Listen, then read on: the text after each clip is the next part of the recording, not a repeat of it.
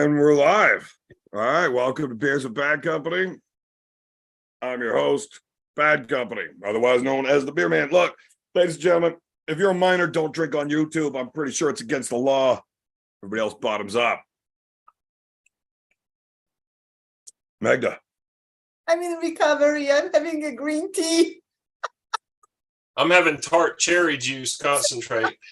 Cheers, Rob. Holy fuck. How old are you two? Oh my God, that's what I'm going to do to you over the weekend. Fuck, it's going to take a while to recover. Oh, fuck. I hope so. Oh my God. I fucking hope so. First off, I'd like to start this shit off. Anybody that didn't make the Arm God show, you fucked up. That shit was fucking awesome. Yeah, it was. It really was. It was the best. It was really like not one of the best. It was the best ever. I swear to God. The energy, the hype, it was just fucking unbelievable. Like, yeah, outstanding. You guys did an amazing job. Seriously. Like, fuck. I don't know really. You're welcome. Yeah. Yeah, thank you to Alan Ford and yeah. Phil Woody and Matthias and David that came over from I don't know his last name, but David had like a Welsh accent, I think. Yeah, it's arm wrestling daft. Fuck that guy too. Yeah, no, Yes. you know what? Even it was really good. The venue, it was good. Like the amount of people for the venue was just right. It was fucking wicked. I swear to God, I want to go back and do this all over again in Ireland. Yes, now that's the next big Arm Gods Valhalla show coming up. Ireland in March for St. Paddy's Day. Is it for St. Paddy's Day? It's in that time frame. I'm planning on being there for both St. Paddy's Day and the Arm Gods event. I don't think we'll be able to do it on the same day just because of how fucking packed that place gets. Yeah, where did you guys do it? Because last time it was in Ireland or UK? It was in Ireland, right? Yeah. So the last one that I was over there for was in Wales, but shit. In January, the big one that we did there, Valhalla 1, was in Ireland, in Carlingford, Ireland. So that one in Wales wasn't one of the big Valhallas, but it was still a pretty good Arm God show. Yeah, I want to go. I'm definitely going. Everybody should fucking go. People are going to get the fucking hint soon enough. If you're missing these shows, you're fucking up because it is awesome. Yeah. Hold on, I'm just trying to do something here. Well, whatever you're doing, you suck at. You're so fucking funny. That wasn't a joke. I was being pretty fucking serious. I still barely have a fucking voice. Yeah, I kind of had it out for a little bit too. Yeah, it was just you know what? It was amazing meeting everybody there. You know what I mean? Like the guys from UK, the Aussie came, John. It was just really fucking good. Like I was like so excited about everything. It was awesome. I think all of the guys from the UK, they're a bunch of fucking jam tarts and nobody likes them. But missed Marcus though. What happened to Marcus? There was a fucking Storm Agnes or something grounded his plane, and then he wasn't able to catch his flight to connect over to Glasgow to even come with the team. And then he had to try to fucking schedule a new flight and other shit fucked around. I don't know. It was a big fucking schmoz. It's Marcus. I mean, you can barely understand a fucking word the guy says anyways. Is he really that bad? Yeah. Yeah. I mean, I got to have at least 15, 16 pints in me before I can understand what he's saying. I mean, he can't fucking type either. You try to read his comments. I'm like, fuck, somebody translate this shit for me. I don't speak, dumbass. Oh my God. You explain this to me. How the hell can I have both of you? Are you on your YouTube? phone or on a laptop? I'm on a laptop. Like I see you, but I also want to be in a group chat. How do I do that? Oh, okay. So what I do is I scroll, I minimize, or not minimize it, make that window smaller and keep YouTube up on the back with the audio muted so I can watch the live chat on that. That's Yeah, what I'm you basically just pull up the live YouTube video and then like put your little zoom window on top of it. Yeah, And I had two it set different up windows. so I yeah, could that will work. Yeah, awesome. Okay, wait. That's what I had to do. I mean, I'm sure there's professionals that know how to do it right, but not me. yeah, So me neither. this Yeah, me fucking Arm Gods event, so awesome. Like, we're gonna get to Roy's eventually when I feel like listening to him. So usually that takes a few beers before I can handle that motherfucker. I wouldn't mind getting Magda's full opinion, everything else, what she thought was good about it, what you think we could work on. Actually, anything negative you could keep to yourself. Stick it right up your ass. I don't want to hear it. Because I actually don't care about your opinion. I care about mine. So, But we have a couple more people that are going to be joining in that they're going to give us their feedback on the show too. so no, you want me what? You want my fucking opinion or not? No, my Does opinion, he- everything was just fucking amazing. I swear to God, I have nothing negative to say about nothing negative. Even if I wanted to, I can't. I swear to God. That's how fucking awesome this event was. Like, nobody can. Nobody's fucking. I haven't heard one fucking shitty thing about it. No, from what I understand, the audio was cracking up a little bit. But that's that. I don't know whether it was the internet issues or not. That's just logistics of the venue. And in Canada, we always have that freaking problem with internet and hotels. Hopefully, yeah, but that's not something that we can improve without spending like $5,000 on a freaking van kind of thing. You know what I mean? So, no, but otherwise, everything was great. The hotel was right there. The venue was there. The bar was right there. I was right there, you know?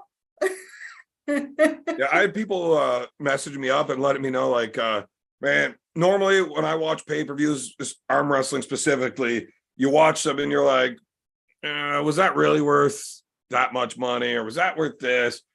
Everybody was that said anything about that was like, man, you should definitely be charging more for that. I'm like, oh, no, we don't want to be charging more. We want more people watching it. Right. Yeah, exactly. You want to keep the cost low, your expenses low, your pay-per-view low, so that whatever makes sense, right? Well, that's the thing. We how don't much was the have pay-per-view anyways? How much was it? I don't even know. not a fucking clue. I was there. Ah, I didn't have to buy it. Yeah, But exactly. it's not a pay-per-view. It's a subscription to armgods.com. Oh yeah. Oh no, wait. That's what I heard people bitching about, that they had to subscribe to watch the pay-per-view. They couldn't buy the pay-per-view without What the fuck's the subscribing. difference? If you do the I don't know. $4.99 subscription, you get the pay-per-view.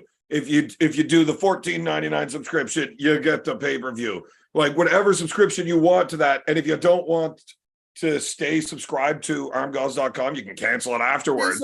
So hold Right? on. But So you if get buy all a the other shit subscription, with that at armgods.com, not just the live event.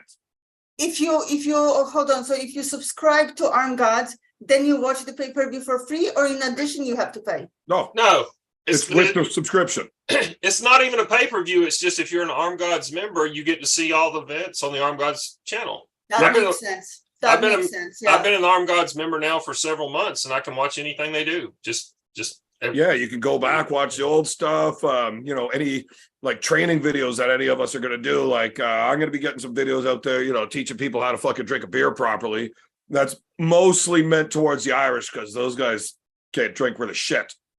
I'm fucking surprised. I know the fucking whiskey bottle going around the whole freaking venue trying to make them drink. No, nobody fucking drinks. I sure as fuck was. I Yes, took you a did. pull. I know, Roy. I know you did. I took a pull. Yeah, you did. Yeah, so like with that whole monthly subscription there, you get access to all those videos. Like Uncle John does his videos. Like, if you want access to like actual like private coaching from any of the arm wrestlers, you have questions or something, you can do. There's a whole bunch of other shit that you can do. Cool. Yeah. It's not just watching the big Valhalla events. Well, There's going to be a there's lot source of behind other you. little events that Arm Gods is doing, not just these big major like super card kind of deals, right? They'll be having tournaments and stuff and qualifiers to get on the next big cards, all sorts of shit, and you get to watch all of it. Yeah, that's a good idea. Yeah. Why do you have a Smurf behind you? Why a Smurf? That's my buddy. I don't know. It's fucking Steph Smurf. I don't have any Smurfs. I see Connor Sales in the chat. I should send him the link. This came from Wales. We stole it from Connor, who stole it from a hobo. Connor, the kid. Yeah. Oh, fuck. That's my kid. It's a long story, but Oh my God. I got drunk enough to bang his smelly mother 20 years ago, 22 Ah. years ago, and now we have him. Oh my God, these guys are a riot. I swear to God, so much fun. So much fun. Ah, for fuck's sakes. I can't even send Darrell the fucking link to this Zoom shit. He's one of those fucking numpties that I need to send it to his email, and I don't know if I can even fucking do that. He doesn't do Facebook or anything like that. Oh no, my fucking computer's all fucked up, and I broke my goddamn mouse. Well, if he let me see if he's on Facebook and I can send it to him. Well, he is on Facebook. I sent him the link. Like I could copy and paste what I sent you to everybody else, but I can't send it to him because I got to send it to his email. Oh, he can't get it on Facebook. Okay. Yeah, like You know what I it's was all really broken impressed. when I unplugged my mouse. The fucking inside of the computer came out with it. Fuck's sakes, Eric. How you doing, Eric, bud? Hey Magda, hi Evan, how are you? I'm good. How you doing? It was so nice meeting you too. I was like, I swear to God, this was awesome. Having Yeah. everybody there. Yeah. First time meeting in person. Obviously, I've known you online for a couple of years Yeah, now, but it was very nice, very nice. Good to meet you, Eric. Good to meet you. Good to meet you too, Roy. Eric, you actually gave armgods like the greatest compliment that one could get, basically, you know? Yeah, I tell you, I was watching I decided to check into watch the conference call on the press conference on Friday night just to check it out because I wasn't really following. I didn't know what all the matches were, and right there I thought that was a very interesting way to do the conference call. I liked how your opponent was always seated in front of you, so no matter the whole weekend you're stuck together. I thought that was really cool. Yeah, it was great. So I could just keep throwing my empty beer cans right across at him all night. Yeah. So I really like that. And I'm like, wow. I wasn't sure because with kids' activities, I wasn't sure if I'd be able to watch. But anyway, I was able to watch. I was sort of off the hook on Saturday night. I started watching. I'm like, holy shit, this is a lot of fun. Like it really came through strong to the viewers. Because Jake and Uncle John were doing a great job with the play-by-play and just the color, the red or that really, I don't know what it was, but it added to sort of the atmosphere. And once I started watching, I'm like, okay, well, I don't have anything else going on. I'm going to go and watch the end of this event because it was that I wanted to be part of it. Like out of all the different arm wrestling events I've been to, this was for atmosphere. This one was, at the very top. It was really, really good. Yeah. So you were sitting at home, like what, a 40-minute drive away? Yeah. And you decided, I'm already subscribed to armgods, but this show is so awesome. I'm turning the TV off and I'm driving across. I'm going to miss a few, but I got to get there in person just to check this shit out. Exactly. All right. Yeah. Clearly we did our jobs the very best we could. So you've been arm wrestling, what, 30 years? Yeah. Started in 96. So almost. Yeah. And that's right. See, that's fucking awesome to me that you would get up, drive across town just to come check that show out. So because you're like one of the probably only person that got to see it on computer or TV or whatever, and then still got to make the show. Right. Could you feel like or hear the energy coming out of the crowd during the matches and stuff when you were watching it at home? Yeah, that was a big part of why I knew it would only be amplified in person. So it really, the filming was really, it really worked. And I felt like the size of the room, it was intimate and everyone's there is into the action. So it was, and I really like the fact that the two competitors, once again, were seated next to each other between rounds. That was cool too. I'm a fucking genius, right? If that was your idea, that was a genius idea for sure. Yeah, we were all sitting around figuring out how we're going to do all the setup and everything. And it's like, okay, well, the UK team sits here. The Canadian team sits here. I was like, whoa, whoa, whoa, whoa, whoa. Here's like kind of a blind spot where you can't really fit too much. What if we put those dudes side by each here? And then my drunk ass gets to sit in this seat and I get to coach and heckle at the same time. And these two dudes got to be like dealing with it the whole time. That was great. Yeah. It was really good. And the whole team atmosphere, like it's not, I guess it's not brand new, but the way you guys did it, it was so like you were really rooting for your team. And you know, I just thought it was a total success. Well, I appreciate it. That was awesome that you made the trip across. Really made my fucking night seeing you, then hearing that the show was that fucking good. Because a lot of people put a lot of effort into this, trying to make sure, like, that's what Arm Gods is trying to do, right? Right. Everybody's got arm wrestling, and there's a lot of arm wrestling out there that you've got the very best guys in the world. I've got no problems with their product. I think it's fantastic. I watch it. I love it. But it's not this. We don't have those, you know, number one in the world stars. But fuck, we put a show on. Oh yeah. And the matchmaking was very good as well. I mean, they weren't all tight matches, but overall it was a very good collection of, you know, how you guys did that. It worked out really well. Yeah, well, I mean, a couple of the matches are pretty tough to do. There's just nobody in the UK that can deal with Mulvihill. So like, right, somebody's about to get fucking slaughtered. Sorry, it had to be Elliot, you know? Right. He's such a nice guy to get fucking hammered like that, but here's what it is. That's someone had to get fucked up. Right. So the other coolest thing I heard with feedback from people that were there live in the event, obviously, you know, Phil. Yep. He was sitting front row. And at first he was like, this is a little weird. Like, when these guys move, we actually get like hit with sweat. But then, like, as soon as that first match like really started kicking off, all of a sudden he's like, this shit is awesome, right? He's been arm wrestling what, 5 different decades. Yeah, a long time. He was there in person at the Over the Top in '84. Oh, right? I didn't even know he went. So that's cool. Yeah. And he said that is the only event he's ever been to.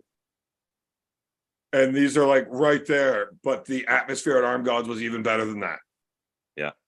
I think that the fact that we're all so close together and everything gets amplified, that was a big part of it. So it was great. And one thing I noticed, so watching online, we clearly hear Jake and John, and they were doing a great job. So in person, I don't hear so much of that, but you get all the rest of the in crowd. So it's just a different experience. But you know, whether you had to watch from home or you got to be there in person, it was great, and no matter how you watched it. So if you had the choice between listening to Jake and John and doing the home viewing or showing up in person, what's your preference? I'd prefer to show up in person because it really takes up another notch. But I'm just saying that if you can't be there, it's definitely worth the pay-per-view. What is it, $5 to watch it? So really worth it. Wow, it's a subscription, so you get more than just watching the Right. event. Like, you get to watch everything that Arm Gods puts out, right? Right. Plus all the other shit. Yeah, I really appreciate you coming by, Eric. That was awesome. I appreciate you hopping on the show and giving us your feedback. Yeah, no worries. If we could improve on anything, what would you think? Just kidding. I actually don't want to hear any negative feedback. But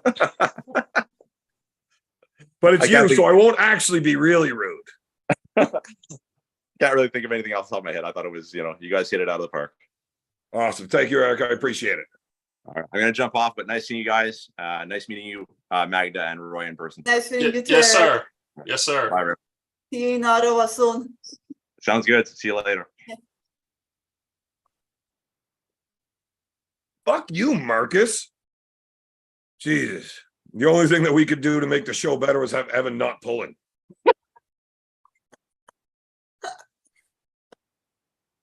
That's what I said. Marcus, I'm gonna bait the living piss out of you again. Jesus. Fucking rude. Rude, So what's the rude. plan for the next one? Like are you guys like in planning stages or just thinking about, no, it's happening for sure, but like, Oh yeah, we've got a ton of matches already fucking set up, locked in, ready to go. oh, because I was talking to Paul a little bit. You got to get some women in there too, eh? Well, the problem is the UK don't have any women. We have Aggie in UK. I don't know how strong she is, but They don't have any women that can deal with ours. We try. Like I've got a bunch of women that I wanted to have on the team and get matches. You know, like first off, you got to have the matchmaking so that the event can be good, right? You can't put on shit show matches. is it a game like UK versus Canada, or is it going to be a little bit different? Or still? There's always stuff going on. Yeah. You're going to get to see everything, right? Obviously, the Commonwealth is going to be a major part of armgods as we go forward. So Yeah, any countries makes that are part of the Commonwealth, we're going to try to heavily include, but we don't want to disclude anybody. We're going to have lots of shit going out for everybody. So in Ireland, it's not going to be Canada versus UK. You know, the first one wasn't Canada versus UK. There was matches that were, but it wasn't a whole team versus team for the countries thing there. Yeah. So like every event, you never know what you're going to get, but as they get planned, you know, stuff gets announced. We've got a lot of fucking awesome matches already like locked in, ready to go. Waiting on those guys to do their thing. They get to say first what happens. But trust me, I am so fucking pumped to go to Ireland for this one. Like, yeah. I'm hoping it's bigger, better, and badder than fucking this one was. St. It's really hard Patrick's to Day. go up from there, though, man. Like, that was a fucking doozy. Yeah, it was. St. Patrick's Day is on Sunday the 17th this year. Right. So is it that weekend or the weekend before or after? I believe the event will be the following Saturday. Okay, after. Okay. But I'm planning on just spending March in Ireland. Fuck. You're not coming back. I can work from there, right? Like every Tuesday, I got to find fucking internet. I'll go do it out of Marcus's fucking living room, and fucking he's got internet, and I'll just go get drunk every Tuesday there and do my show. So instead of Marcus fucking super chatting in, he could just like sit there and throw a bill at me and say, "Hey, read this." You know, I would love to go spend like forever there because it's so much fun. Yeah, I've been looking at flights, and they're really not that much more expensive than it was. Hardly any than it was for me to fly to Canada. So, well, it depends because which days you're going, which days you're coming back. Like your travel days really change the price of the flights. And because, like I said, I don't have a whole lot fucking that I can't juggle around if I need to. So traveling like Wednesday to Wednesday just seems to be the cheapest flying. yeah. So like I said, I'm going to try to spend March in Ireland. I think it's a good plan. You should join me and get drunk as fuck the entire time, Roy. I don't think I could survive a month with you. Don't you work from home? Yeah, but most of my work is So as long as you got the internet, you can fax your shit in, Roy. You'll be fine. Yeah. Oh yeah, we get a lot of productive work done, I'm sure. Well, you just have to learn how to hide from me. Yeah. There's one bar in town that doesn't have very good Guinness, so I probably won't go in there. We won't run into each other if you hide there. But if you're inside a Ma Baker, I'll be there. Yeah. That's the best pint of Guinness in town, man. Yeah. So are you coming to Ireland? Who? Well, I asked Magda. Like I meant you whenever I said Magda. Yeah, I am. Or are you I'm still gonna- mad because I say your name wrong? No, what? Are you still mad because I say your name wrong? Yeah, actually, spare I me don't just care how you say it right. mispronounced my name, Magna. I swear to God, I'm just gonna put. I'm not going to stop. I don't care. No, I am going. I'm gonna try my best to make it out because I want to make a trip out of it too. Probably I'm gonna go visit home and plan something there too. You know, you never know. I was talking to Marcus and not Marcus, Paul, and we said we're gonna do Poland versus UK. Oh, fuck. That actually sounds like a terrible show. They don't have anybody good or entertaining in either fucking place. And I speak English, so I won't understand what anybody fucking says. In either of the countries, right? I'll need a fucking translator. Darrell! Hey, what's up, guys? What's up, my man? Oh my goodness, sorry about the delay. Holy crap, that was pissing me off. No worries. We let Roy talk for a little bit. I mean, it pissed me off too, but whatever, it's fine. Well, Right thank on. you for joining the show. Hey, no Thank problem. you for showing up and showing out at the fucking Arm Gods. What a Yeah. fucking match, buddy. Oh, thanks, man.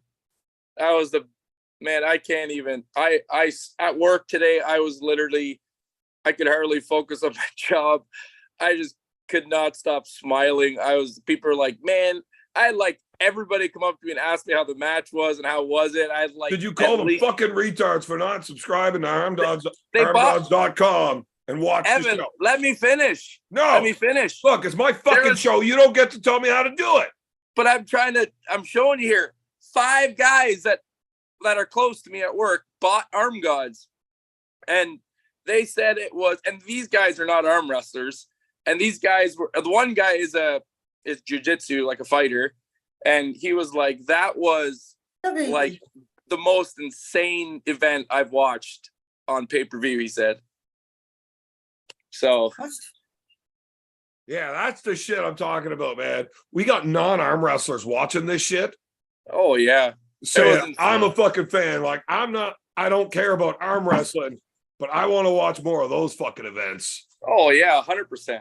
They literally could not speak good enough words about the event and how the hype, and like they weren't expecting, right? I think they kind of expected something kind of just whatever, and they said they were blown away how good it was. And I'm representing. Yeah. Have you even watched that shit yet? Or I no, have I've been not. sleeping in it. I haven't taken it off since the event. Oh yeah, I was Your gonna. wife's got to be getting upset about that. That's got to get funky at some point. No, actually, no, I have taken it off. But she actually wanted me to put it on tonight, so she thinks I look pretty good in it. So. You guys went back to the hotel. She's like, no, leave your shirt on. Yeah, exactly. Yeah, man, that was a great. I'll tell you what, Darrell, your match, especially up to that point, was the match of the night, and it was really one of the best matches of the night. And it was a hell of a good match and a good comeback. You were down 2-0 and then came back and won. It was fucking great, man. If Hey, it was up thanks, to me, that was match of the night. Yeah, it was good. Like, there was a lot of great fucking matches, and if you're watching everything just to watch the arm wrestling, Yeah. you know, maybe some of the other matches could have beat it, I guess. But Yeah.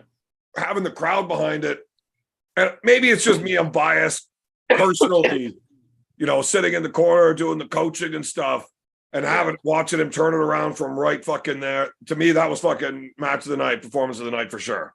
That was I had such a great time, and I'm serious, man. Like to have you in the corner and like calm me down and I'm being serious, like, and I told you this already, like it made me confident, it made me ready for the next round, it calmed me, I was ready to go out and, you know, kick some ass again, right? And if I was sitting on that chair by myself, I probably would have lost.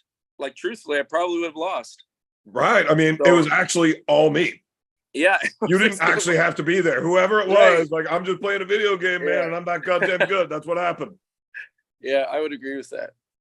No, but seriously, man, I appreciate you being in my corner. I think a lot of the guys are lucky to have you to not even just mentoring, but just being there in the match and giving them pointers and telling them to, you know, get their head out of their ass and because truthfully, this is gonna sound bad, but I didn't even realize I was down 2-0. And then I was like, after I got the win, I think it was you. You're like, okay, it's 2-1, and I'm like, I'm down by like I was so in the match. I didn't even know. I was so hyped up. I didn't even know what was going on. And then once I heard that, I'm like, holy shit! Like I got to get my stuff together here and pull some wins out of the bag here. Dude, I was never worried. Never worried. I knew what we were doing. I knew what we were doing. I had it all planned out. Were the first 2 losses? Were they pins or were they fouls or I don't even remember. Dude, I was blackout drunk by that point. I got no fucking idea. Don't ask me. I don't remember coaching you. I remember reading my text message from you later. Like, oh shit. Fuck. Yeah, well, I believe that. But dude, no, yeah. I was blackout drunk the entire fucking time. I didn't even know. Fucking, I get down to the event and there's all these arm wrestlers laughing, fucking pointing at me. I'm like, oh fuck, what did I do last night? And they're all telling me that I was suplexing this 375-pound dude the night before. I'm like, what? Yeah, like, yeah. Show me the video. I'm like, oh fuck, I suplexed Hermes. I seen the video too. I saw the video, but I don't remember doing it. That's impressive that you suplex Hermes. That's pretty impressive. He's got to be 340 pounds, 320 or more. My scale only goes to 350. More than that. Really? Yeah. Holy, that's impressive. You got a strong back. Yeah. Well, man, my back is fucked. Is it? Like, I mean, it's absolutely fucking destroyed. It's why I don't fucking go to work anymore. I just don't feel like it. It hurts. I don't like it. I probably shouldn't be suplexing fucking 400-pound dudes the night before an event. Probably a good idea, yeah. But you don't actually lift somebody with your back when you're doing that shit. Like, you were doing that the night before? Yeah, that was like 2:00 in the morning, Saturday morning. Oh my goodness. I was thinking it was that night after. Oh my gosh. Yeah, that's pretty bad. You're lucky you felt like you could even arm wrestle. That's nuts. Oh my goodness. Burmese out of screaming. I was very impressed. Evan was probably closer in his weight guess. So 375-ish. Right. Yeah. That's still pretty heavy. That's a lot heavy. I didn't remember it at the time, but now I'm starting to get like little glimpses back of the old Ricky Ticky there. I think I was teaching somebody else how to do it or something first. Someone lighter? You're suplexing your girlfriend? Nonstop. I prefer pile driving, but suplexes. Oh yeah, yeah. Little easier on the neck. Oh, Connor. Roy, send the link to Connor. Maybe I fucking suplexed Connor first. I heard that he came up to me and was telling me how you smacked him in the stomach, and he pulled up his shirt. He had this massive freaking fingerprint where your hand hit him. Okay, so I don't remember exactly why that happened, but for some reason I reached out and I gave him a fucking open hand slap on the gut.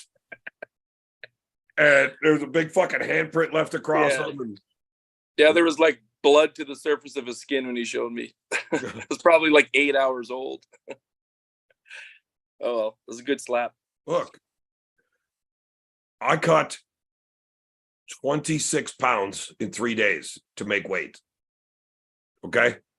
I weighed in at 231. That's water weight? Like you're cutting water weight? Yeah. Oh, yeah, you said you had about 9 pounds of fat, right? Or like the rest was water? Or was it the opposite? That's what you had told me the other night. Once again, I don't remember talking to you the entire weekend. Okay. Don't believe anything he says. And anything I say while I'm that fucked up, I have no idea if it was true or not, because sometimes I just talk. And sometimes I like to use big words because they help me sound more photosynthesis. I don't need to know what they mean. You know? Right on. That makes sense. So right now, I'm mostly sober. So I can explain how my weight cut went. Well, I think you're mostly sober too. It was after the conference meeting that you told me and James that you were. We went through 36 pints at the conference. I was not sober after that. You seem sober, but maybe you were. I always seem sober. I promise you, I was not sober while in Quebec. All right. I believe that. So I checked my weight on the Tuesday before the event. I know I had to make 231. I was expecting 242, 244, something like that. Yeah. I was 254. I was like, well, that's a bit of a problem. So you're anticipating being lighter. And I thought I was about 10 pounds, 12 pounds lighter. Yeah. So you're anticipating cutting 10, 12 pounds. Yeah. Not the case. A little bit over that. Yeah. I saw the weight and I'm like, oh, fuck. Well, I got my show to do tonight, so I'm still going to get drunk, but I'm not going to drink beer. I drank vodka and distilled water. I was trying to be responsible, right? Yeah. Good choice. So I cut out all the carbs and shitty foods. Yeah. And drank a fuck ton of water. Yeah. I weighed myself again on Thursday. And I was 257. Fuck's sakes, I went up. Yeah, I was gonna say you're lighter. You're lighter before. I live severely dehydrated because of the booze, right? So 253 or 254 is already dehydrated. I'm like, oh, fuck me. This cut's not going to go well. This is not going to be fucking fun. But, you know, when you sign up, you're a fucking professional. You got to make the weight. Yeah. So, fuck me, right? Here we go. Yeah. So I know how to do it. I wrestled for a long time. I know how to do this shit. Keep the carbs out. I load my water. You know, by Sunday, I cut all the salts out. Yeah. So you just start pissing like a motherfucker. Right. Yeah. 2 days later, it's like 2 days before the weigh-in. Now, I didn't check my weight after that, but I was still at 257 on the Monday. So I didn't touch this. I didn't look at the scale again until Wednesday night after work. But all I had to eat for like basically 3 days was a cup of spinach. It was what, sorry? 1 cup of spinach. One? Are you for real? I bet you that smelled like piss or that shitty piss smell from drinking or eating spinach. No, man, I was drinking so much water and had nothing else in me. My piss was actually clear for the first time in my life without booze. So I cut all the salts out. Whenever you start pissing like a motherfucker because you got no salt in your body, you're not holding on to it. I mean, there's a big fucking chemical thing you can go into and hormonal fucking blah, blah, blah. But after work Wednesday evening, I came and I checked my weight and I was down to like 242, 243. Yeah. So I took a salt bath and then bound myself up in a cocoon, kept sweating for another hour. I was down to 238 when I went to bed Wednesday night, woke up at 237. I fucking on with the garbage bags for the drive down to Gatineau for 2 hours and had the heat cranked in the truck. And I got down there, I was 234. I only had like 2 more pounds to fucking cut when I got there. So it wasn't bad. That wasn't bad? Holy. Well, I mean, B saw me fucking in the garbage bags. And like, I bitched a lot. I did a lot of bitching. Where did the sweat would have just like pooled up or did it run in the seats or where? Listen, buddy, I'm going to tell you right now, it was not pleasant sitting beside him. He smelled like a wild fucking buffalo. Good. Oh my goodness. Yeah, but is that better than he normally smells? But B's got a nice truck. It's got leather seats. It's just a quick wet wipe. You're good. Yeah. Put the AC seats on and it airs you out. It was awesome. It was awesome. Once I got in B's truck, he turned the seat heaters on so I could keep sweating. Man, that sounds like a rough cut, man. But I'll tell you, man, it really wasn't that bad. I've had far worse cuts in my life. I was gonna ask what's your worst cut? I did 28 pounds in 3 days, but I didn't load properly for it. So I didn't do all the water loading and cut the carbs and the salts out early enough. On 3 days notice, I decided I'm going to go to provincials for jiu-jitsu and I got to cut 28 pounds to make my weight class. So I just didn't eat or drink and I put on the bags and I wrestled and I was on the fucking bikes and I was sweating and in the sauna. Like I didn't know how to cut as well back then. And that fucking sucked. Yeah, that's me. I did that. Why did you cut? Fucking saunas. If you needed to cut weight for your match, all you had to do was sit in your room and chill for like 20 minutes. You'd be good. Man, if I would have known how hot it was going to be in that hotel, I would have waited and cut it all when I got there. Fuck's sakes. I know. It was brutal. But that was brutal. Once we were done the cut, man, once we weighed in, I waited 231, 3 hours later, I was back at 250. Yeah, because the second you were done weight cutting, you jammed electrolytes, Gatorades, poutine, cheeseburgers, fucking 10 pounds of beef jerky, fucking everything. And then he's sitting there going, oh man, my stomach hurts. I'm like, you think? You know, it's fucking hilarious. I was telling B how I got to rehydrate slowly at first Yeah. and be careful with the foods I'm eating. And then I just fucking bought this. Here we go. He did not do that at all. Like the complete opposite of everything he said. Are you supposed I know to what go, I'm doing. I'm just a weak man. I have no willpower. Are you supposed to like start hydrating slowly? At first. Oh, because I don't. I just friggin' jam it back. Okay, too. so when you're cutting 7-8 pounds, gives you shit. When you're Yeah. cutting 27 pounds, if you fucking overload your body right away, Oh yeah, it it can be can't bad. fucking absorb it all, Right, and it's just going to keep flushing it. You're going to give yourself the shits real bad. right. I think Um, that's what happened with provincials to me this last provincials. I only cut 15. next time you need a weight cut, give your boy a call. Yeah, I didn't think of that. But Matt Smith, Yeah, but all actually, he does is beer enemas, so be ready for that. You ever hear of a cyclonic? I have not, no. Well, what you're going to do is you're going to get yourself a turkey baster, and you're going to suck up an entire beer. You're going to take that son of a bitch, shine it up real nice, turn it upside down, and shove it right up your candy ass. It sounds like an enema. Basically, except we're going real deep with it. We got to get it out of the colon too. Oh, Right. lovely. Sounds You got to like get that good absorption rate right in the colon. Oh, look how excited Magda got whenever we started talking about colon cleansing. Oh, Look at her smiling. Oh, what, my colon? I don't know what the fuck you're I talking was like, what move? about. Oh, yeah. So weight cut actually really wasn't as bad as I thought, but I was at 250 again 3 hours later. I didn't touch a beer until I hit 250. right. Because I made that was- mistake before where I rehydrated with booze. I was gonna say that'd have been bad. That would be bad. Very bad. I overshot my weight cut. I had to do 22 pounds for provincials a few years ago to make 220. And I Okay. fucked it up. And I went in 3 pounds more than I thought. So I cut 25 instead of 22. And I rehydrated with beer on that one. Blackout drunk, 3 beers. Boys, I'm out. It was a pleasure. I'll catch you Magda. guys later. All right, see you, Could have Magda. just left. We don't care. Bye.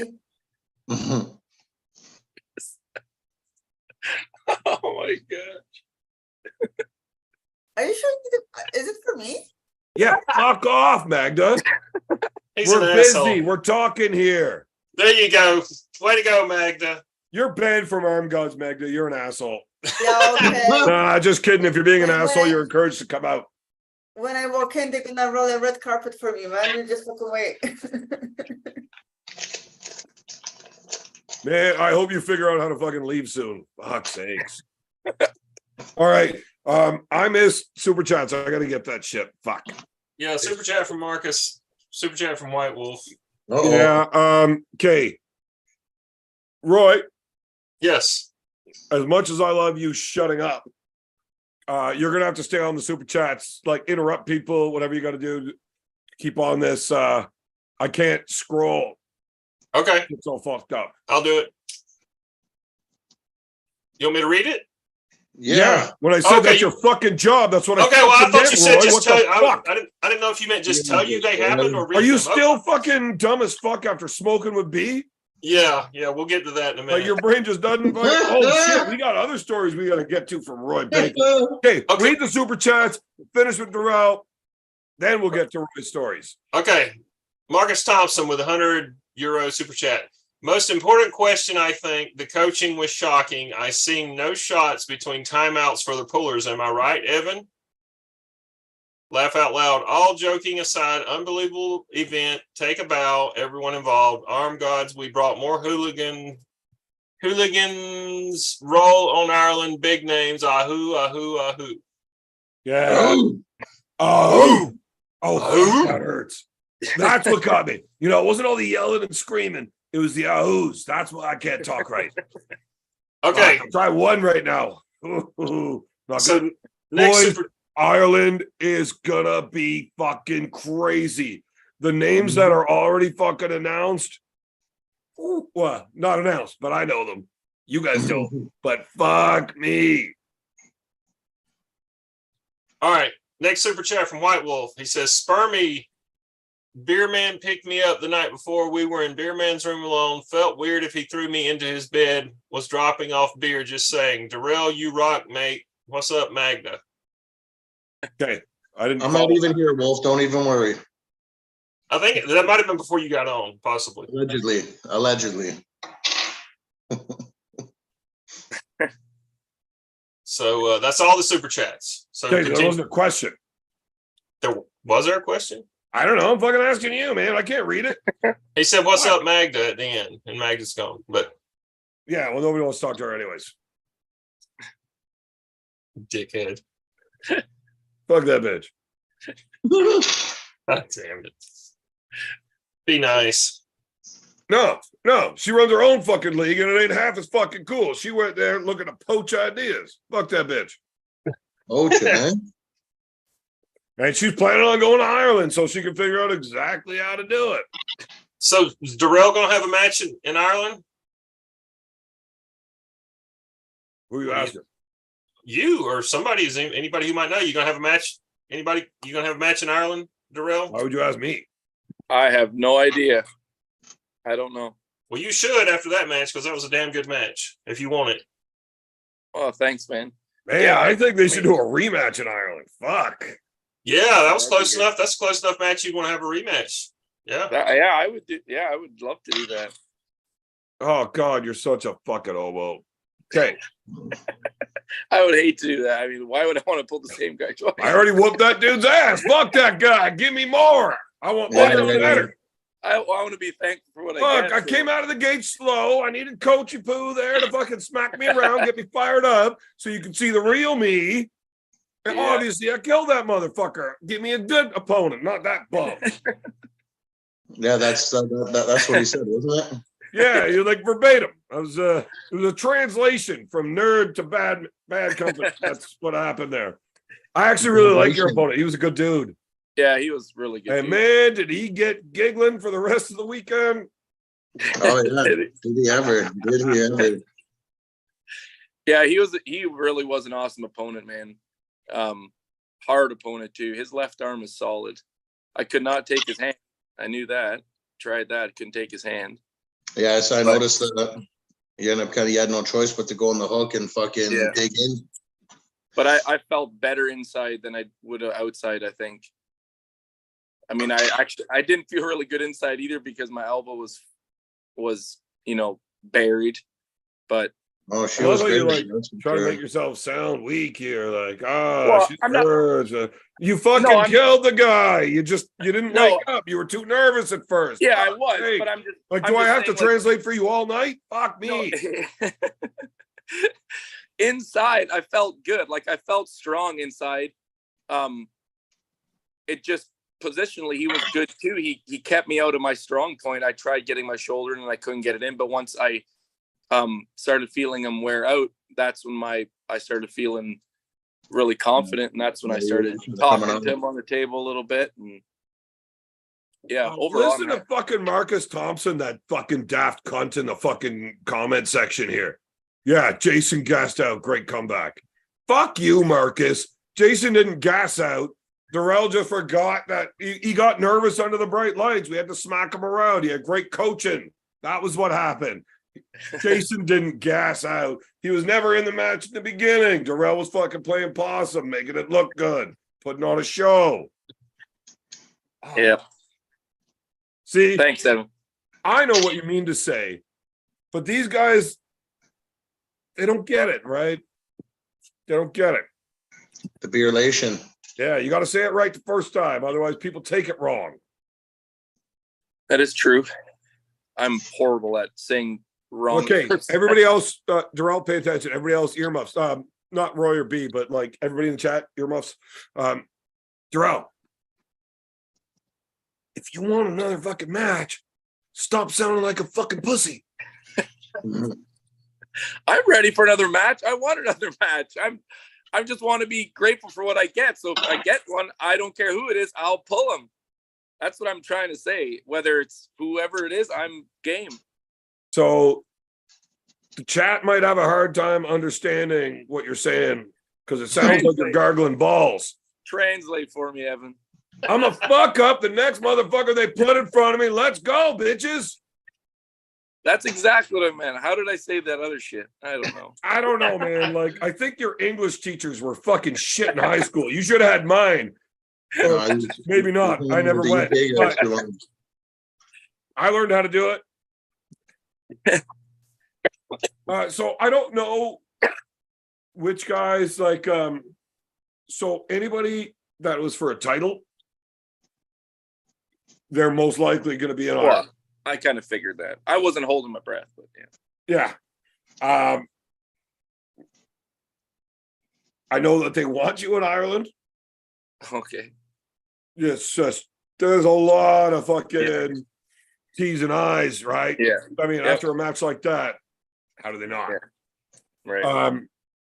I know you are definitely pulling armgods again if you want to. Yeah, I would love May to. not be the Ireland card. Yeah. Hey, I'm like I said, I'm ready to smash whenever whoever wants me to pull, I'll pull. I would love to pull at armgods for sure. So I'm ready to get better. I'm learning. I got to be on this podcast more often. And then I'm learning. You'll teach me the ways. I'm trying. Look, I didn't even send an invite to your brother. Well, one, he lost. What a fucking pussy.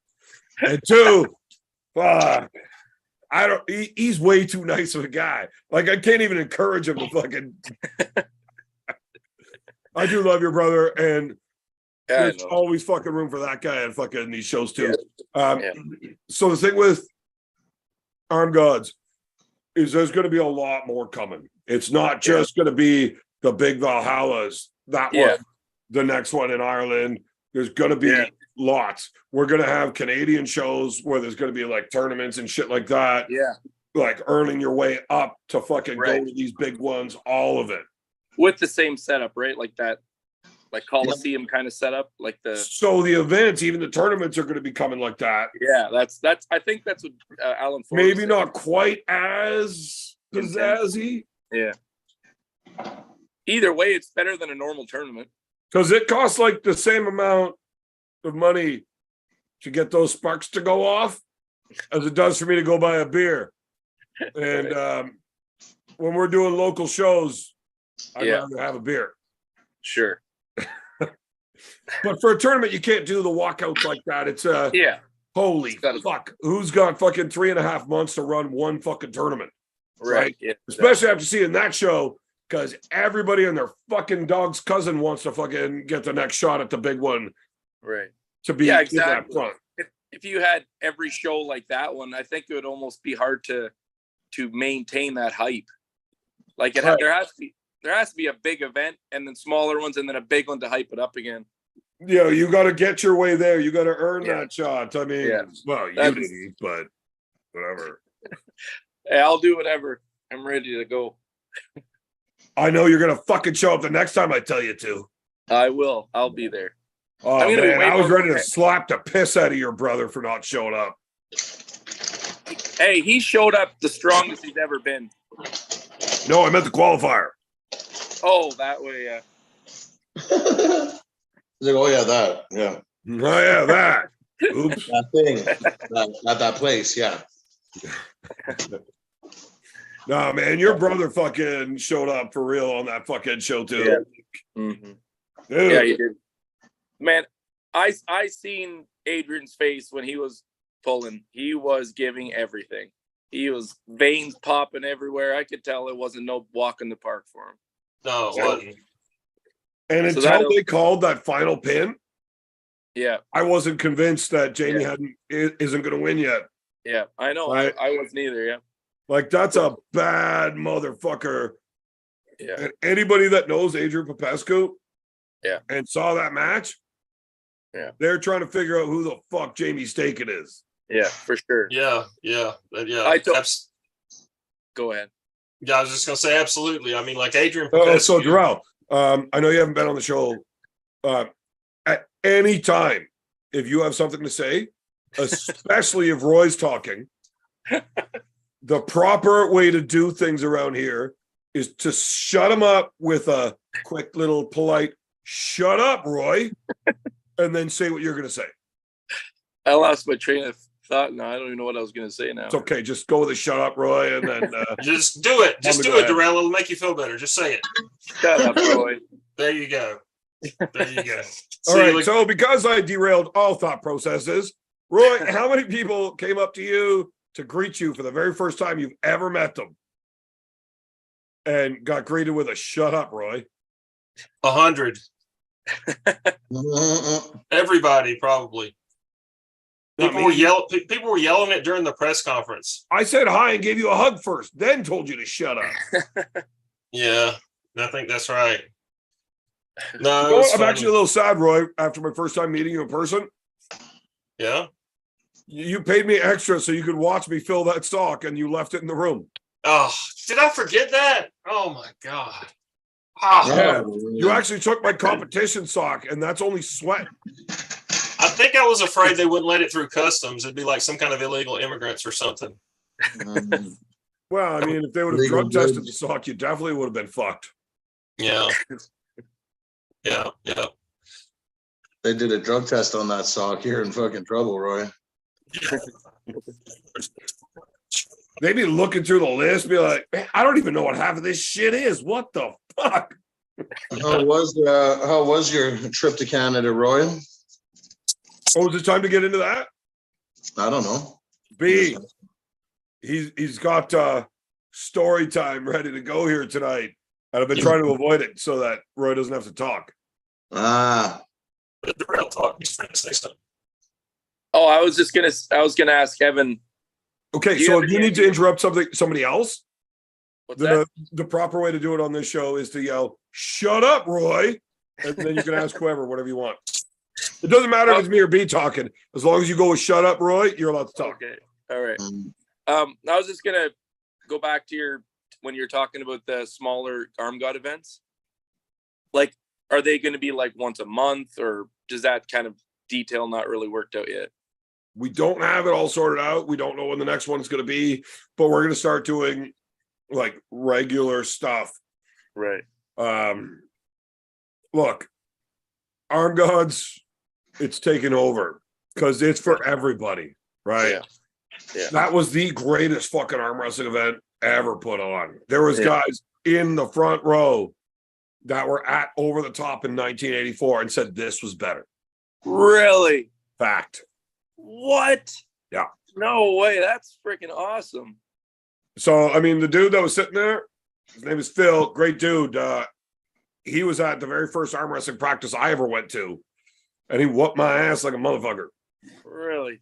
And he's been in arm wrestling for 5 decades now, and he was there live and Over the Top, and he said this was better. The only one that's even close was Over the Top, but this was better. Right? Wow. Eric Rasen, he's been arm wrestling like 26, 27 years. He was there, right? He was watching the show at home, and he said, this is the coolest thing I've seen. And he fucked off. Right. I did hear about that. Yeah. And drove to the event 40 minutes across town just to come see this in person. That's pretty cool. That's how awesome it was. And he said it's the best atmosphere he's ever been to. Right. Right. And we don't have these world level guys because we put on such a great show. That atmosphere is fucking, Arm Gods does it right. Yeah. They're trying to take arm wrestling out of the bars and fucking make all this flashy show stage. Yeah. Dude, bring it back. Bring it back to the bars. Yeah. And fucking let us light it up. Yeah. Question in the chat said, Phil, who was that? Phil who? That was that Over the Top? Phil, what's his name? His name was Phil. Mind your fucking business. Okay, not my question, but just in the chat. Look, there's a guy that was there. His name is Phil. Okay. Yeah. Sounds good. I mean, I could tell you, but It's not my business. Okay. All right. I don't know if he wants his shit mentioned. He's a very fucking private guy. It's Jill Matot says, I trained under Fitzsimmons. He was at Over the Top. Jim Fitzsimmons. No. He said Jill Matot, I don't know how you say it, says, I train under Fitzsimmons. Yeah. Jim Fitzsimmons. Oh, I don't know. He just says Fitzsimmons. I don't know who he's talking about. Well, I do. Fuck you. Okay. Cool. Shut up, Roy. Whatever. Whatever. Don't make me sue. You've seen how much bigger I am than you. Don't get smart with me, little man. When did I see that? When I was standing next to you, looking down at you, you little 5'10" fucker. Whoa, okay. I mean, I know I was blackout drunk the whole time. But I mean, like, the whole time.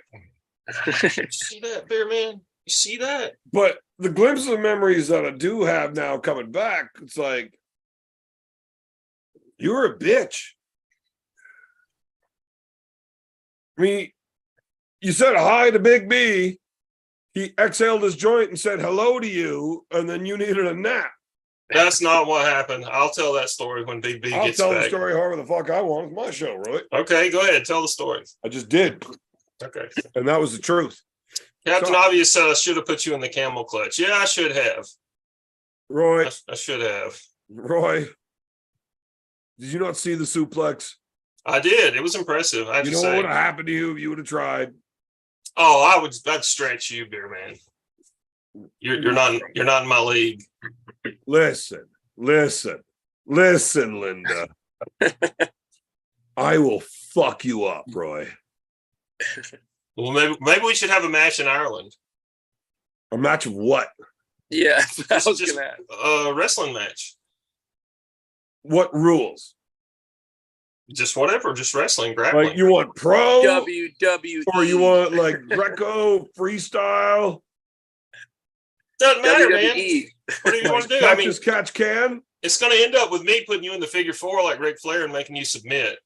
Well, the thing is, Ric Flair's a bitch. And he's probably the worst professional wrestler to ever hold a major title. Whatever. He's one of the greatest ever, probably the greatest. You're absolutely a fucking loser. Whatever. One, because you're such a fucking nerd. You're talking fucking arguing about pro wrestling.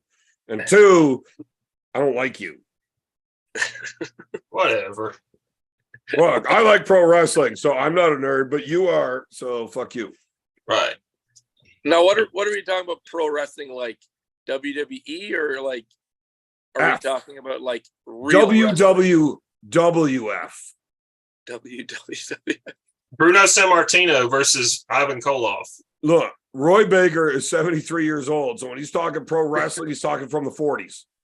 No, you know what's funny? And People if were you're any joking. good with math, you realize I'm fucking dumb too. So just don't fucking point that out. Somebody made the joke at the pre-meeting that Craig Sanders said he was 73, but he's still doing great. And I was like, I made the joke and like he laughed. And when I was talking to him after, I was like, dude, I'm older than you. Craig Sanders really doesn't like you. No, he really does like me. He's cool. We sat there and talked for a while. I've had a conversation with him. He's like, that guy wouldn't shut up. He wouldn't stop talking to me. And I know. I'm not a violent man, but I wanted to rip his fucking throat out like Roadhouse. I know better. Craig Sanders wouldn't talk to somebody like you. Craig Sanders fucking loves me. He's He cool. buys me a fucking beer every time he sees me, or at least tries to. And it doesn't matter if we're passing each other in the hotel lobby. I mean, I passed him like 5 fucking times in the same day. And he's like, let's go get a beer. He is super time cool. I'm like, I'm fucking busy. I'm trying to still cut weight, and he's still trying to feed me fucking beers. All right. So do you want me at Shut some up, point? Roy. Listen, at some point, do you want me to like kind of tell? I'm not going to tell the Big B story unless he's here, but let me just give me a minute and let me tell about everything. I'm going to put Arm Gods over. This is an Arm Gods ad because everything was great. Just let me do it without fucking with me, okay? Hold on. Let us fucking finish with Darrell. All right.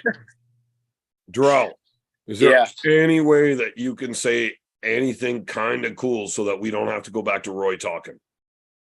Kind and cool. Kind of cool. Oh, kind of cool. Yeah, like you can go back to not being cool if you have to, as long as we don't have to listen to Roy. I was trying to think about arm wrestling at Arm Gods again, but then I keep getting sidetracked by freaking Roy shit, so I wasn't sure what's going on here. All right, so actually, I brought you on the show for a couple of reasons tonight, Drop. Okay. One, I wanted you to tell everybody how awesome I am. Which I did that. Yeah, I mean, you can do it again if you'd like. You're pretty awesome. You're a good One more coach. time. Great coach. One more time. Great coach. Fucking I don't even. right. See, I don't even that's why we keep you around, Darrell. All right. And the main one was, since we had you here already to talk about that, just give us a quick breakdown of how that works. Coming from that back room where you warm up and your music starts, smoke goes. How long were you standing there in that smoke, waiting for the right second of the music for you to walk out? Well, it felt longer because I was nervous as shit. But it probably was at least 20, 30 seconds I stood there. Because I heard the guys want you just to enjoy it and not, just come out randomly. And when the song, like come out when you feel ready. And I'm glad they said that, because I was like worried about like coming out and it's not where I want to come out or whatever. So I came out exactly. Let them wait. Yeah. Yeah. So it builds like inside, you're just building and building and building, and the music's on and you're building more. And then you hear the crowd. So once again, blackout drunk before your match happened. Okay. What song did you come out to? Metallica, Enter Sandman. Oh, I know. I didn't know what to pick. I heard. If you get to pick one song to get you fired up, you're ready to go. No, that's the one? Well, I was rushed to pick it. I was like one night. No, we asked you weeks ago, you fucking dumb shit. No, I was lazy and didn't get on it till later on. But after. What do you mean, no? It's not a no. Yes. Five Finger Death Punch, right? Bad company. Yeah. And then and that was a great song. And I'm like, how did I not think of them? Like, I love them. And for some reason, my mind. You can't have that one. Yeah, I know, not that one, but they have many good songs.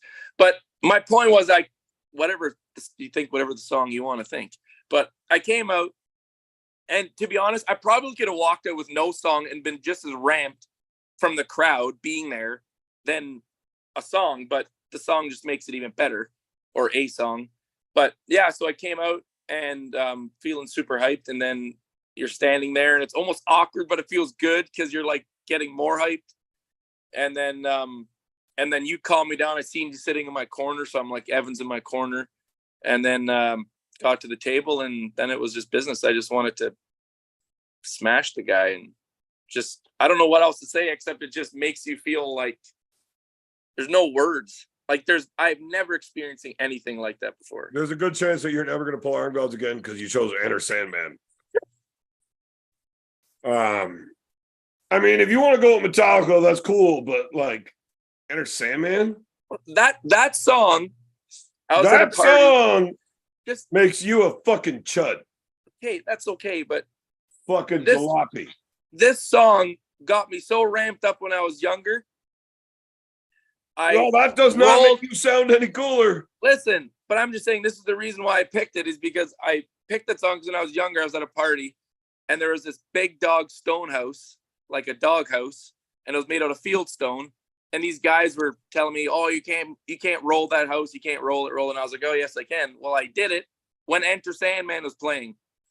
And okay, you get a pass now because there's some backstory. So that's why I picked it. Man, so I was like, sorry, go ahead. Shut up, Roy. Drop it. No, so as far as just the whole event and walking out, it just makes me smile every time I think about it, man. It's just amazing. It, like the show they put on, the announcer, like Jake Ward and all those guys, and Uncle John being there. it was retarded, man. And I got to be a part of it. So I'm just like thrilled that I could be a part of it and be the first one in Canada. Like it was awesome. It's awesome. This is my show and I'm an egotistical cunt, so I want to talk about me a little bit. Yeah, absolutely. But remind me to bring it back to you and the crowd on your first win. Yeah. I want to get back to that after I'm done being okay. me. All right.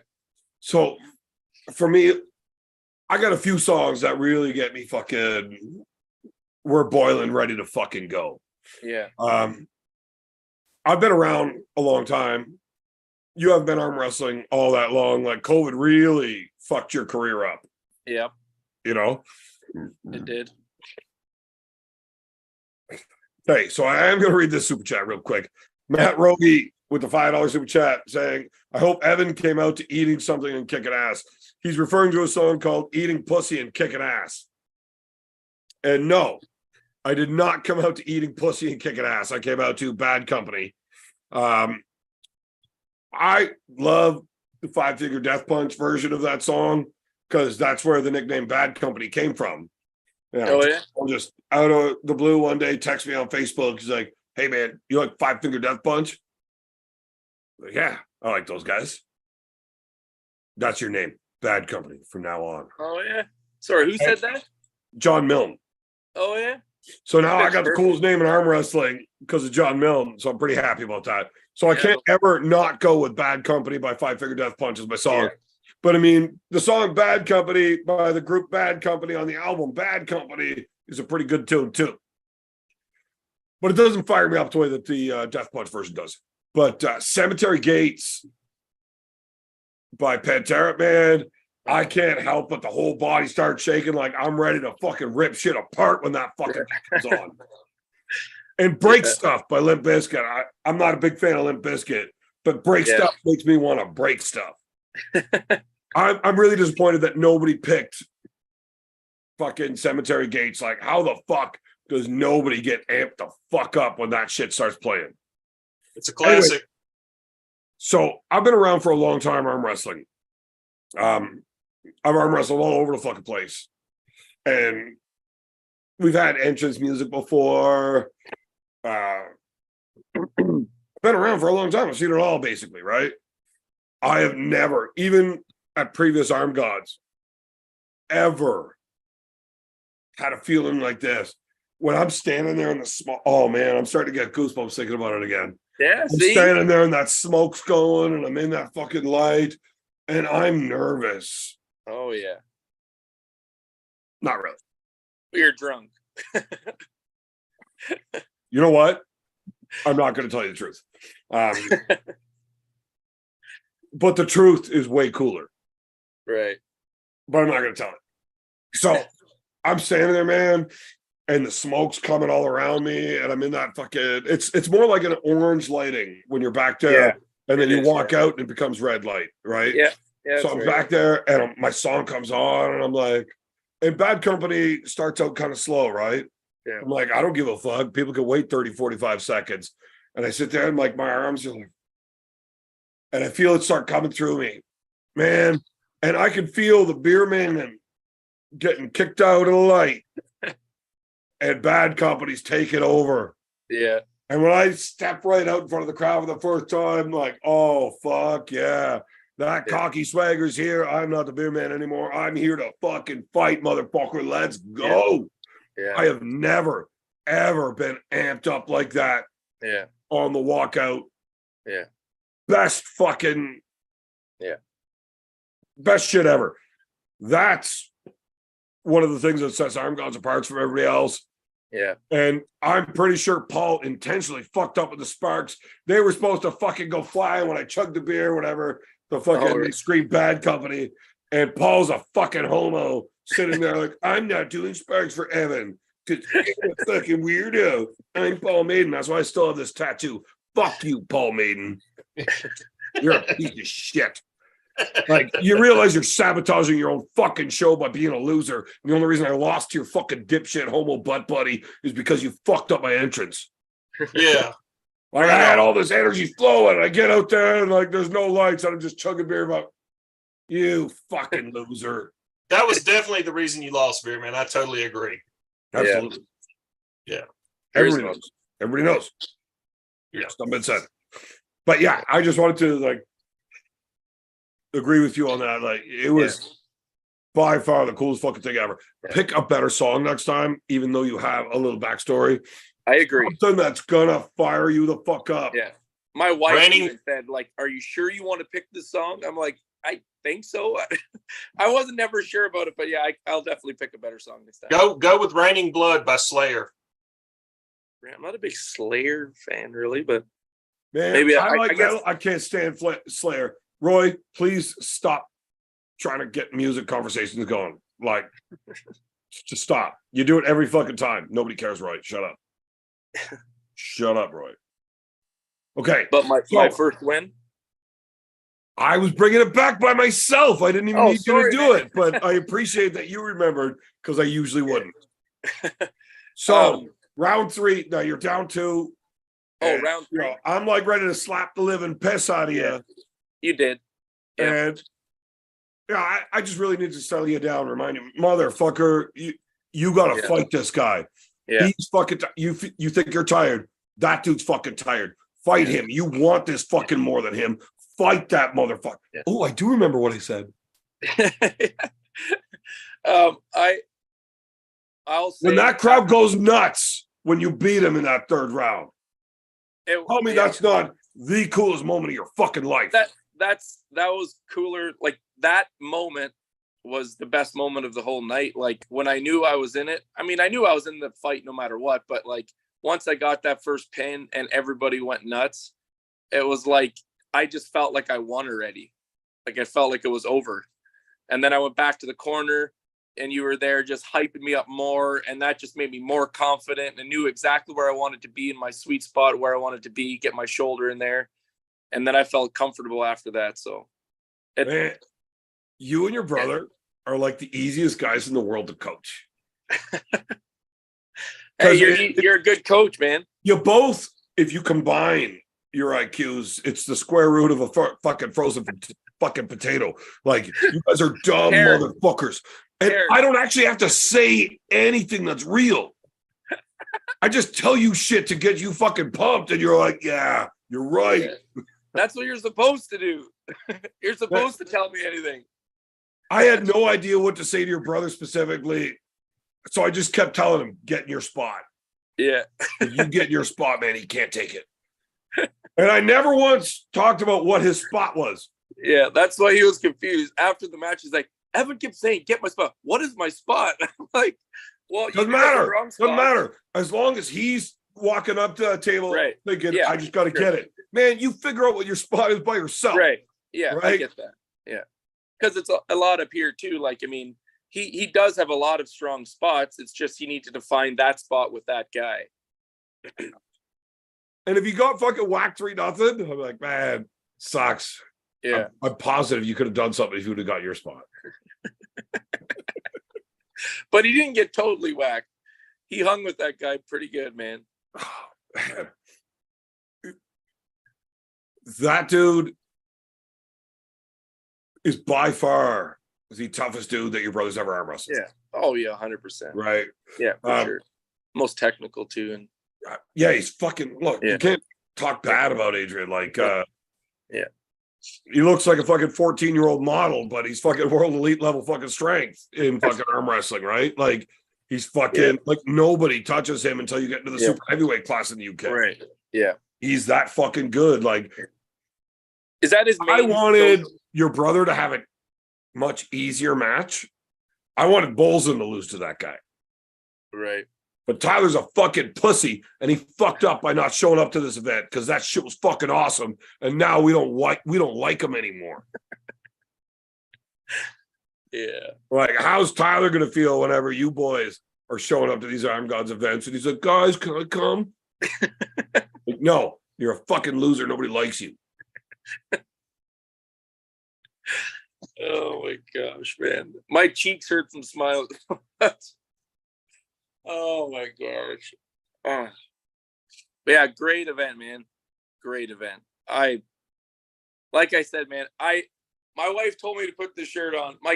My son was like, that shirt is the best. He couldn't believe it said Team Canada on the back. He was so hyped about the whole thing too. And my daughter was like, why couldn't I come? I showed her that my entrance, my sister-in-law videotaped it coming in. She got hyped just watching the entrance video of me coming in. She was asking to come. I'm like, yeah, no, I don't think it's a great event for kids to come in. But well, I mean, it's not like kids can't be there. It's just you're probably a bad parent if you bring your kids there. Yeah, you know. I would agree. Yeah, there's nothing too crazy going on. No, but there's a lot of swearing. There's drinking. Yes, for sure. And like you and your brother seem like good parents, responsible parents, right? We try. I mean, I bring my kids there, but I'm a piece of shit. You're a good dad. Now, there's one parent that's ever been worse than me in Canada. His name is Chris Benoit. And I plan on giving him a run for his money at one point. I know Chris Benoit. I'm trying to remember how he looks. Is he from Quebec? No, he's a WWE wrestler that killed his kid's wife. Oh, now I know who you're talking about. I knew that name sounded familiar. Yeah. Real bad parent. Well, he was right there at the end, at least. Chris Benoit. Yeah. Allegedly. He didn't really do all that. He never got to fucking stand trial and tell his side of the story. So we don't know. Is that the guy that murdered his wife? And kid. He did. And kids? Yeah. I think one kid, right? Yeah, one kid. The other kid's still alive. So pretty bad dad. Not a good dad. That's it. Yeah. So Beerman I got to be a better parent than Chris Benoit. You're better. If you actually have kids and you've never thought about offering them at least once, you don't spend much time with them. Yeah. That is true. Yeah. Definitely thought of throwing him out the window a few times. No, in the chat, Crazy George didn't make the event, but we want him at an event. Yes. Yeah. That would have been. Hey, Sanders and him would have been a good match. That's the match I was originally trying to set. Oh, man, Sanders. Really? Right. So Nicola thought the match was going to be at 165. Or, sorry, not Nicola. George thought it was going to be at 165, not 187. Oh. And he's like, really? I'm 174 pounds. I'm fucking 80 years old. I don't want to cut. The guy, George could pull a freaking 195 pounder and he'd do fine. No. Yeah, but he thought he was going to have to make 165. Oh, he thought he had to cut. If he would have known it was 187, he was fine. He would have beat Sanders. It's George. So probably he would have beat Sanders. I know that, man. Right. I mean, if you ask me just about fucking anybody, is George gonna win? Yes. Yeah. There's a fucking small list of people that George isn't gonna beat. Especially under 200 pounds, or even some 200 pounders. I don't know how elite you're gonna go, but there's a couple. Like in Canada, I have not seen too many. Like John Theron can hardly pin George. You can't. Or maybe in practice, but he's never done it in practice either. Oh no, okay. No. But so and John Theron's no joke. Like he's very good. And Bradford made him look like a joke, didn't he? No. Okay, so that's my bad. I fucked up. Terrian killed Bradford. And you know what? I might have pissed Bradford off so much that it turned around.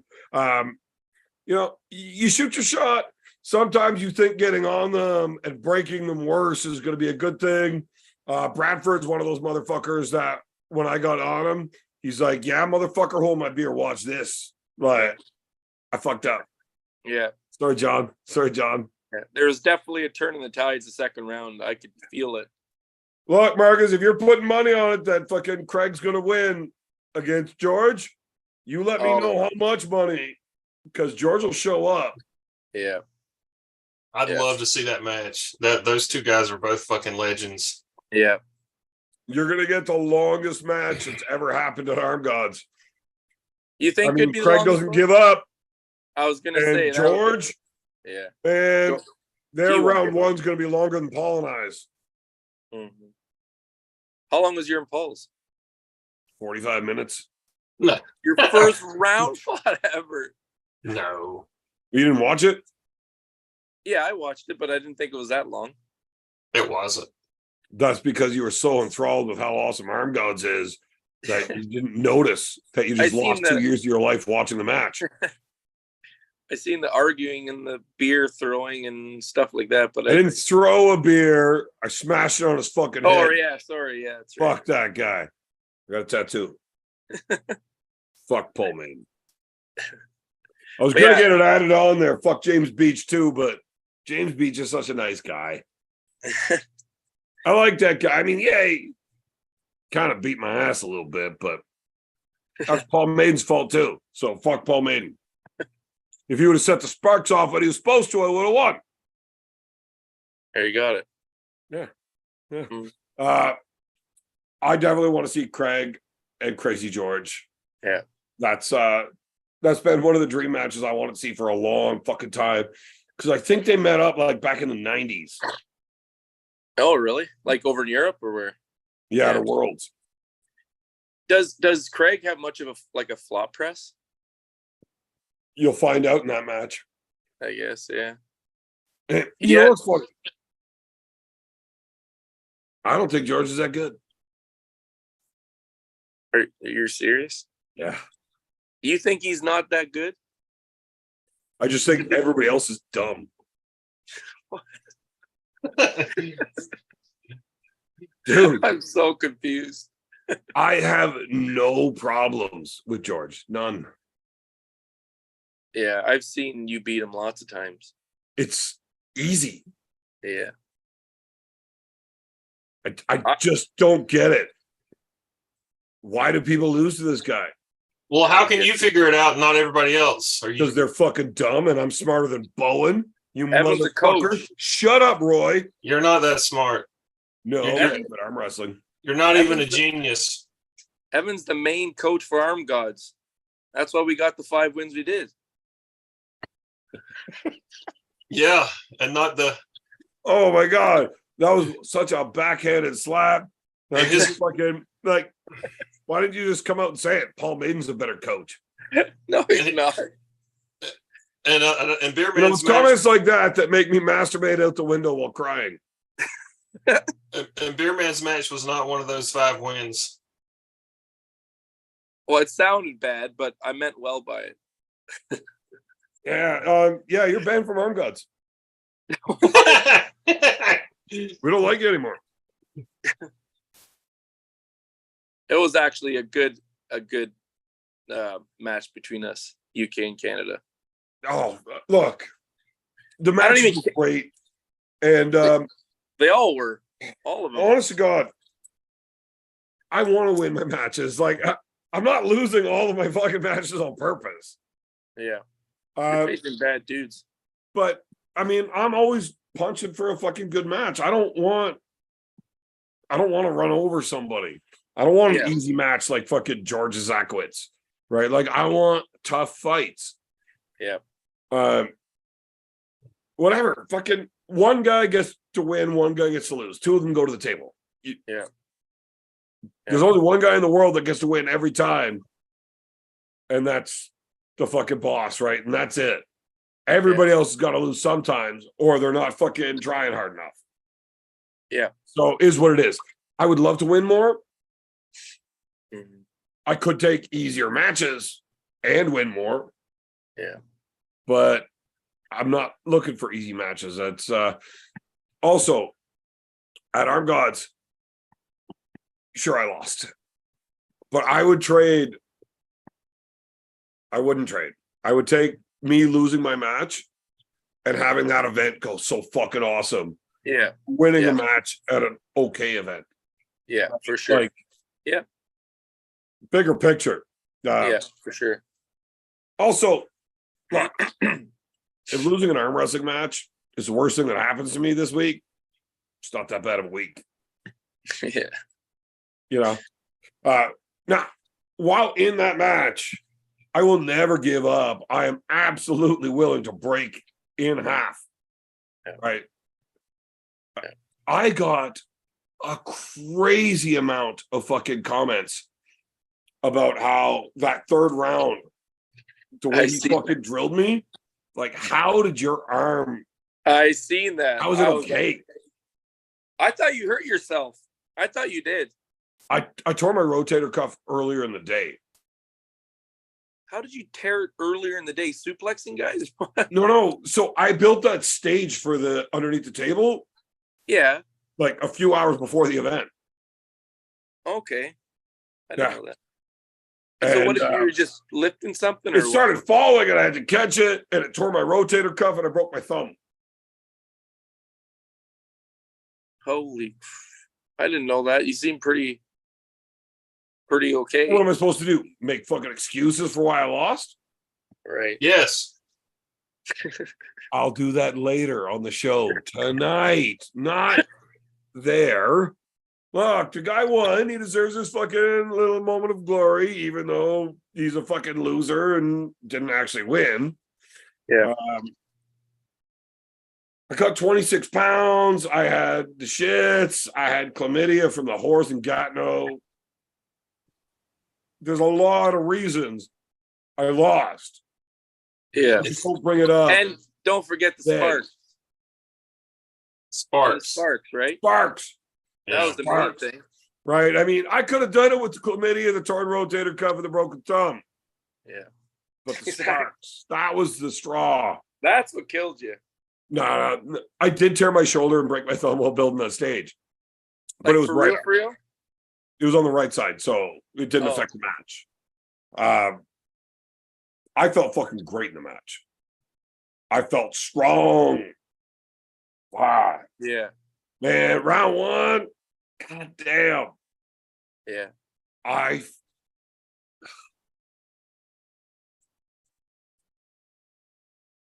That was the worst fucking, like, dumbest fucking loss I've ever taken. Like, I can see it. Do you not see my face go, oh, fuck. Yeah, I did. I saw it. So we're in a hook. Right? He can't get through. I couldn't get through. Oh, I do remember that. And when he starts rolling out, we've all been there before. As he starts rolling out, he's letting go of my hand. I'm like, okay, you're letting go. I'll just let go. We're going to go straps. Okay. And as I let go, the motherfucker just bop. Yeah, I seen that. Did you not end up going to straps with him ever? Round two. Oh, okay. Oh yeah, that's right. And well, I don't know. I should have went with straps round one, but hindsight's 2020. In that first setup, it just felt like I could get right onto it without a need of straps. So normally I will never arm wrestle somebody without straps if I take them seriously, ever. Yeah. But it just felt easy. Right. James is a tricky dude because even in round two, when I did go straps, like in that setup, you can see the confidence in me. I'm like, oh yeah, motherfucker, you're in trouble. And then the ref said go, and I was in trouble.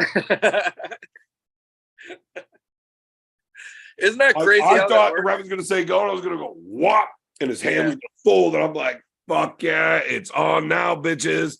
Everybody get ready to listen to a giant pile of shit I'm about to talk. It didn't quite work out that way because I got my ass beat, but it James is good, man. I can't really take anything away from him. Like he did a good fucking job of it. I mean, even in round two, it was instead of here where I thought I'm gonna fucking run over this motherfucker, and ended up way lower. Yeah. I did get his hand a little bit, but only a little. Yeah, not quite enough. And then his hand starts creeping back again. I'm like, oh, fuck's sakes. And then my hand breaks back. Like, are you fucking kidding me? This is fucking bullshit, ref. Like, why don't you make up a foul or something? Like, who's paying you? It's crazy how you can feel so good in a setup at the first round or even the second round and pretty much feel like your wrist and your arm can't go anywhere. Like you feel that, and someone busts your hand back, and it's nothing you can do about it. It's a shitty the thing feeling. Is like those UK guys, they do a lot of dead loading, right? And I've never met a guy that dead loads that I can't force. Right. Or at least just take advantage of like, oh, you're going to dead load? Cool. Right. Thanks. Yeah. Right. That's the second time I've ever had it happen to me. And the first one was, I don't want to talk about that one either. Yeah. I guess Because people still make fun of me for it. what, the match you're not talking about or what? Yeah, from like, I don't know, 30 fucking years ago. Because a stupid fucking prick just keeps fucking playing the videos. You mean when you talking about when Bowen beat you? Shut up, Roy. Yeah, I remember that one. I mean, it was a good match, but he killed you. I got out arm wrestled by Ryan in our match. Yeah. He fucking set traps. He tricked me. Like, I was the stronger guy in that match, and I got out arm wrestled. Now, Beach tricked me a couple of times. He fooled me. But I wasn't the stronger guy. We were very, very close. So good on him. James Beach told me afterwards, he said you were very tricky. Well, I know that. Yeah, but I'm just telling you, he said you were tricky. So. Yeah, I know. Not telling me anything. Shut up, Roy. Look, if the fans need to hear this shit, I would have already told them already. Hey, guys, anybody watching this shit, did you not know that I'm a tricky motherfucker? Yeah, you did. Look, I took a poll, and everybody answered with, shut up, Roy. How long have you been arm wrestling, Evan? Like total? Ever since your mom broke up with me?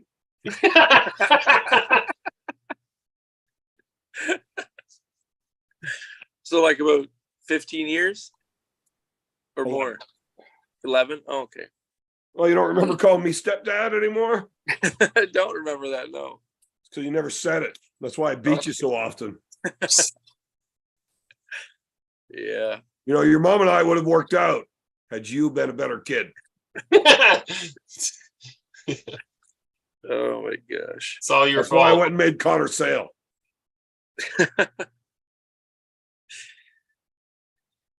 Oh yeah. Well. Hey Evan. We're gonna have to let Roy talk now, aren't we? Yeah. Well, you can feel free to leave, Me? but apparently Roy's got some pretty good stories here. But yeah, I thought Big B has to come back first or something, or what? Oh, just for one of the stories. Yeah. Oh. Well then Roy, tell the story. All right, I'll just kind of go in general. So Roy, so I'm gonna leave. okay. You feel free. All right. Because I don't want to listen to you anyways. All right. Sounds good. So it was a really cool event. I mean, like I'm kind of at the age and time in my life where I just really don't have expectations about anything, because if you don't have expectations, you're never disappointed. Right, yeah. But this was really, I mean, it was really more, you know, it was so much, I mean, like every single person I met was super cool. Yeah. Everybody, like, it was cool. Like, while I was walking down the sidewalk and like you and your brother, and I guess are y'all both married? Is that both your wives there? Yeah. Yeah. So I'm just like walking down the sidewalk. I'm like, wait, I think I went, whoa, I'm too far. I turn and go back. And I'm like, oh, wait, I know these guys. You know, it was so cool to sit there and talk for a minute. Yeah, And, I didn't realize you were so tall. I didn't even recognize him. Like, I thought maybe you looked familiar, but then I'm like, man, this guy's tall. Like, you got to be 6'4", not 6'3". I think I'm like probably 6'2", barefooted, probably. Oh, okay. I mean, I don't know. I think I look taller than I really am. I mean, I'm not saying I'm not, you know, above average in height, but I think I'm torso tall. Like I have I'm like built like Fred Flintstone. I got short legs and a long backbone for my height. Right. And then plus I've got this giant head that will make like, I think if you have a big head, like it makes you look bigger, right? Like people look at your head and they're like, God, look at the head on that guy. But so it was just so cool. Like from the very beginning, like I walked into the, when I got out of my cab, I told my cab from the airport, just take me to the 4 Points hotel because I wasn't actually staying there. I stayed like half a mile down the road in an Airbnb. Right. And so I'd walk into the lobby and there sits like Paul Maiden, Aussie, Uncle John. Who else? And it was just like, I walk in, I'm like, they're all just sitting there on their phones or whatever. Some of them are talking. I'm like, I walk in, I'm like, what are you degenerates doing? And they're like, oh no. Yeah. So, and it was just, awesome. you know, I mean, sorry, go ahead. Go ahead. No, you go ahead. No, I was just going to say the camaraderie was just like everybody together, like guys I didn't know, guys I've never met, like Jake Ward and like Uncle John and stuff. And, you know, you see them on YouTube and whatever, and it's like to see them in person and they're like just good guys. They're just nice, good guys to talk to. They're easy to talk to.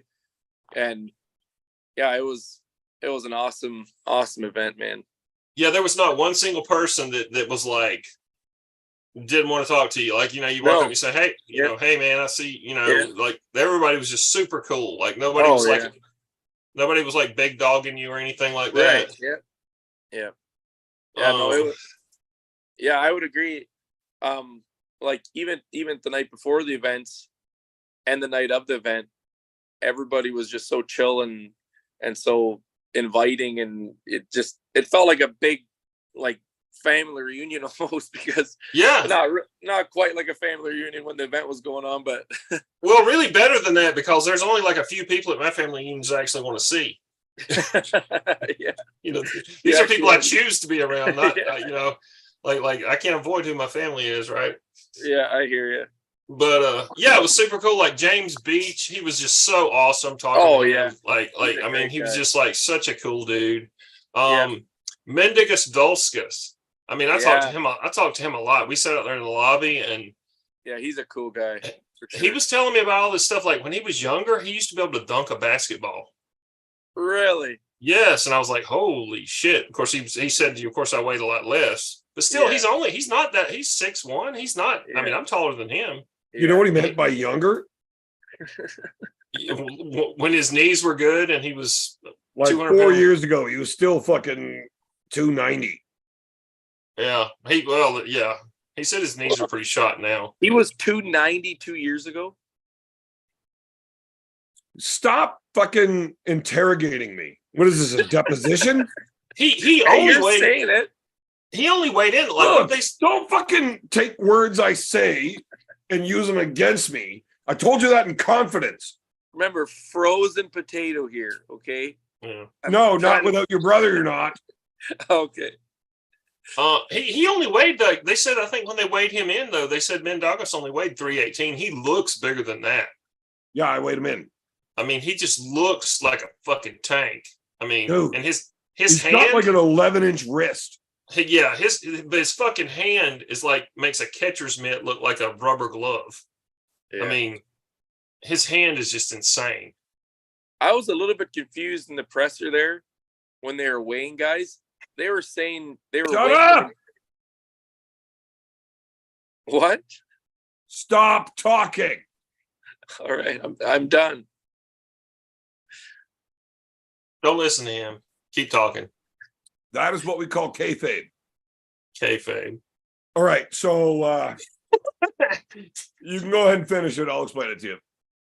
No, I was just. It's my fault. It makes me look bad, so I didn't want you to say it.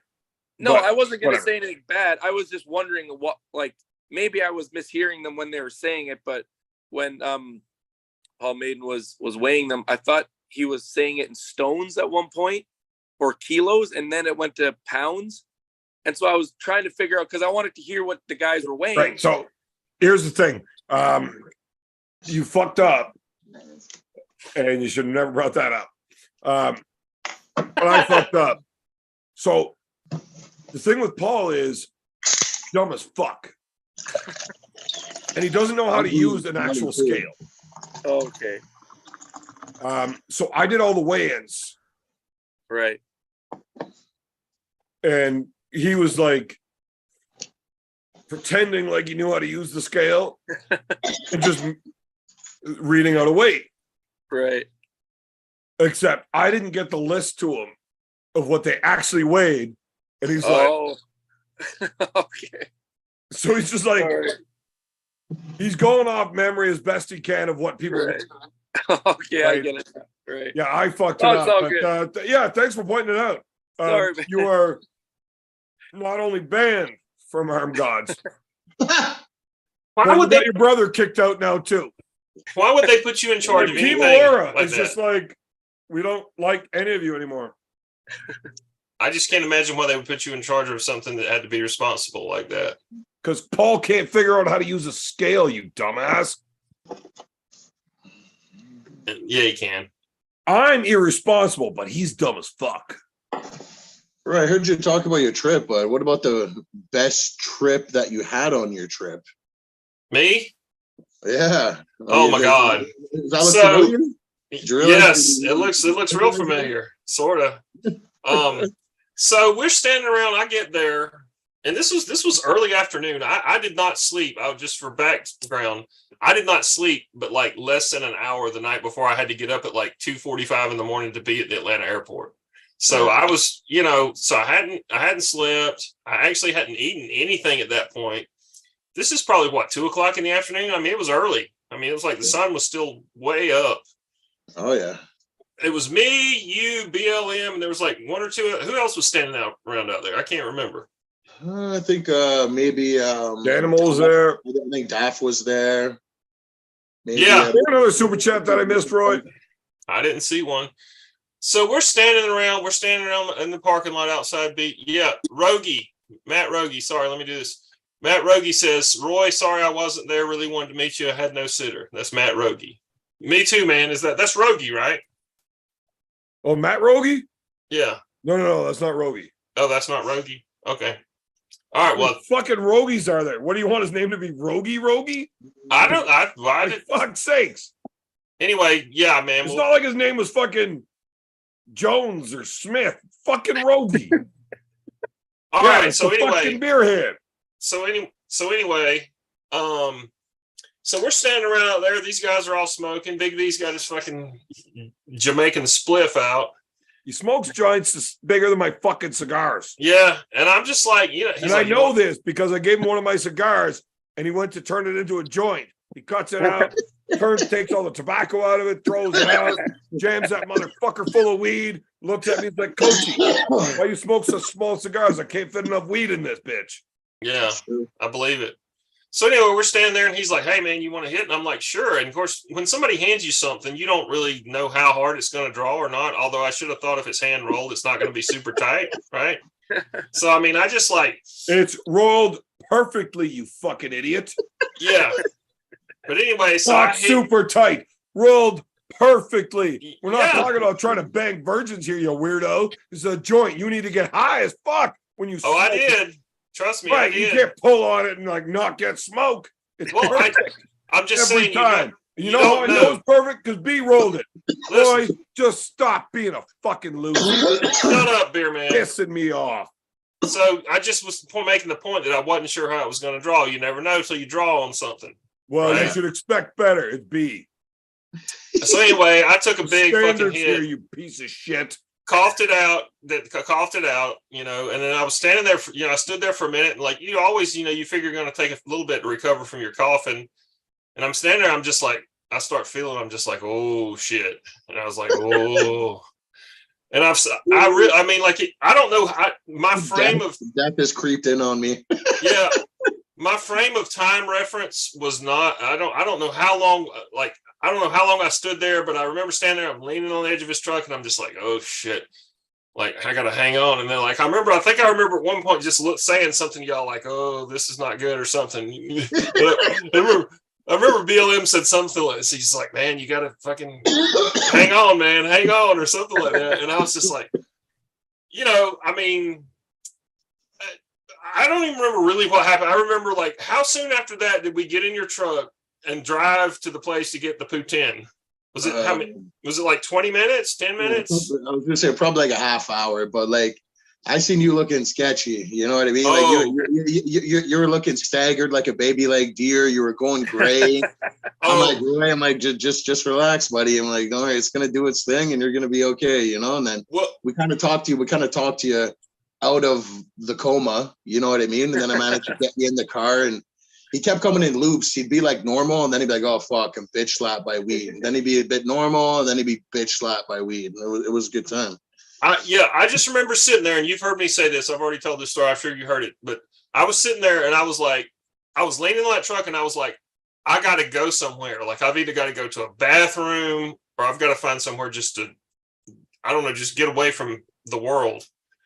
And I literally was sitting there thinking, I already was thinking, like the world started doing this for a minute. Like it was like, I was already thinking of the apology I was going to make to everybody when I somehow got back up off the ground and said, look, I'm sorry. All y'all people had to watch me pass out and shit all over myself and throw up all over myself and roll around in it out here in the parking lot. Because I really thought that. I mean, I was already thinking, how am I going to apologize for this? This is fucking. How did I do this to myself? This was fucking stupid. Why did I do this? So that was. You did that. Yeah, that was. But I hung on. I didn't throw up. I didn't shit. You did. So I mean, you got like lucky. Because of how bad you are at smoking weed, right?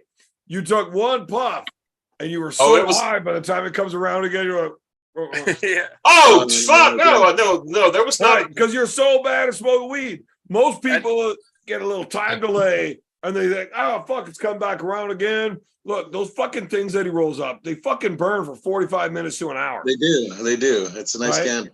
So, B, by the way. Oh, sick. Oh, you got me the Exos. Perfect. Yeah. Perfect. I'm not fucking around.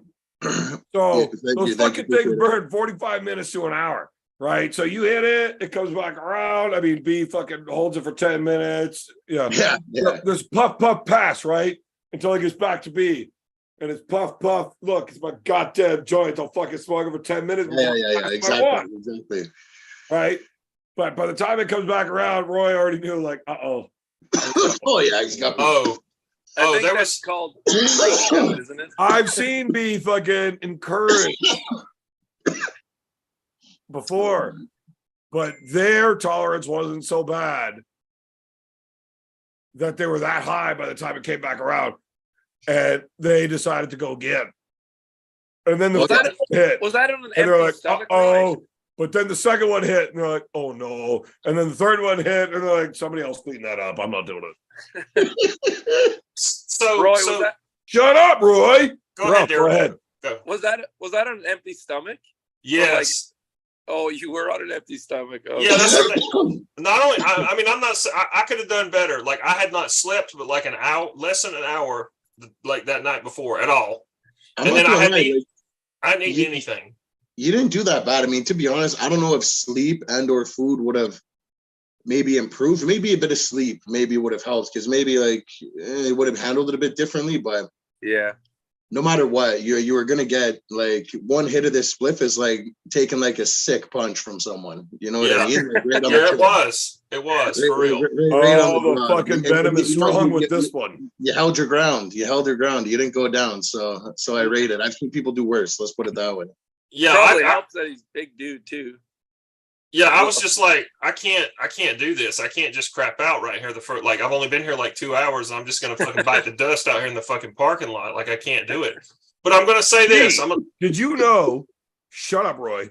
B, did you know that Roy was in town the entire night and missed practice for no good goddamn reason? No way. That's a whole nother fucking story if you want me to get into my fucking nightmare of trying to get the fuck out of Canada. I stayed an extra night. Know the married chick you banged? Are you holding up her ID so her husband could find it on the internet? No, that's not what happened. We'll get there. We'll get there. But let me just say, armgods of you, Roy. Let me say this. if any of y'all motherfuckers that are watching this, if you think Big B is like trying to play a badass on YouTube, he's not. He is a fucking badass. 100%. He is no fucking joke. He is for real. And I appreciate you very much for fucking, because you took care of me. Like, you put me in your truck and we drove to that place, and I didn't really know what the fuck I was doing. Like, but I felt safe because I'm like, look at this. I was like, look at this dude I'm with. I'm fine. Like what the You're fuck good. could possibly go wrong? Like, we're good. Right. I'm Man, telling you. Do you have any idea how lucky I am that B hasn't fucking off me yet? I thought about planting him a few times there, but I'm like, fuck, man. He's a cunt, but he's a funny cunt, man. Yeah, but look, I really say thank you, Big B, big time, seriously. Oh, you got it, right. It was a pleasure. It was nice having you around, man. It was nice to put a face to the shut up. You know what I mean? Yeah. So we got nice to call him a sock in person, you know. So there's another part. There's another part of this story. So I think when we drove back, like, we went to that place, we got the poutine. I ate like maybe 2 tiny bites of it. We took it back, and somebody else ate it, right? Somebody. Yeah. Fucking the fucking trash can. What's his name there? The fucking camera. Phil Woody. Oh, he's eating everything. Yeah, I just couldn't eat it. Like, I was afraid to eat. Like, I was just like, this might not go well. But so we get back, and we're sitting in the parking lot, and I know White Wolf was at the window talking to us and somebody else, and we're sitting there, and I'm sitting in the passenger seat of Big B's truck. And when I tell you, both of my feet at the same, I don't know if this has anything to do with the weed I smoked, or if it was because of being on the plane, or I'm actually still dealing, and I was before I came on this trip. I'm dealing with lingering gout in my right big toe. Motherfucker's got a snippet of the goat. So lingering gout. Yeah. Big B gave me lingering gout. No, I've never had a guy with gout in my car, so I thought it was cool. Yeah. Roy, so you understand this is why everybody tells you to shut up. No, Big B gave me lingering. No, I did not say that. I said I had it before I came on the trip. Roy. I had it before I came on the trip. So anyway, we're sitting in I'm sitting in the passenger seat of his truck. I know White Wolf was one of the people standing outside the window talking. I can't remember who else, but both of my feet cramped in a way that I've never experienced before in either a single foot at all. Like, my feet cramped. I thought my toes were going to break. My feet cramped so bad sitting in his truck. And I was sitting there. Now, when you say you had your toes up here by your eyes, you're used to having your feet up here. Yeah. But my feet cramped so bad. Your yoga hasn't got you flexible enough to, like, actually get them behind your head anymore. I'm getting pretty close now. Shut up, close. Boy. I am. But I'm telling you, I was sitting there, and I remember saying something to the Big B after we got out. I was like, I don't know if you noticed this. I said, but my feet fucking cramped so bad while we were sitting there, and I couldn't even get, like, I was starting to say, like, a lot of times he was shaking it rough, but he was having a good poker face. Yeah, I was just trying to, like, be cool, but, like, I was in severe pain. No, that's funny. You were trying to be cool. That really is funny, because you have never in your life figured out how to do it. So Connor Sale in the chat, ladies and gentlemen, which leads me to saying, shut up, Roy. Once again, we have one of my favorite arm wrestlers and my, like, 7th favorite child of mine, Connor Sale. I made top 10. Connor, before we let you talk, seriously, shut up. I don't want to hear it yet. This bottle of champagne I bought to drink to celebrate my win over James Beach. So clearly it's still here. Roy gets told to shut up, and everyone gets a grand introduction nowadays, eh? Oh, man. But I'm going to open it up. Okay. And give a toast to Darrell before I kick him off the show. I was just going to say my phone's almost dead, so I can leave now if you like. Oh, no, Darrell, Darrell's to tell him. Hey, wow! Just go ahead and leave, Darrell, so he doesn't get the satisfaction of kicking you off, because that's what he does. He's a dick. The mouse is broken. I can't even do it. Can't even do it. No, seriously, Darrell, just fucking leave. I already toasted you. Like, fuck off. All right. See ya, guys. Nobody actually likes you. What's up, Nobody Connor? ever liked you, but Fuck with the welcome steak. to the show. Holy fuck, buddy. Hell yeah. How we To doing? be honest, in this chat, I think Roy Baker's actually my favorite person, rather than fucking you two cunts. Yeah, he's my favorite person too. Not gonna lie. Rather than you two. Hey, Roy. Yes, sir. He doesn't like you. Yeah, he does. Hey, Connor, great. Good to meet you. Great match. It was awesome. Love hanging out with you. Love talking with you. Hope to see you in Ireland in March.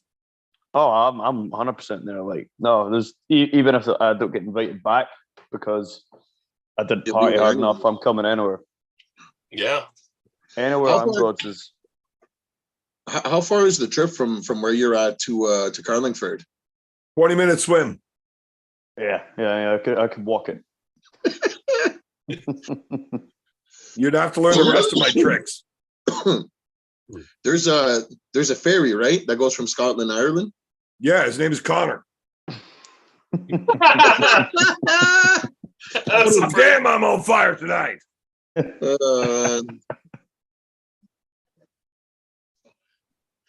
So you found your fucking belt, you slag. And your Yeah, phone. Paul Maiden had it the whole fucking time. That fucking, that stinky bastard. Yeah. Did you sage that belt? Oh, was You that? gotta sage it, bro. If that thing's around Paul for fucking more than like 2.5 minutes, I think it's gonna have a whole lot of bad energy. Oh, Yeah. I bleached it, but I mean that Right. was just to remove any Bleach, fecal matter. Get a priest to come semen. say a prayer on it, and you'll be okay. You know, Yeah, Paul yeah. is that kind of cunt. Yeah, he would Okay, come hold in on, the hold belt. on. Valley. I don't know how to answer that. Why is a commercial live? YouTube Pretty has much half the changed time. its whole fucking shit. And it gives me the option instead of not having unskippables or anything like that. And usually on the lives, like I had to click it. Like the one night where I just kept clicking ads over and over until everybody left and nobody would leave me off. Now they just do it whenever they fucking want. And I can click like just the recommended or like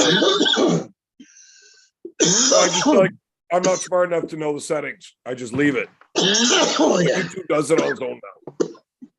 Anything to make money for Evan. Yeah. Anyway, boys, I don't know if you meant to give me this, Evan. Ah! But you No, fucking no, did. no. That was still in the hole in your pocket. Sparkle Puff. As if a fucking sneaky old fucking Sparkle Puff made it back to Scotland. Holy fuck. I You don't know brought how. that fucking home with you. Yeah, Did you smuggle I've still back your got it. bum? You took that whole can up that down to say? I mean, that's not too big a feat. I've stayed in the room No, with not Paul for Maiden you. before. You might want to fucking reach inside of that hole and search around the inside of that coat and see what else you brought home with you. Fuck. Brought home a little Did I bit sneak of drugs across the a border? little bit of Canadian Dude, herpes. I wanted to chlamydia. keep you in Canada forever. Even I if I saw never Connor. see you again. I saw Connor raw dog in a Rito Street prostitute, drunk at like fucking 3 PM. He was fucked. Which day was that? I know that you like Connor and you try to build him up, but that was not a Rito Street. That was the Dalhousie Hoovers. Oh Those man, were fucking no. pigs. Jesus, Connor. He That did it wasn't right even on the Dalhousie. sidewalk, Like, too. He was What in front of the fuck? mission. He even told me himself, he's like, man, I've never seen like a homeless city like that. And he said, and that chick banged for cheap. I know. Dude. I didn't even have to pay over there. I didn't have to pay. I paid for Fucking the great. first two for you. Oh, that makes sense.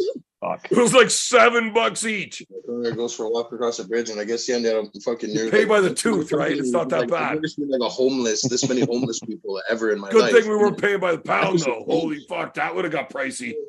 Oh, That's just that the would taste. be nasty. Oh man. Like bees being a bit rude, What did eh? you think of the homeless people of Ottawa, Connor? Was a little bit of a culture shock for you?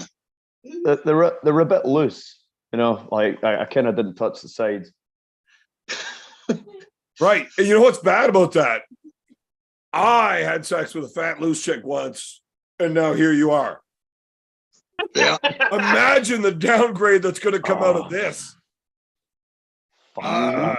It's a descendant Anyways, of the beer man. the belt. Fucking hell. Yeah, It's not surprising that Paul just took it from you. Because I can't you're be a fucking trusted. degenerate piece of shit, and he could not trust you to keep it safe. I can't. I know how fucking fucked up it got when you got out on the town with me in Cardiff. But this time you tapped out, you fucking sissy The bitch. whole shut up. The whole fucking Union Jack just got destroyed on the belt, right? Oh, Evan doesn't want to bring that up. The fact that he tapped out hours before all of us. He had to go to bed. He kicked us out. Connor, Oh. you realize that by explaining that I tapped out, you need to explain why I tapped out, and that takes away from Tim. And Beach did a fucking phenomenal job, and I don't want to make excuses. Except for Paul and a bad job fucking lighting the sparks up all time. That's the only excuse I have. It was all because of the sparklers, man. I heard them talking about it in the back how they're going to do it on purpose, and they were laughing a lot. So yeah, I tapped out earlier, but it was because I was in a bad mood. I was depressed because I lost. Whatever, big deal. They fucked up my entrance music as well. I know you were trying to come out to Barbie Girl, weren't you? Yeah, they put on some fucking metal. I was like, what are you doing, man? What's this shit? So you know what's funny about the whole Paul stealing your belt thing? It took you 2 days to figure out you didn't have it anymore. Yeah, I know. That was the Sparkle Puffs, man. Fucking hell. Oh, they're bad motherfuckers. I love them. I'm gonna have one. Fuck it. Shotgun it. Nah, you don't. That's too good of a tasty beer to shotgun. Dude, I've shotgunned those things. Holy fuck! 15 minutes later, I did it. hang the fuck on. Your world changes. I've done it. It's gross, but I love Sparkle Puffs, but they're not shotgun things. Like it fucks it's your head. If you can chug a Sparkle Puff, you can do almost anything. Yeah, they're no joke. I tried to do a dozen of them after drinking a bunch of other booze first. Man, I had burp farts all night. How does it feel now that it's been in altitude as well? It just must be even filthier now that it's in Scotland, for sure. Yes, it's gained the percentage. You never told me that US pints were 473 ml, by the way. Like, I was very disappointed. Here we go. What is a pint there? It's like 568, so it's like a good extra 100 ml you're getting. Yeah, but they're only 3%. No, wait, that's Ireland. The beer's actually good in Scotland. It's the fucking whiskey that they call Scotch. That stuff shit. Their beer's good in Ireland. Man, just you wait until the Armgods Scotland happens. It's coming. It's coming. It's never going to happen. Trust me. We'll get a couple of I wanted us. Armgods Scotland, and I pushed as hard as I fucking could. You know, Marcus loves me. I thought I was going to get it. No, everybody hates Scotland. There is no chance there's an Armgods Scotland ever happening. I think we're getting it, man. I think we're fucking getting it. Just you hold on. I'm pushing it. It's gonna happen.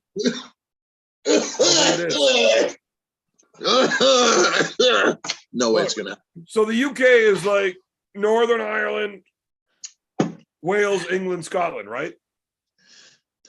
Yeah. I've been to all of these places except Scotland. So I really pushed because that's the one I want to go see. It's the only one I actually liked before I started arm wrestling. Yeah. It's a fucking country, man. Oh, man. I just got an ethnicity update. And apparently I'm like 17% Scottish. I wasn't happy about it. Yeah, well. Yeah, there's that. I shouldn't have said that on the live, actually. Yeah, well, I mean, it makes sense now with how many times I've seen you wearing skirts walking around. But I wanted to go to Scotland. He lives in Scotland. I didn't think it was ever going to happen, so I started pushing this real hard. I'm like, Marcus, guys, you got to do a Scotland Arm Gods. And they're like, there is zero fucking chance we're ever going to Scotland. There is nobody any good there. There's like 2 guys that arm wrestle. But they went to Tredegar, Wales, which is like the fucking asshole of all of Wales. But it's not even about the arm wrestling, B. It's like everything else is such shit. They still have straw huts on fucking stone walls. There's no way you're ever going to get fucking Wi-Fi or be able to upload a video. Right, we can a single tooth. We can sort that out. We can wire it up from England or something, but like, yeah, we'll sort it. There's only like 2 like good things about all of Wales. You know what I mean? And it was like the Candyman and the other thing I'm gonna have to think about. You know what I mean? But it was like the food sucked, the people sucked, everything that was around me sucked. I wasn't even a fan of the Candyman. Even the fucking Oh. sheep were fucking goofy. Like, oh man, bunch of sheep shagging. the weed was okay. Scotland can't be any worse than that fucking hog shit. The weed was okay. That was your other one. That's There's the a only lot- thing. That's it. You're right. That was it. Thank you. Yeah. Hey, right, just to Expensive. Okay. consolidate how much you want armgods, Scotland. We're the drug capital of Europe. I mean, like Fox kept telling me about it, but completely, Fox is fucking nuttier than squirrel shit. So anything that guy says is completely questionable. You know what I mean? I can't even understand him. He lives half an hour away from me. Man, Fox talks like his parents were Welsh and got kicked out of there for not being able to speak. So they sent him to Scotland, where everybody else also knows nothing of what he says. So And they you can send him to this only little understand. fucking straw hut to where a You want to know? Actually, everybody else in that fucking place. I don't want to interrupt you, but you know who I just figured out should room with the Claymore? Good old Foxy boy. Foxy and the Claymore would be great roommates. Yeah. Oh, that's what James needs. He needs a little kick up the ass to just be a fucking Yeah, degenerate. he just needs someone that's just going to talk to him all night nonstop because, you know, James already sleeps so much. You know what I mean? Man, Marcus, if you're still listening to this shit, let me know in the I'm chat good. if I can tell the story about James Stewart and his match. Because Oh, yeah. It's I don't know if you guys a got good video of it and you want to let it out, but holy fuck. I got a story about it. Is my story the same as yours? I don't know. We haven't told it. Is it I wanna hear involved? Does it involve Devin? I mean, okay. Well, Marcus said yes. So I'm going to tell mine. You can fill in any blanks I missed. Yeah. James Stewart. If anybody watched the guy, he's this gentle giant, 6'7", fucking 347 pounds. And he's 77. always happy, smiling, nicest guy in the world. Except he's an absolute nutter. He's absolutely fucked. Yeah. Yeah. So he's in the back room. His match is next. And Devin came up to him and starts telling him, like, dude, I'm not watching your match because I know how it's going to go. Pork chop's going to rip your arm off. Like, you're fucked. And this gets right into James's head. He's like, let's do it. He's in the back room. Now, Connor, drunk as fuck, so I don't want any corrections on my Scottish accent. But Stewart's in the back room, getting ready to come out. He's like, I just don't want to do it. Can we just tell him I hurt my arm? I can't pull. Pussy, I don't want to do it. My pussy, it hurts so much. My pussy. Can we just tell him I'm sick and I can't pull? And AJ got so fucking frustrated listening to Stewart saying he's so nervous. He fucking open hand slaps. AJ's a bad motherfucker. Yeah. He slapped Stewart. Open hand right across the face, and his hand stopped dead on Stewart's head. Buck. Stopped dead. Stewart's head didn't move. Nothing, just buck. And his eyes just went. Yeah. AJ just, oh, not me. Bring it out there. Get out there. And Stewart just walks out like a motherfucker, lights the shit up, wins the match, grabs fucking Paul Maiden like a fucking baby doll, shakes him around, throws him out of the way, goes over and grabs James Wall, shakes him around. Like a crazy motherfucker. He air humped Paul Maiden. He fucked him like right on the ass. He fucking dry bummed them in front of the whole crowd. They give him a dry bum. Like, fucking ridiculous. I am not AJ said afraid of AJ's a people. fucking man. Like, I don't give a fuck. What's the worst that's going to happen? I get beat up? Who gives a fuck? Yeah. I am terrified of James Stewart, man. Yeah. That's a fucking crazy motherfucker. I hid behind James He Wall. can run with me. I don't sleep either. I just wouldn't fucking keep my eye off the guy. I think Scotland is lucky that James Stewart is a gentle giant 90% of the time because there'd be nobody He's left. not. He just went he's probably just like born again like 3 months ago because he's got like 17 victims buried in the hills in Scotland. Man, he would just be walking around, grabbing people, shoving them up other people, and walking away giggling about it. He's putting them into a meat grinder and fucking eating them. Turn them into fucking hamburger. Maybe he's fucking turning them into burger and feeding them to Mindaugas. And that's why that guy's right arm looks like a fucking ogre's. Yeah, doggy. So after we got back from the Poutine, after we got back from shut up, Roy. Stewart comes out, right? And now he's all fucking fired up. AJ walks out of the back room, shaking his hand like, what the fuck? His hand is hurt so bad. It's still, James, his head didn't move when he got fucking cracked like that. Most people would be a fucking sleep. There's like 9 guys that fought MMA over there. Because he hits like a little bitch, and he was fucking still shaking from Big Daddy. That's what happened there. Big Daddy Rich beat the fucking piss out of AJ, and his little fucking slap was absolutely nothing. Moving on. That's I want to hear also what Roy was possibly saying. true. Yeah. Fucking Big Rich put a whooping on that AJ boy. Yeah, Rich showed out and did his thing. At the press conference, we should like work together and only talk about Canadians that won and like leave us out of it.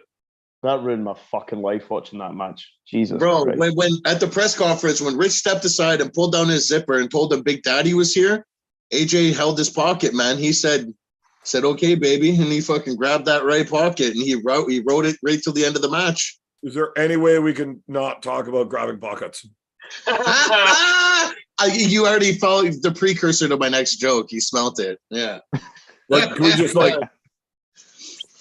I saw Evan walk into the bar doing something that I wasn't going to do on the show tonight. Okay, so we're gonna do the thing. And he says, "Don't do this," and we're gonna immediately just start doing it. I didn't say anything. Fucking do it, B. I'm in a different country. B, I'm telling you, if you start this, I'm gonna get so fucking bad at you that you're gonna have to hurt me. You're gonna have to do something about it. I'm a one-up motherfucker, and you're gonna have to do something about this.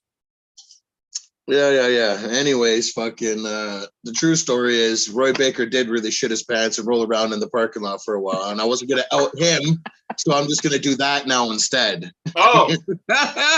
Okay. Sorry, Roy. I know I said I wouldn't do it, but I had man. to, man. Man, if Roy would have showed up to practice instead of banging that married chick, ooh, you actually would have. Is that what you're doing, you devil? Would you find some recently divorcee French Canadian in the hotel lobby? No, I actually went home with a chick from the airport after my flight got canceled. Yeah. Oh, fuck. Yeah, to get a little handy, a little. It wasn't like that. It wasn't like she had a boyfriend. He came and picked us up at the airport. So you got a handy for both of them. You probably paid too. Roy, who gave the better blowjob, him or her? Who did you give the better blowjob to, him or her? It was actually a very interesting and cool story. Which one put a bigger dick inside of you? I don't want to hear that story. I want to talk about other cooler shit than the ride home with some weird couple. Unless it involves you in a gimp suit at some point, I don't want to hear it. Man, Roy Baker is a walking gimp suit. Look at this fucking chud. Oh man, he's less of a chud and more of a spud now that he ate 3 hits of poutine. Hey, but the next morning, the next 2 mornings after that, I went and ate. I walked to the little cafe next to my Airbnb, and I ate like their Western omelet, their poutine Western omelet. It was like, oh man, breakfast omelet. That's no joke. Nice. Good choice. Yeah, it was super good. I don't understand why we don't have poutine in the United States, because that shit is real good. Dude, real good. I didn't even know what a breakfast poutine was until fucking Big B was like, yo. Oh, breakfast poutine, that's a thing of beauty. That's seasoned home fries with onions, hollandaise, mozzarella with a little bit of cayenne on top. It is gang. Hey, and I'm gonna tell you what they gave. Listen to this. This was so cool. So it was that I've big been Canadian for my whole life. And I mean, I'm really only talking right now so that Roy has to shut up, but I didn't even know these were a thing until fucking B showed me. It was the big omelet with hollandaise and cheese curds. Lady kids, you know what I mean? Eat breakfast poutines. On top of the home fries, and it had like a slice of cucumber, an orange wedge and a slice of beet with it. A beet. Yeah. Seriously. And it was That's all good. Because I do like pickled I beets. hope it gets better. It was good. It was fucking great. I went back the next day and got it again. Oh, nice. And you I even managed- about it. I Nice, managed nice. about fucking 5 bites of poutine. I was rammed.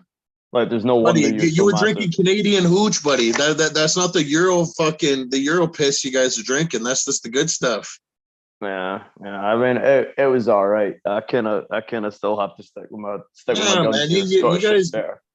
You guys were fucking scared to walk more than like 5 kilometers from the hotel. If you guys really wanted to see Canada, like I said, you should have came and fucking talked to me, but you guys are too busy simping. But unfortunately, they got stuck in fucking Gatineau in Quebec. Yeah. B, how was AJ's reaction to the first time he had a real poutine, not that airport fucking swell? Buddy, Phil Woody and AJ. Not and Phil Woody, Claymore. but AJ's. No, both. He said he's like I will fuck this. He said I will marry this. I want to put my dick in this right I now. want to put What my dick the in this fuck fucking is this? poutine. No wonder you had such a hard time making weight, Evan. Fuck. And the Claymore was a smart guy. He added like some grilled chicken to his too. You know what I mean? Fucking. It was slapping. I brought I got brought, some 3 pulled different pork foods on to that mine. It was poutine fucking joint. awesome. I should have got some free food for Pulled fuck's pork, sake. yeah. Oh, yeah. Mhm.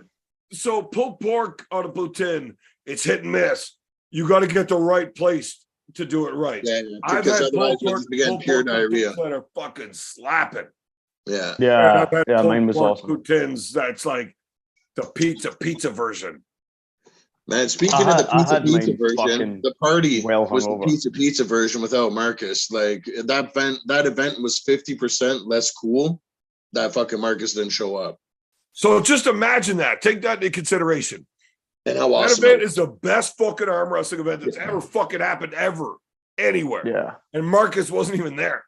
Yeah. yeah, I know. I probably survived because Marcus wasn't there. Like, oh, Oh, man, you know what? The stories just get better if we all would have died. Oh no, fuck. At least, Marcus, we miss you, you- man. I can big up a few of the lads. You know, a few of the lads from the UK came to the High Hooker headquarters, and Connor fucked up. yeah, I he really should have. did, But no, he I knew what fucked he up. knew what was gonna happen. He wanted to play with his vision in the hotel room. Fuck, man. No, my arm was fucking trashed. But see, if you told me you were Listen, just going to buddy, do that, this is Arm Gods. It's about the fucking party too, eh? Not only the Yeah. food. Dude, no, but I thought it one was a of the practice. fucking pussies that Fuck. on your team that aren't cool would have carried you to the event. You're 137 pounds. It would have been okay. They would have Okay. carried you to the airport, put you in the luggage.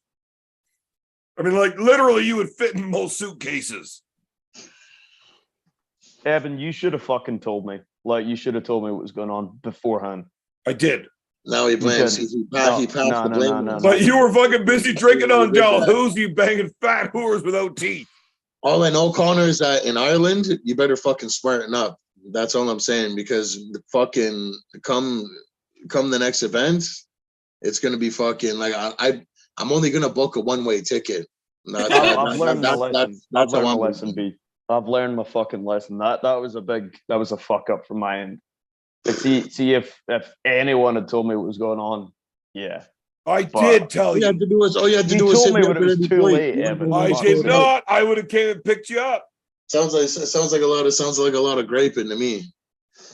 At least a couple of guys were cool, and they came to the High Hooker headquarters, experienced the true Canadian experience, You know what? and they survived You know what it. pissed And me that's off it. about You know what? And that, now that's their badge. They got the fucking High Hooker badge, and you guys are all just a bunch of fucking bitches. All but one. All but one. James Beach decided to be a pussy the entire time. You know what? I like James. Yeah, he was. But the good And thing the about next him day, is he just talks the flat out entire told me, time. like, Evan, you were right. I should have. This one here, fuck's sakes. Grapey. One of these days, people are going to realize that when I'm telling people, I'm always right. Listen. Let me ask you this question: How far is the Ottawa High Hookers practice place from the I said Ottawa it was airport? like 15-minute drive, 15 man. minutes. In Longhorn, for Longhorn, it's 15, maybe 13. Mm. Well, it depends on who's driving it. Fuck, the way you came out of Quebec, it might have been 6. Well, I mean, I had to, you know, all the guys talk about, man, you got to come for a ride in the magic truck. You know what I mean? They're all pretty blown away by. I guess out there they don't see trucks like that. You know what I mean? No, we don't. Well, We don't I have know them. that when I was sitting in the front seat, I wish I was sitting in the back, not paying attention, because fuck me. Yeah. You were letting them Yeah. know that all 700 horsepower in that truck were fucking firing. Fuck me. That was not fun going through traffic with you driving. Oh yeah. Yeah, she moves. She moves when she has to. That's for sure. If Roy would have let us know his flight was canceled, he's not leaving until tomorrow afternoon. What a Pete, bitch. You're a fun guy. You could have got him. You know? Yeah, all you would have Fun to do is guy. shake my hand. I would have been like, you know, now welcome to the circus, my friend. Yeah, I it really- happens. You would have We sat like down and partying like, with me oh, because he's why? a very You would just fun started guy. seeing fucking sparkle puffs and fucking bunch of bullshit. Well, the there's bad- fucking Roy trying to double fist Sparkle Puffs. Oh, I had Imaginary David- sparkle puffs. David was just handing them to me while during the event. I was sitting next to him, and David was just like handing them to me. I drank like 3 of them, I think. I don't know how many I David? drank because I was blackout David? drunk the entire fucking time. David Holmes gave me enough concentrate to make sure I couldn't think about anything for the next fucking 24 hours. I think He everybody handed me that a whole has ever bag watched one of these full of shows, fucking treats. And obviously, love and respect to Dave Holmes. My fucking Yeah. everybody that's ever watched this show that thinks that Dave Tomes is a lightweight, he just gets so fucked up that he's look, the guy gets clearly fucked up every time. he gets But it. how he lives motherfucker, it. there's a reason. Yeah, If he's you not a tried, lightweight. look, for the viewers at home, if you tried living a life, one day in the life of David Tomes, you'd probably never get back to fucking square one. Like, that dude goes hard in the paint at all times. Yo, listen, also with Dave too, you know, for him to come out and like socialize like how he did, and he had a fucking awesome time. That was worth a lot to me. You know what I mean? That just speaks to the atmosphere that we provided. You know what I mean? It was just a fucking blast. I Yeah, he really was a do good lad. He appreciate was Dave loving it. showing up like that because I know what it is for him, right? I don't want to get into That's that, what I'm though. saying. Like, I And don't he want to had get into nothing but that. fucking smiles and sparkle But- puffs and fucking treats. Yeah, I love that guy, and I really do appreciate him showing up. Yeah. Pete, Same let me thing. ask you this. Even you know, Roy Baker, Spermies, fucking what's his name? Rick James, fucking there's a whole and bunch look of at that guys. white wolf cunt that showed up. I mean, I Yeah, could have that done without fucking- him. I could have done He was without him. howling. He was there howling away, doing his thing, Yeah. you know? White wolf showing up reminded me like that. I'm glad Marcus didn't, you know? I can't wait to see Fucking White cunts. Wolf. Cunts, those Can't guys wait. are cunts. But B, serious question. Let me Yeah. ask you this. Yeah. How long is Roy Baker's life expectancy if he tries to keep up to David Tomes? Ooh, like currently with his like gout and his feet problems. And he don't got to worry about 5 count years? if he tries to beat 5, David 6 Tomes years? for a day. I'll tell you what. He'll be Even fucking if nuts. he He'll be lives the nothing but day, nuts he ain't and gonna fucking- feel the gout. Oh man. There won't be much left to his legs in the next fucking couple of years for sure. Yeah, Those legs will be gone. The gout will develop into some gnarly like type 2 diabetes. You got to lose both those legs, you know? And then like it'll be cool because all the socks, you'll be getting socks and just putting them on his nubs. You know what I mean? Keep him warm. yeah. You should have fucking put the bricks to fucking Roy when he said, I'm too high. I'm never doing that again. You should have didn't say he wasn't doing fucking it again. sorted the He dude just- out because he wouldn't have gout if he would have smoked enough of that fucking. Listen, man, I definitely could have healed his gout for sure if he wasn't, you know, such a bitch. He was acting like a little bit of a connoisseur there. Oh, man, come he was way on. cooler than Connor. I will say that much. I'm saying fucking nothing. Connor was awesome. In I was- Wales, Connor was kind of cool, but the second he's around his fellow Scotsman there, he's just fucking. And the second he fucking Part of the yelled at Scottish Danimal, I hated him. He was just moving fucking pocket the whole trip. Kind of pissed me off why I called that fucking bitch out for a match. And he was just fucking on everyone. He pissed off Jody. He pissed me off, and I was just, fuck this foot. I'm gonna put a fucking sock on that foot, man. Fuck that guy. I love Stefan so much after that Oh weekend. man, I'm telling you, I hate him. the beating. I'm telling you right now, if I Love lose him. to fucking Stefan, I'm gonna fucking retire from fucking arm wrestling. I No, you're promise you. not. Like, No, you're there's not. no way. There's not a fucking chance in hell that fucking if that fucking piece of shit's even still arm wrestling by Ireland, that if I lose to him, fuck it, man. I'm telling you, I won't. Is that an official match? Do you have a match with him in I Ireland? called him out live. He was pissing off Pretty Jody. sure. I said, you know what? Instead of punching you out, I'm gonna punch you out on the table. Okay. That's gonna happen. Like that's 100% gonna happen. Stefan's That's a fan cool. favorite over Oh, here. You're a fan favorite everywhere.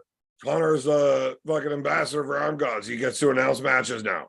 I'm pretty It's sure. gonna I'm pretty sure that's the only thing that I won that night was maybe the fucking the walkout in the entrance, man. So here's the thing with that Stefan guy. B, I don't think you're gonna get that match. I don't think it's gonna happen. Why Why the not? fuck not? Why the fuck not? Because Stefan is a giant cunt and nobody likes him. I love him. Exactly. And nobody wants him at the next event. I like him. I He was fucking cool. love him. You know what? And if that's it, then you know I what? would have punched him in the fucking take mouth Big when I Daddy's saw him, leftovers. except I didn't want to break my I'll hand. hop with AJ too. Any one of these pricks. Oh, yo, Connor, you want a super match? I'll fuck you up too, man. Let's go just inside right-handed in your power spot there. It'd be Oh, awesome. you want it as well? Oh, fuck yeah. I'm not giving you my belt if you win though. Yo, I'm taking all smoke. I'm taking all smoke. That's all I'm saying. B, Oh yeah, talk about after all this that big you before talked one about of those animal, fucking you know. giant cannons. The I fucking may have a chance with all you Canadians now. Stefan Panty Liquor, man. Holy fuck. No, Stefan, I guarantee you that guy has like a collection of like fingernails and like weird like atrocities in his fucking basement.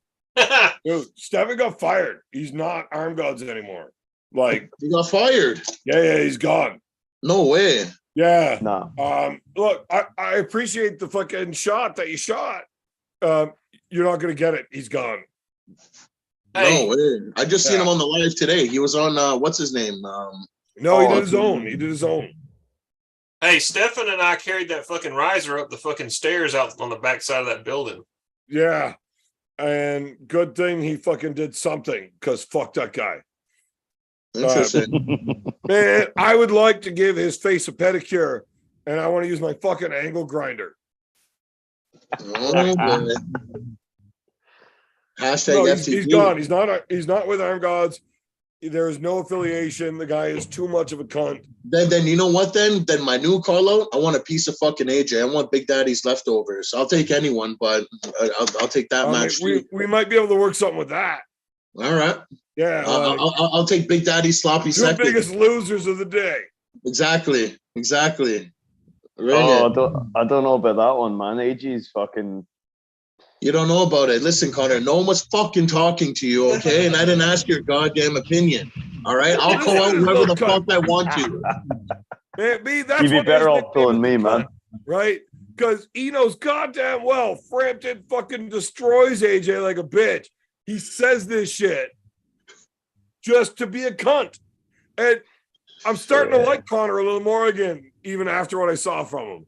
But yeah, Stefan's not happy, man. That guy's gone. Whatever. Hashtag FTG. Anyways, next conversation. We you know what I mean? Okay. So B, you know how I like to end conversations randomly. And Yeah. so I could because I get sidetracked and I don't want to forget. I'm like, everybody's out. I end the show. B, I gotta tell you this. I don't know how to do that because I broke my fucking shit. But remind me when the show ends about what Stefan did and why he's gone. Well, It's is so it because fucking of bad, Jody?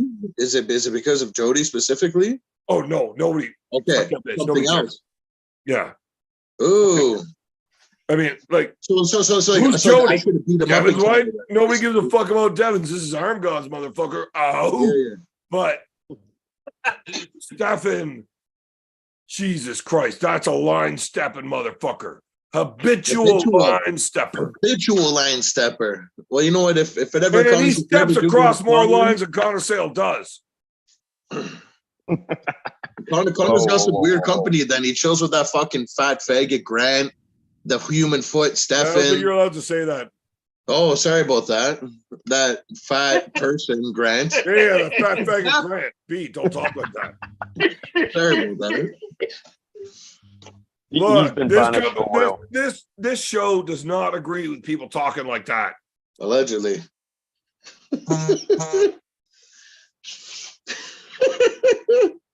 But yeah, Steven, he crossed the fucking line.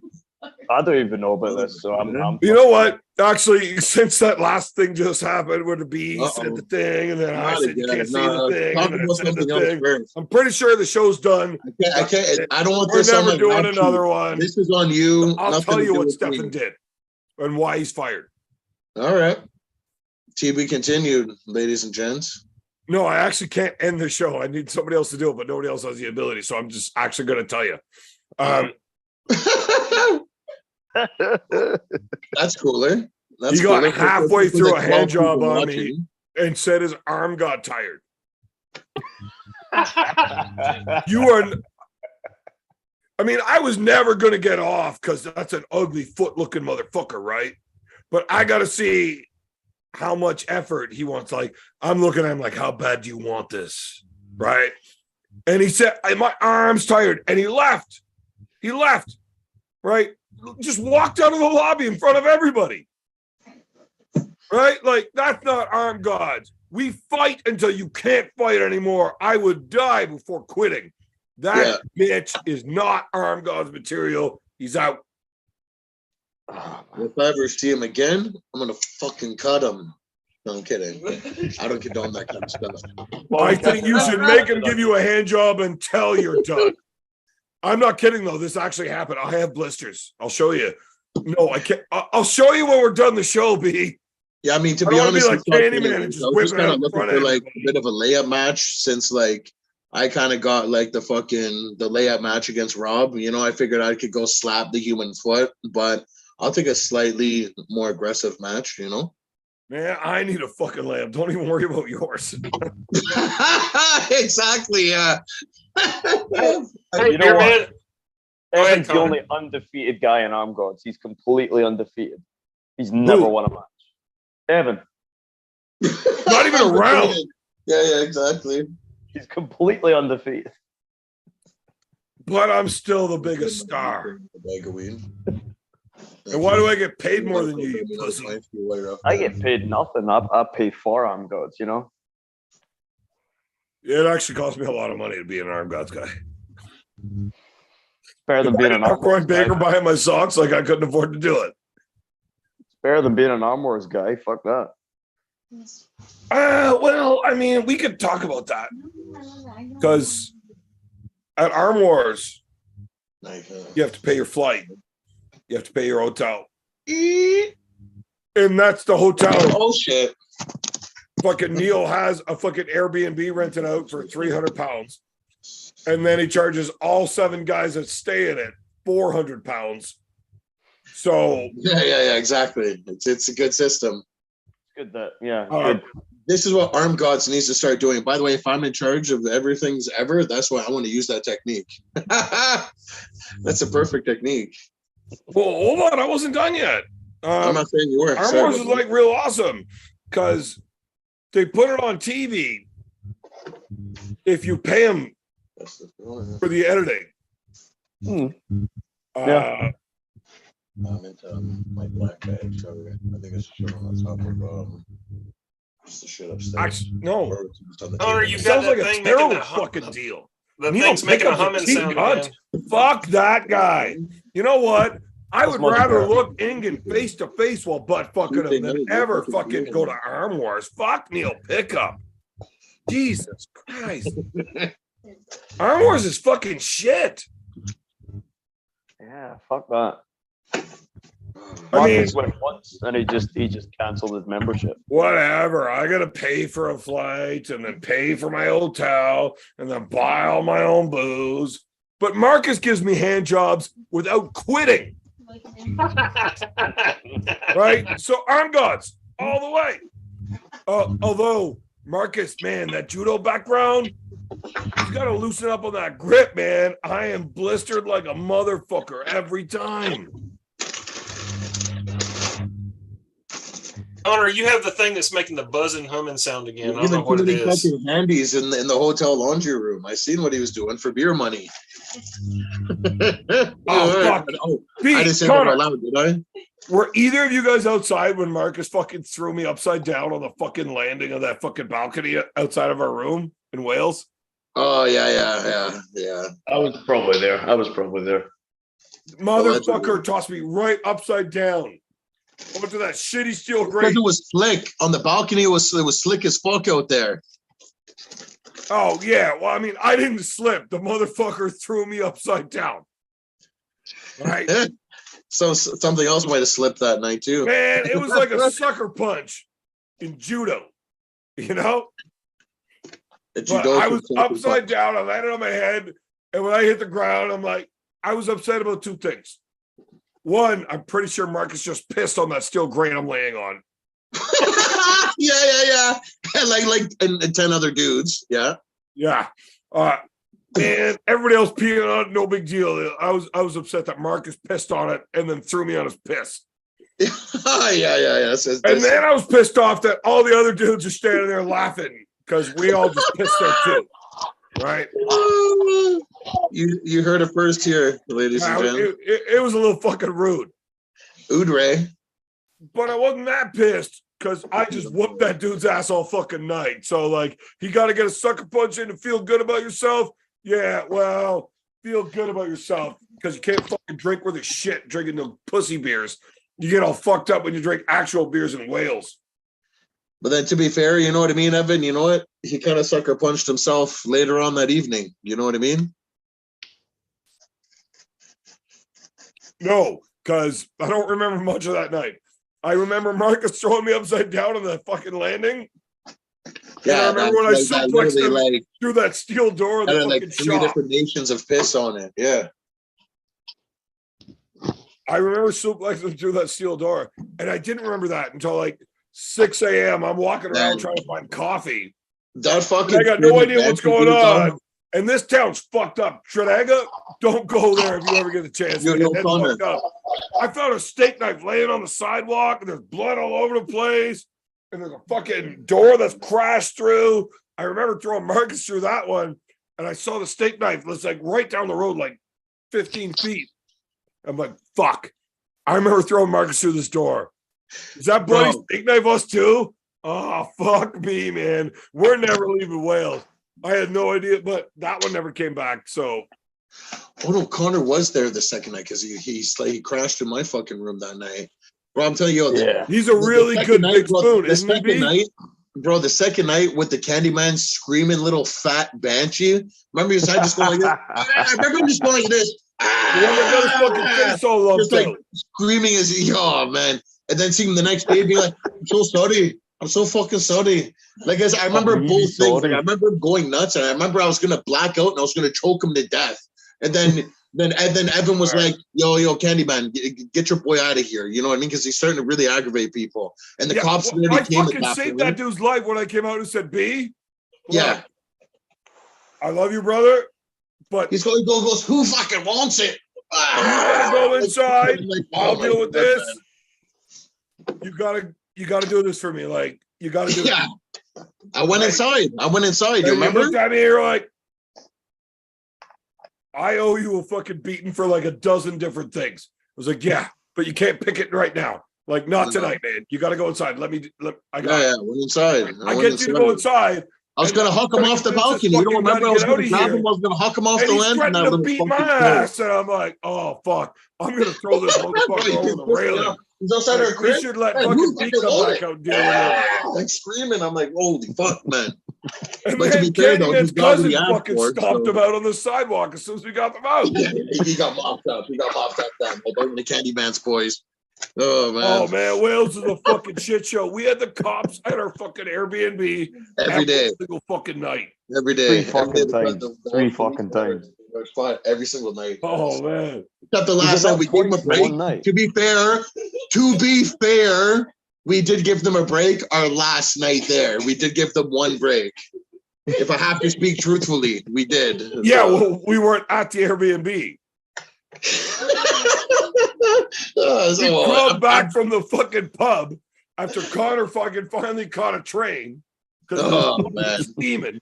Yeah, Connor was I had to walk fucking 3.5 hours to find fucking Tredaga after our train turned into a bus that wasn't going anywhere near where we were going. We get back to the bar, everybody's fucking obliterated. Yeah, Connor was our best friend that trip, and then I was chopped liver when he was here in my country, apparently. Oh, Connor's a cunt. Like, dude, literally his name. Connor the cunt. Cunts there, you know? So yeah, the cops didn't show up there because he finally got back to the Airbnb. I hope he became part of my gang, like everything. And then he comes here, he doesn't even want to put in work. He didn't even rep his colors, nothing. No, I'm fucking devastated. We get back to the Airbnb at 5 a.m. and we got to leave at 7 to go catch our fucking flight back to Canada. Yeah. So the cops didn't have time to come. They probably showed up after we left for like an hour, and I'm like, fuck, what a shit show. The first time the cops showed up, go to the airport. I'm like, fuck. Steph goes and opens the door. And there's a cop standing right there in her face, two of them. Yeah. And she screams, slams the door. One of the people. So I gotta come, like, I'm all fucked up. One of the guys what the fuck are these guys doing here? I open the door, I'm like, there's cops. Ah, fuck. Okay, I get it. Apartments that are being rented out. These cops are like half the size of Connor. Everyone. Yeah. Every single place is complaining. They don't have guns over there. Yeah, they've got nothing. We're just fucking animals. I was like, honestly, guys, I gotta be nice. We're gonna quiet down. I didn't know the neighbors could hear. I didn't know there was complaints. So it's cool. Like, we'll calm down. You know what's cool though? Well, what the fuck are you guys gonna do if I don't want to? Like, I am not even close to the biggest, baddest dude in this fucking room right now. You don't even have guns. We don't even have guns. We have tasers. Like, yeah, that's fucking Tuesday morning breakfast back in the valley. Like, we tase each other just for fun. What are we gonna do with those? Because we want to see how it's gonna go. Like, you'll run out of juice before you get the cuffs on somebody. Like what are you gonna do if you actually need guns? Like, we call the special unit, and they'll be here in 3 days. Like, fuck, we'll be home by then, boys. Have a good night. Right now, we got B, who's fucking. You could barely beat up a homeless guy with one of those. Like, what the fuck are these clowns saying? They're gonna tell us what to do. He wants out. Marcus is a fucking hooligan. No, let me go fucking talk to these pricks. And we got a couple of voices of reason not letting these motherfuckers come out. But like, fuck, what are they gonna do? You know it's bad when Evan's the voice of reason, right? Like, that's fucking terrible. Yeah, you're in a world of shit then. Oh my God. Your world is ended. I don't give too many fucks. But it's like, look, you guys combined way less than me. One of them was actually a girl. I'm not kidding. And she was the big one. Girl with a cop. One of the two cops was a girl, and she was the big one. And I'm not even making that up as part of the story. Like, what the fuck are you going to do? Well, we have tasers. That's inbreeding for you. That's inbreeding for you. Attach them both to my nipples, and you're both getting a facial before I tell you to get fucked. Like, what? This is not going to work. Right? No. Like, you're not going to get cuffs on me with the two of you with the tasers. Like, and if these motherfuckers decide they're coming out, like, Jesus Christ. To be fair, though, spend more time looking for a fucking deep enough stream bed. Dude, all respect to the fucking deal with you pricks. They're pretty cool, and then they give us some of the right time. So it was hilarious. Although B's not even talking to us. We're not good enough for him anymore. I'm sorry. Talking to you, fucking Jamal. When the fucking hotel worker pulled the box cutter out on me, I'm like, that was a little bit more shit. Now Connor's getting emotional. I know. I fucked up. I fucked up big time, and B hates me now. He doesn't hate you. There's no respect for you. All I know is in Ireland, you didn't even party with us, and in fucking Canada, you didn't even party with us. Fuck, I know about you.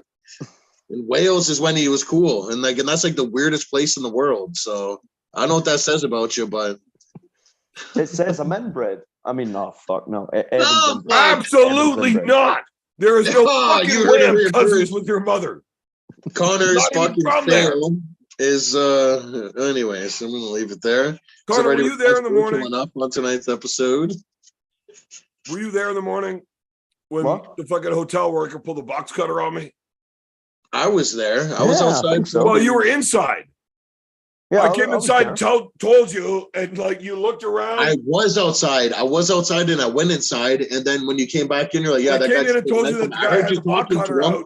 You looked He was around. talking weird, so I just left the What can I conversation. because I can't grab? understand the And you fucking decided mouth. to grab the fucking toaster off the counter. Like we're gonna use the toaster.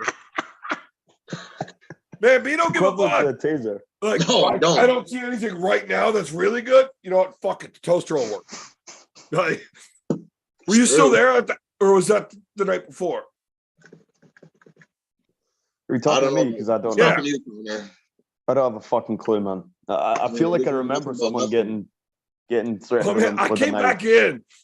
I remember B standing right there. I was like, dude, the hotel worker just pulled a fucking box cutter on me because we had so many people leave the hotel because of how fucked up we were and being so loud. He was like, whoa. Box cutter.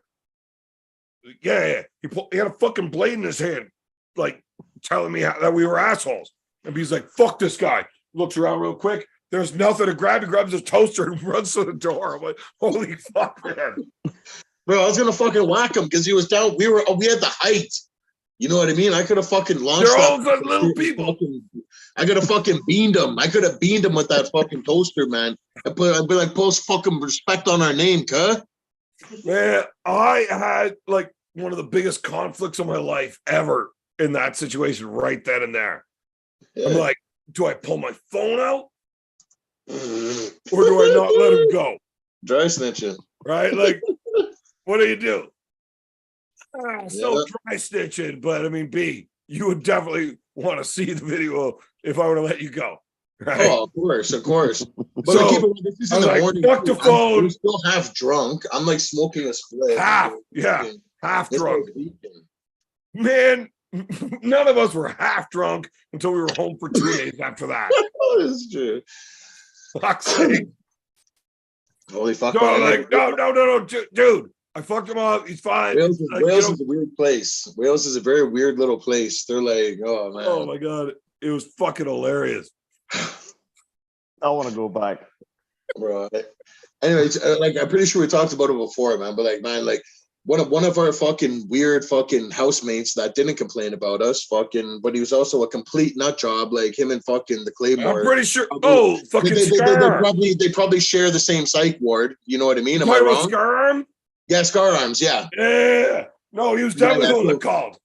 Yeah. So Scar Arms is fucking. He tells us that he's trying to tell us different ways that he can piss off a Welshman, and then he's like, one of the ways, and he's like, one of them is to make fun of their gay friends, and I'm like, so if I want to fight a Welshman, I have to make fun of his gay friend. But then it kind of makes sense because there were a lot of that community in Wales. Because me and Lemon went out one night, and the gays came up to us, and they're like, we just want to let you guys know that you make all the gays weak in the knees. I said, listen, I had max 2 dances with them. They asked us to dance. I had max to dance, and then we got out of there. You know what I mean? Yeah, I was like, oh, you want to come dance with us a week in the knees? And I was fucking. We just said, really, yeah, it's cool, and we said hi and fucking, and like fucking left it alone. But yeah. Interesting community there in Wales. So apparently, I guess if we want to fucking get Candyman going, we just got to talk about his gay cousin. Oh man, there's easier ways to get Candyman going than that. Old candy ass going. I'll fucking slap up that shit hound too in a fucking match. Me, I'll take fucking candy ass right-handed any day. B, I appreciate what you're trying to do. I love you, brother. And you know, we're in public, so I don't want to like really shit on you. It sounds like you're kind of right now. Well, not yet, but I'm about to. Yeah. You're kind of a pussy if that's the bitch ass you're calling out. Oh. Yeah. Man, like your left testicle that you lost in Nam would beat that guy's right hand arm wrestling. Yeah, and you were born 13 last years week, after Michael, Nam ended. Like, what the fuck, man? He tries to tell me he's going to go, please, B, let me in the Hulk so I can show you that I'm strong. And I'm like, okay, I guess I'll let you in there. Man, your shit arm will beat his good arm. Like, I know. Look, the only way that you and Katie man can pull is left. And you're No. I don't pull left. Right hand's the only one that matters to me. So right. I mean, you'll still beat him left, but at least if you said it's a left-hand match, like you're still gonna win. But fuck, I don't want to pull left. I don't give a fuck about left-handed arm wrestling. That's sort of like kissing your cousin. I don't care. Right. About it. So anybody in the chat, I mean, B's from a city, Roy's nobody cares. But anybody in the chat that's ever from a real small town that has like kindergarten to grade 12 all in the same school. It's like the grade 12 going on to the fucking JK yard to fucking challenge somebody for a match there. Like, I can't respect that. I got to call shit on that one. Okay, I get it. Thank you. I appreciate it, Coachy. I get it. You've been drinking. You fucking smoked like 3 I know exactly. Yeah. You're a little fucked up, but man, that's not a real thing. Yeah. We got to think. The AJ thing. That's better. Oh, I'm telling you, bro. I'll fucking smoke AJ, man. I mean, I'd prefer the Stefan thing. You know what, B? Remind me in the morning because there's no way I'll remember. Yeah. Like every other show. Yeah. But if you remind me tomorrow, I'll call up the powers that be. And by that, I mean Marcus, because nobody gives a fuck what Paul says. Yeah. And the PTB. I will try to convince Marcus not to completely shit can Stefan so that you can fucking let's do a loser is fucking out of arm gods match between you and that fucking talking foot. Anyways, let's not get ahead of ourselves because I don't want to put that much on the line. Okay, because that's more important to me than a fucking foot. Let me tell you. B. Arm gods is for all shit about being a pussy. Simmer the fuck down. Dude, it's not close. You can't lose this. I'm not saying it's close. I'm not saying, but what if I slip on a banana peel or something weird happens, you know, like. If you slip on a banana peel when the sparks go off and you end up with a concussion, you will wake up out of your coma 3.5 weeks later to find out you still won because that guy's such a fucking piece of shit. Yeah. I mean, like, you're not wrong with anything that you said, but still, you know, his right arm ain't any fucking better than that fucking troglodyte fucking Scott James's right arm is. There's a fucking backstory. You know, it's still an easy match. You're a pussy for asking for it, but we all want to see that guy get bounced the fuck out. Don't fire him. Let B shit can him. I'll shit cat about the table. I'll do some other stuff right in his can afterwards too on the live because there's the bet. The loser gets their can shit in it. Especially when Connor's on it. That's like he's like the representative of the whole LGBT community. He's the rainbow flag incarnate. So you can't say anything. Like, because if I didn't offend Connor, then technically I haven't done anything wrong. No one could offend me. No one. That's because you're not smart enough to be offended. Yeah, exactly. I mean, Evan beat the shit out of me the night before the comp, and I was just laughing. Allegedly. You can't do it. No, it really happened. That really happened. Like, I was mean to him, and every time he grabbed my arm, like, I know I'm not pulling right-handed. I was like ripping his arm around. Like, I'm like, Danimal's my boy. Like, I know you're my son, but I don't really like you.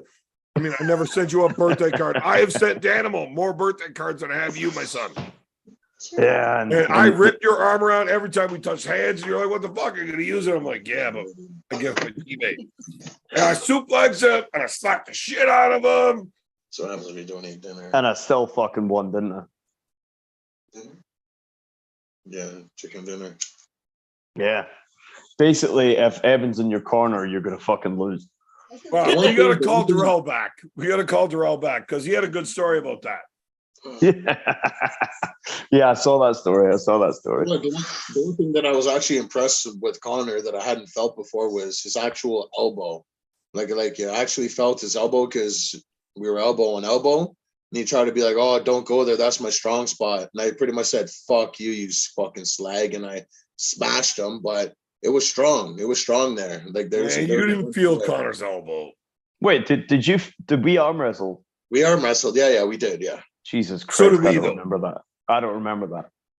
Really don't remember that. I blacked out really fucking hard that night. I literally blasted through you so hard you blacked out for sure. Do you remember losing your phone and wandering around looking for your phone, Connor? Yeah. Not his phone, not his belt, not his coat, nothing. His fucking asshole fell out, everything. I'm pretty sure Connor's the one who fucked up. His asshole didn't fall out, B. Whenever you donkey punched him and you pulled out at the same time. Yeah, like legit. Man, that was the first time I've ever seen somebody hold two pockets of the same guy. Yeah. All right, It's so double pockets, the Scottish special. oh man, the double pocket holding donkey punch pink sock. Don't ever use Google for any of that phrase.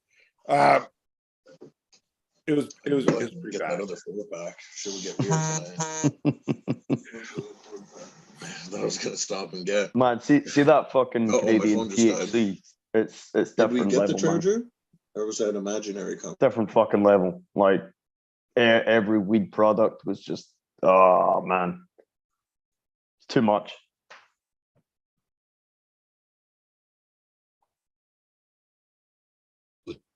Let's see. Yeah, I know. Fuck, I got molested while I was on fucking THC over there. I had a complete paralysis in this pub that me and Craig Sanders and David Bradford and Pantlick were in, and there was this 47-year-old woman just touching me. Did you find it funny that your teammates Touching you in what way, Connor? all of the ways? You don't want to know. Every fucking way. Oh man. Oh, I was about to do it as well. I was like, you know what? I've got nothing to lose. I'm in Canada. No one will ever find out. Except I'll tell everybody. The fun part is that it's your teammates. That's how much people care about you. Nobody loves you. Nobody loves me. Nobody loves me. Everyone the beats the beating fuck out I of me. gave your mother when we made you, I didn't think she was going to make it. Like I didn't. I wish you didn't, you fucking hell. Yeah, My I life was would have like, been so okay, much fairer. If she does live through this, she's not going to be okay. I never even thought for a second she's going to have an offspring from that night that is this fucked. Yeah. You made a mistake there. Well, she made the mistake by not dying. Man, meeting you when you were 21 made me think that maybe we should like rethink abortion laws. I don't think 21's that late. Fuck, if you give me a coat hanger, I'll fucking do it. Yeah, hindsight's 2020 though, you know. You should have fucking thought about that. You fucked up. Look, man, hindsight was 2020 the next morning when I realized, holy fuck. She's still alive. Why would you actually have sex with a woman that has a better tasting and looking asshole than her vagina? Like, her asshole had giant lips. And it still looked better than her vagina. Smelled and tasted better. Do you know, this kind of fucked up. Like, this entire The only reason you're even here is because I didn't know I was in a vagina. It was that bad. This entire stream we've not talked about how I won a fucking Commonwealth title by beating Danimal. Like, no one cares about that, do they? You're just talking about shagging my mum. Yeah. Fuck's sake. It's a way more fun conversation, Pete. Wait, I thought you hated it. Was she not terrible? She was terrible when I had her. Look, Yeah. It was still good sex. I was there. So you should go fucking tell her you're welcome from the old man. There's some gerbils who would disagree with you about that, beer man. I put them all in there. I know where they are. Fucking fine, Connor. Tell everybody about your match. Excuse I don't- me if I don't listen. I don't want to. I don't want to tell anyone about my match. You tell everyone about my match. Connor had a match. He won. Next. Next. Yeah, fucking right. I won against who? Who did I beat? Next. Right, Roy. You tell us the story. Come on. The story of your match? Yeah. God. I had a lot of Sparkle Puffs by that time. One What was the Sparkle score? Puff's hitting me. It was 3-1. 3-1. 3-1. 4-1. Roy, I okay. got some videos of you while you were all fucked up. If my mouse worked, I would show everybody. Me? Videos of me? Yeah. White Wolf sent them to you? Yeah. Yeah. I can't share them because my mouse is broken. I don't know how to. I suck at my White job. Wolf. White Wolf, send me them. Please. Send them to everyone. For fuck's sake. We need to see them. Hey, I don't care how bad I look. I didn't puke or shit on myself, and I didn't pass out. So, like, I consider Are you still going with that? It was. As far as you know. As far as you know. I know I didn't. Yeah. So As far you're as telling you me know. you just like normally smell that bad? I was giving you a pass because you smoked with B. Ugh. No Oh, wonder you're still a virgin. Yeah. Well, Fuck's sakes. I'm working on that. I'm working Evan, on that. remember the guy that picked him up, like, Dude, you could probably bang Magda if you stayed far enough away from her that she couldn't smell you until she got drunk enough to think it's a good idea. she was willing to fuck anyone. You could have got in there, Roy. You fucked up there. Oh man, you know what? I got so many fun ways to take that, but I love Magda. She's awesome. No, Yeah, she was fucking great. And Yeah, I but- could never, ever fucking degrade her that bad to say she would have sex with Roy. Yeah, I mean that's a bridge too far, dear man. That would literally be the equivalent of the time I banged Connor's mom. Still regret it to this day. Fucking hell. Why'd you do that? You know what's fucking horrible about that? Is I'm only like a 2. Yeah, and I'm alive. And I'm like 37 points ahead of her. Like, what the fuck?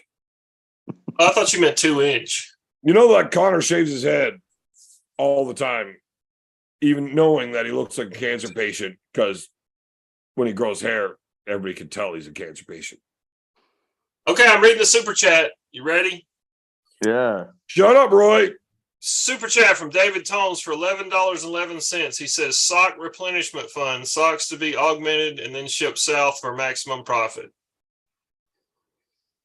Can you like explain that to me? Here's the thing.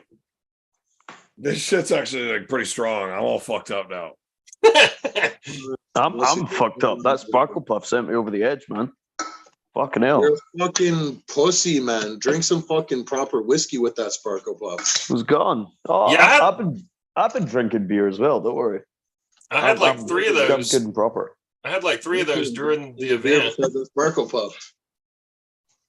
They're strong. They're fucking mega. They're mega. Oh, you know what sucks? I wanted to get Brett on the show tonight. Oh, Brad. Duckfoot. Hey, I got to meet him. He's cool. Ducky was I was with Ducky pulling in the after pull. He was doing pretty good, and he's No, still training. okay. well. Who's that? So the first time Duckfoot got on the table, His brother, Connor. for anybody that doesn't know who Duckfoot is, yeah. that's my baby brother. Yeah, big boy. Big boy. That's an ogre-looking motherfucker. Yeah. He was really And fucking he with all- likes getting drunk and being a fucking savage. Like he doesn't give a fuck. That's my idol, my little brother.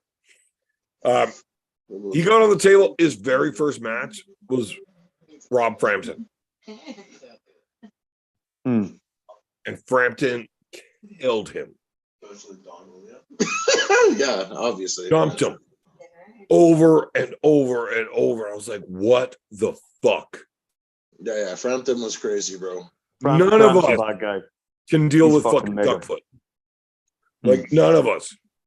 Yeah, Me, Frampton. BLM, Alan Ford. When Duckfoot's fucking firing off, like he kills us all in a row, multiple times. Dogfoot was probably offended by what happened to me. He wanted to come and defend me, and he felt what I dealt with, unfortunately. You know, the second guy I saw him on the table with was Who? Mindaugas. Devin? No, Mindaugas.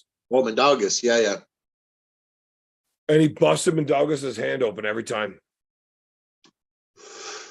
Yeah, bro. Yeah. See, like in that match, like by the way, nobody asked me about that match, but I would Yeah, because you lost and we don't want to hear it. Yeah, but did people ask you about your match? Question mark? I avoided it at all costs. Anyways, like I said, so with me in that match, like when I got offered the match, number one, I don't say no to any match. I'm a fucking arm god. You give me anything, I'm gonna show up. You know what I mean? Yeah, not a pussy. I tried to get in as good a shape as I possibly could have.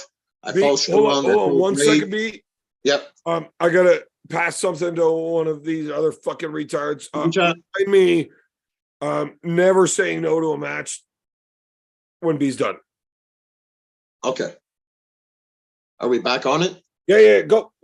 Okay, so I got in shape. I knew I was dealing with a fucking whale. You know what I mean? Like I'm not hooked into a fucking grouper. I'm not hooked into a shark. I'm dealing with a whale. You know, I'm like, how the fuck am I gonna win this match? Yeah. You're not looking for a fucking easy time. No. So like I knew I had one lane. Like I knew I had one lane, maybe two, that if I could get into, I could have had success in that match. Like when I was in the setup with them, I was trying to, the referees, they were doing a good job. They weren't allowing too much fuckery in the setup. But when I was in the setup and I was in his hand, especially in round one, I kept busting his shit back. You know what I mean? Like I felt, when I was in my spot, I felt great. You know what I mean?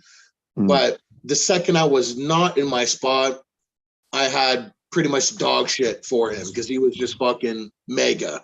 You know what I mean? Like when I was where I wanted to be. Rob Frampton's a strong person.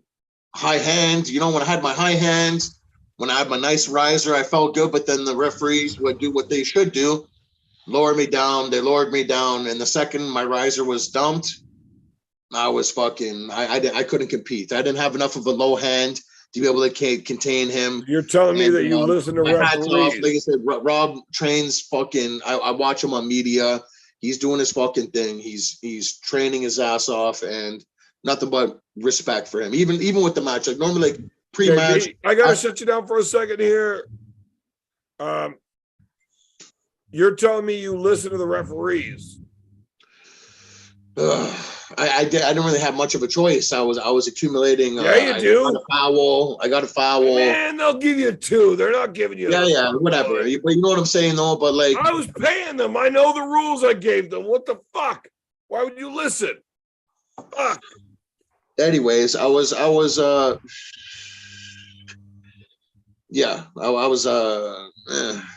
I said, I showed up. I felt good, arm gods. Like I said, the whole atmosphere was crazy. The crowd, when I came out, I felt I was in the zone. All the nerves that I had pre-match actually left the second I got to those sparklers, and I heard people fucking.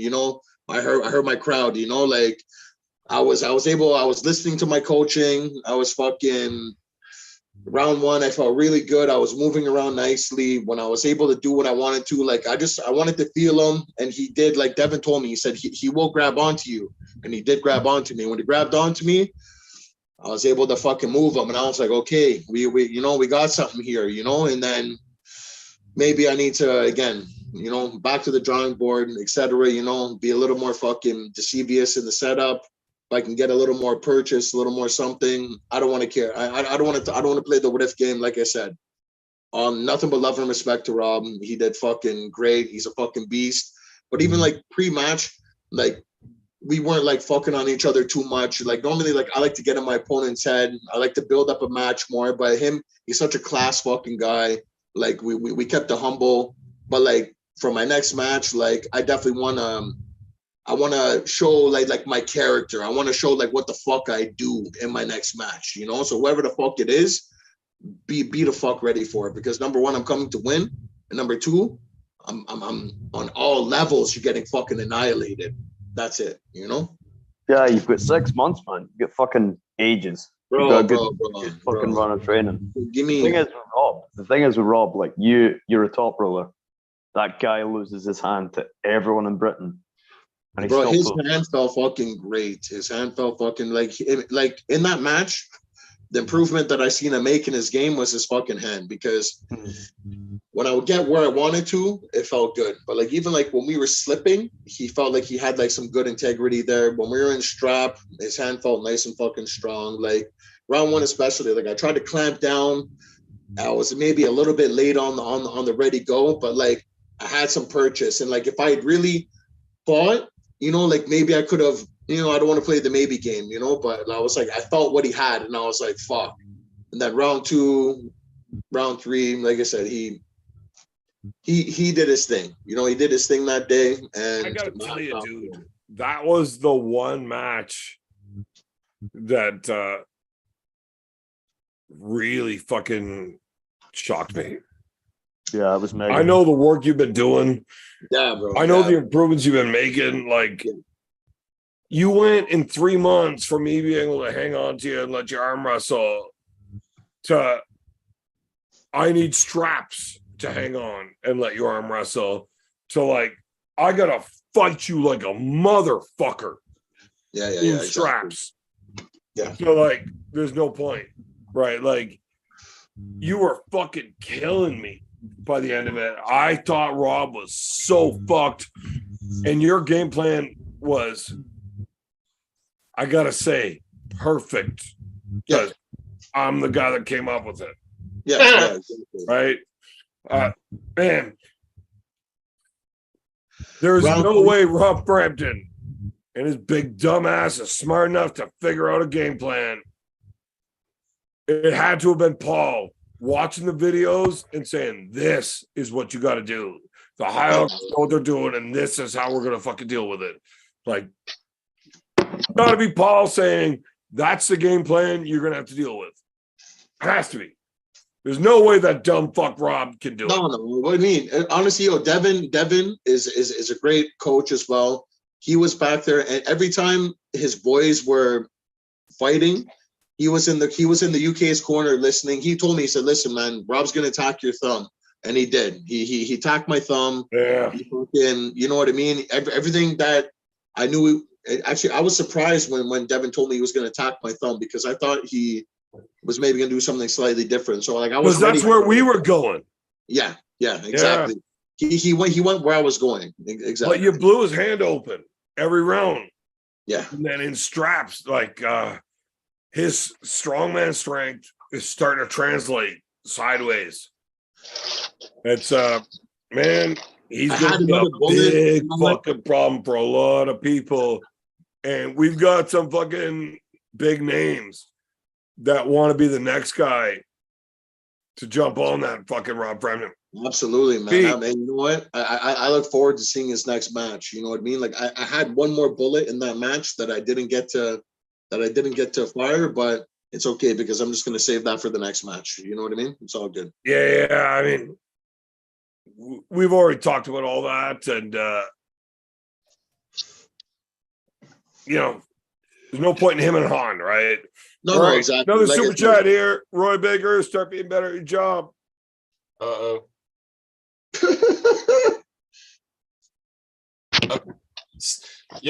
you want me to read it?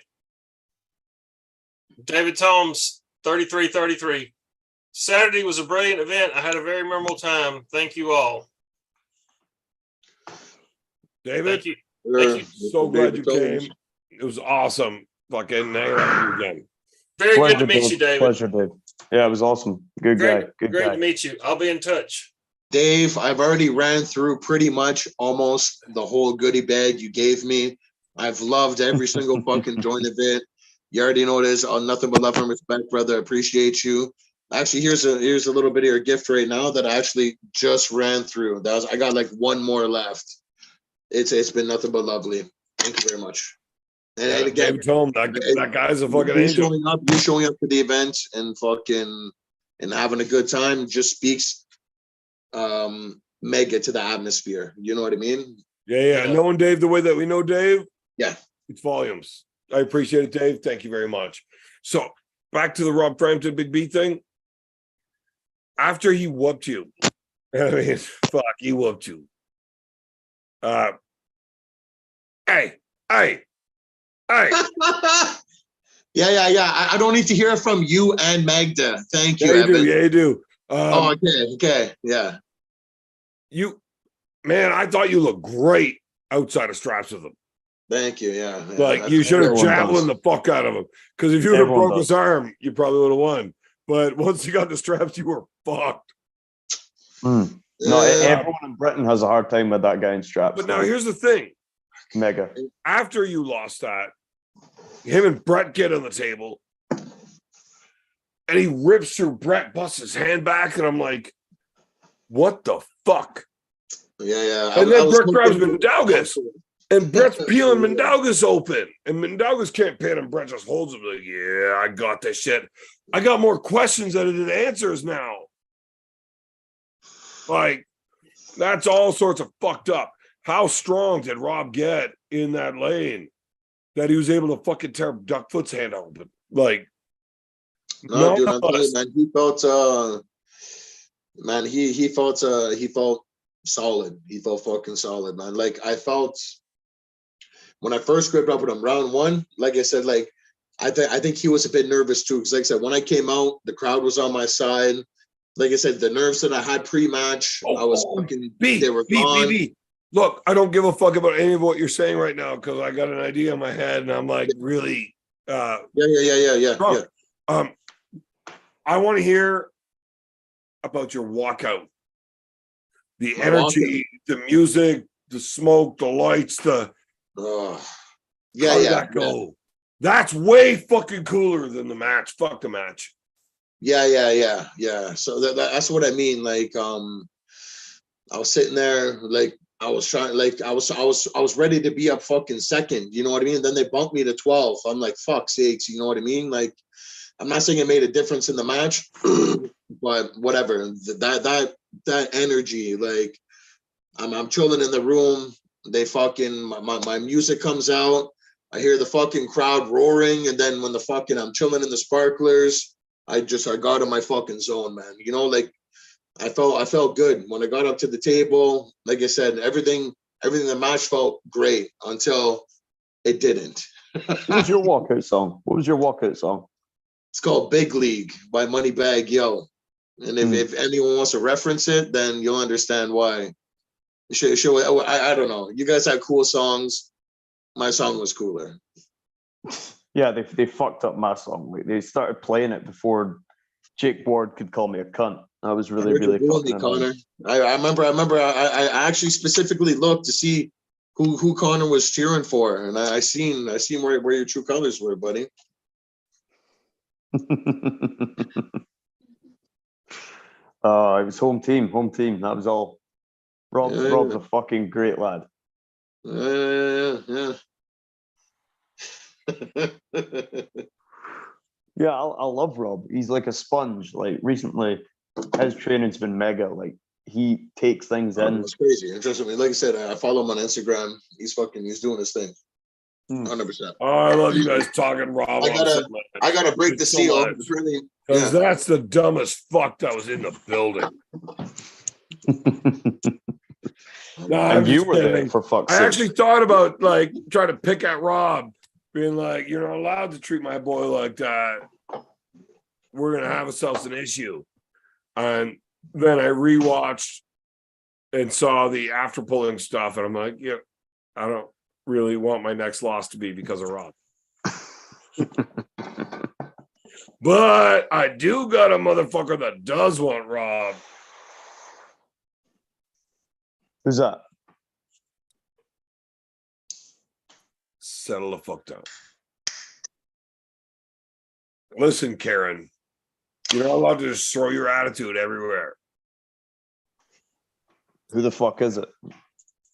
Shut up, Karen. It's you, isn't it? You want to lose to Rob next, don't you? No. When I was drunk, you don't want to touch Rob's hand now. Fucking, you know what's funny no about way. this? When I was drunk, I was like, "Yeah, I'll crush that motherfucker." Then I was sober and rewatched and thought about it all. I'm like, No. And now I'm drunk again, and I'm still like, yeah, no. Yeah, But fuck I that got shit. Uncle John to deal with. That Oh, no, you fucking don't. race trading piece of shit. Is that actually happening in Ireland? Yeah. That's the gayest match ever. I don't even want to watch that. I'm going to leave.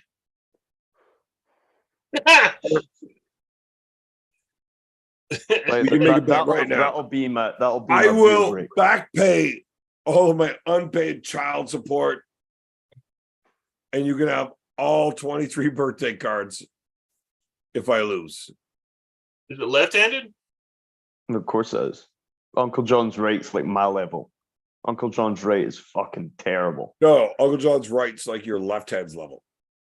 Exactly. It sucks. It really fucking sucks.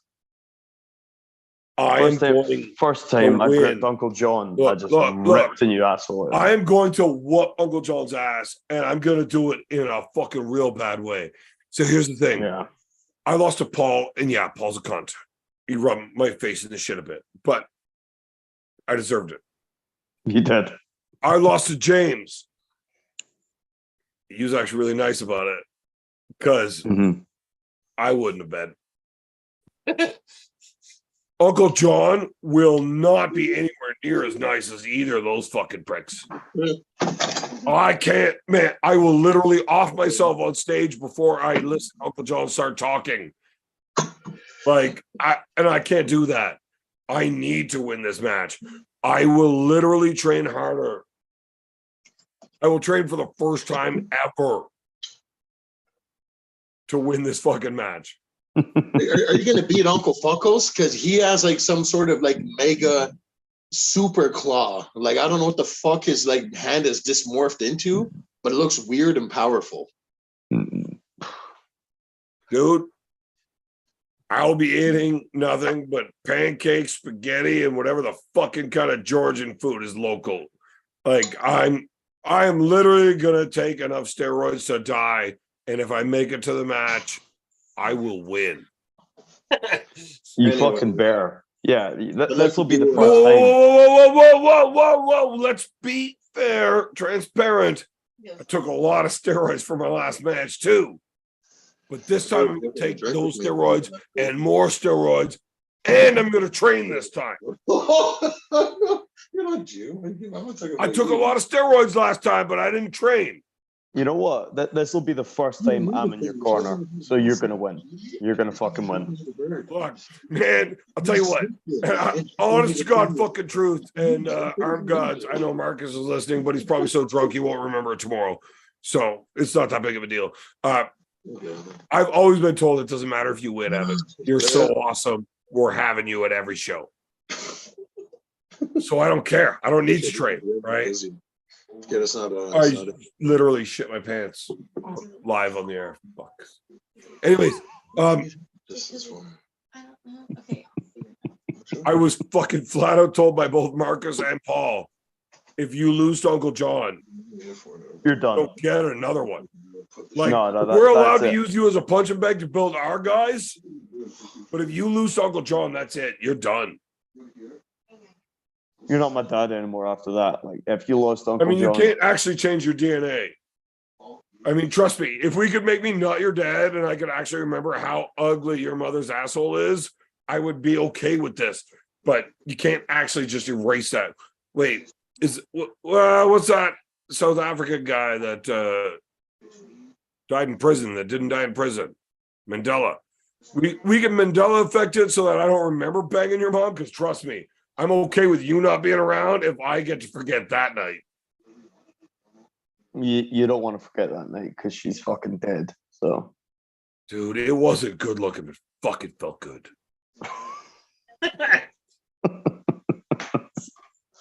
Any hole's a goal. Like, Roy would probably. Your mother is so good at being whorish.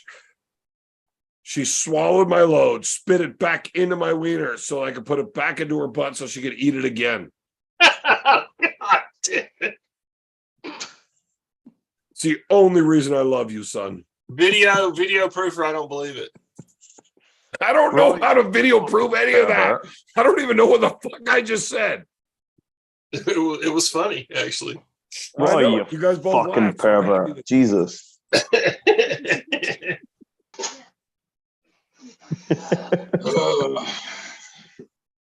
Oh my goodness. Anyways, cheers So to the I whole said a lot of silly fucking Bad things. Company crew. Everyone, you know what I mean? Slancha Makara. Pretty sure I actually shit my pants. Yeah, I think Evan needs to go white. Woo, that's good. That's the bottle of champagne you were carrying in the hotel lobby when I saw you. I bought it so I could fucking pop it off when I beat James. Here, it's way better than that, my friend. And then I Cool. And then obviously, coach, you appreciate this. Your Valley stash, you know? yeah. The Hot No Valley. idea. No idea. Yeah, This just appreciate like you fucking off that conversation about the it's a champagne. strong one. Wait. So that's the champagne that you didn't drink the other night because you got your ass B, fuck clapped. that conversation off. We don't have to go into it again.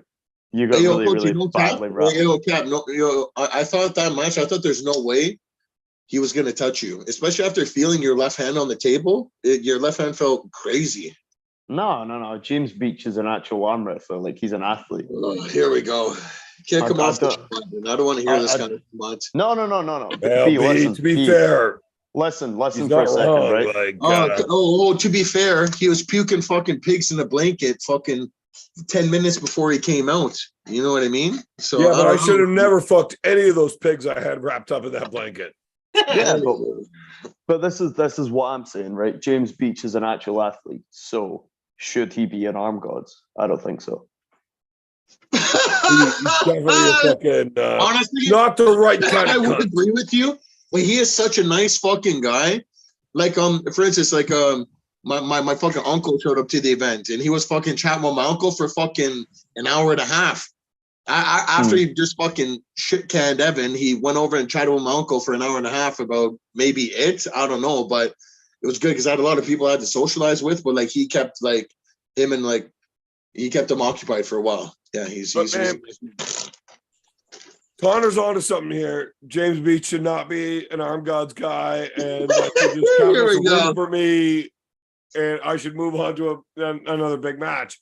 Yeah, exactly. Not have to deal with that shit pump Uncle John. But I do like fucking Jimmy.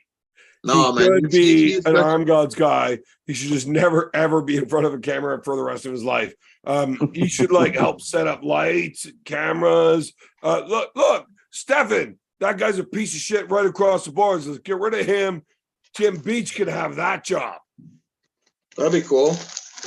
Yeah, and he can arm wrestle somewhere like that. People don't care about your personality. Honestly, coach, I thought about it afterwards and I felt bad because when we were in Wales, he came and he gave us a couple nice cigars. And then when I was in Ireland, I think he even gave us something again as well, like a gift. You know what I mean? I forget what it was, but I think he gave us something. And I felt bad that when he was in Canada, I didn't hook him up with something like a reciprocation, you know? So when I go, don't be, because I feel way better about it. Yeah, exactly. I got him a white line Monte Cristo. Those cigars that he gave us in fucking Wales, that was the best cigar I've ever had. They were fucking good, yeah. Holy. So did you notice at the beginning of the show I was smoking a half a cigar? Yeah. Yeah, that was a white line Monte Cristo that I bought just to give James Beach after I beat him. And then he beat me and he said, fuck him. I smoked it tonight. Fuck that guy. No, so you didn't give it to him. No. And you also didn't drink the champagne because you fucking lost. I'm drinking it now. Fuck that guy. We're toasting Darrell. Darrell? Oh, Darrell. He's the only guy in the entire team that won, isn't he? Evan, you're a fucking asshole. You had hooch the whole time and you didn't even drink when I did a fucking toast. Yeah. Yeah, you suck. Yeah. Oh man, I'm a giant cunt. Yeah. Oh, that's a surprise to you now, motherfucker. It's not a surprise. I'm just slightly offended. Very slightly. It makes me fucking like Connor slightly more, which speaks volumes. There you go. I almost broke it up for Matt Smith, but he's a cunt too.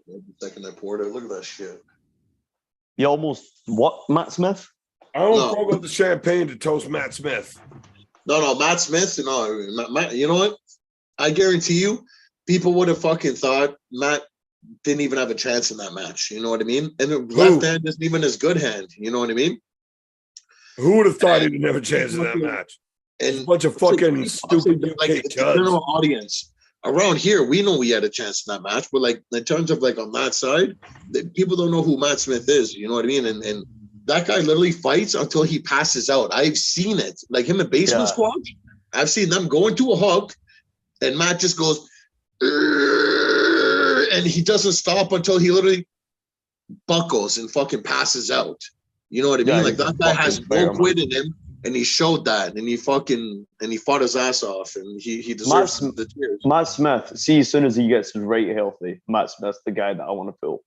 Like, but I really want to pull. That'd be a good match. He's too small for you, though. He's too small for you.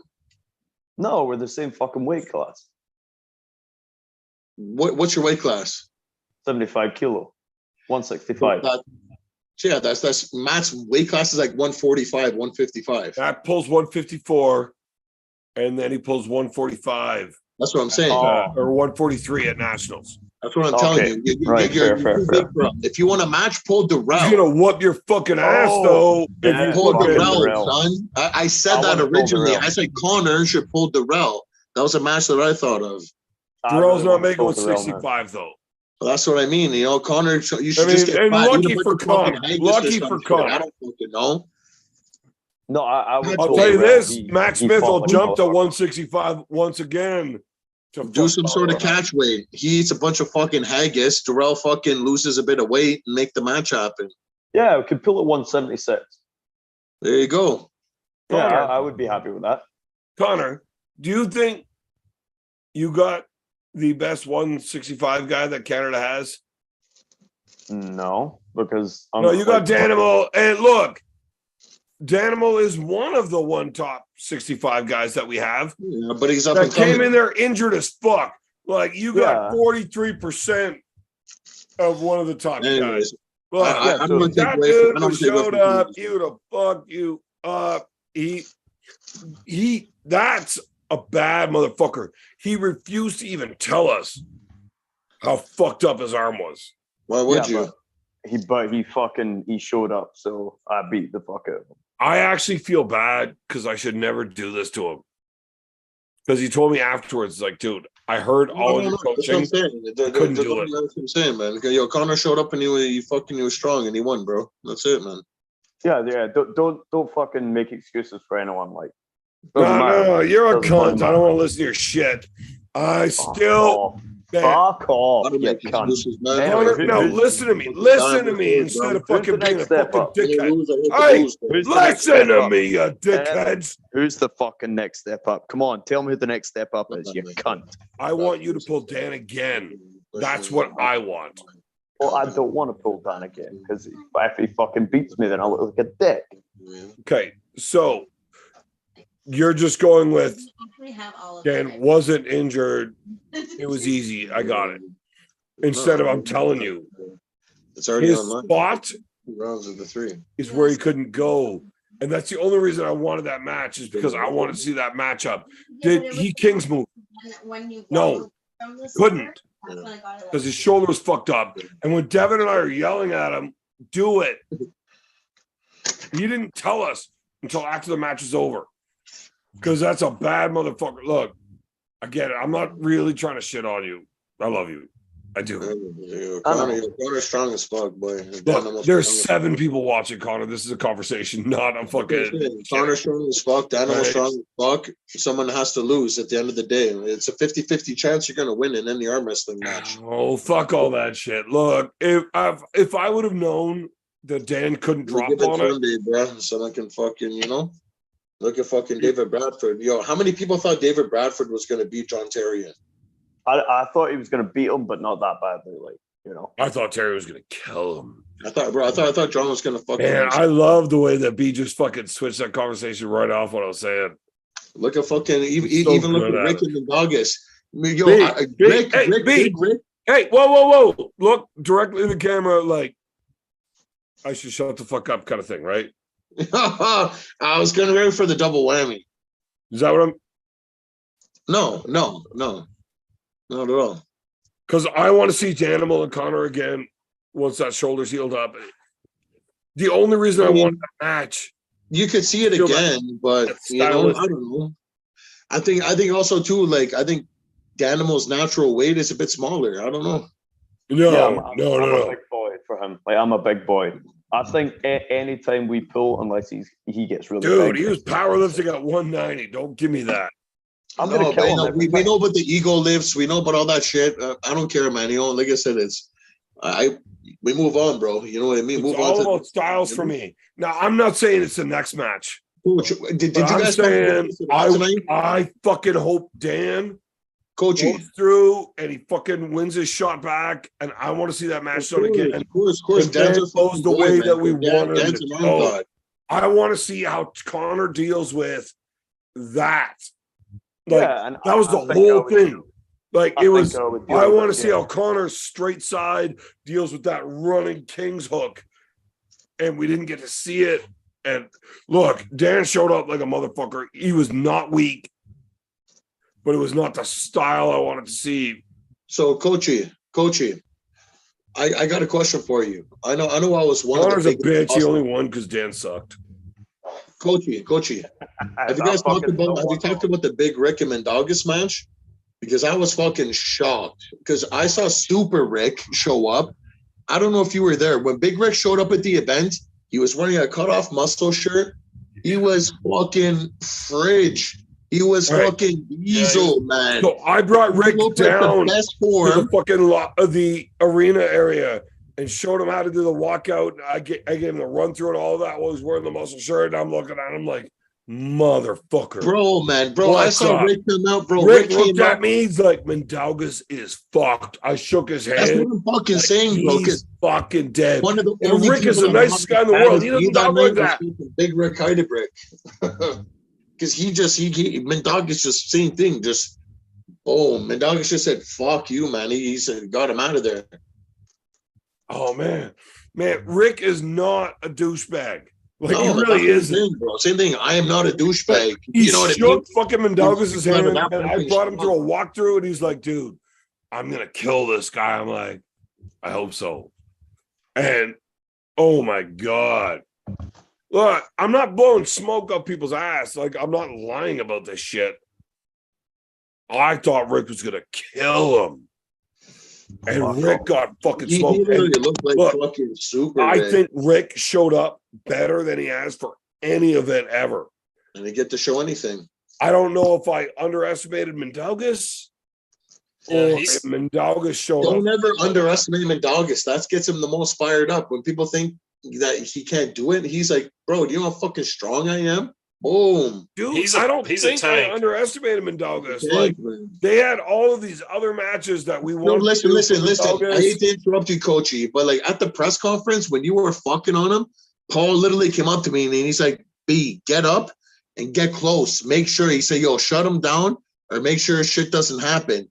Paul actually got me up and fucking had me go and stand close by when you were fucking on him. You know what I mean? And that's it. And that's real. That's real. So there's the whole beer can thing that they were worried about, right? Yeah. And Douglas looked at me while we were doing that. I don't know if the camera picks it up, but he just looks at me. He's like, don't.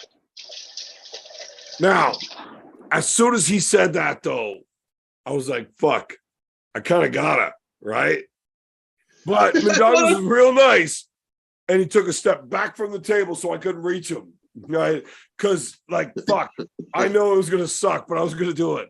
Yeah, you didn't want to do that. And like, don't. All right. Look, you gave me ground. All right. But I'm telling you, when I saw Rick, I thought Rick had it. Like, that was it.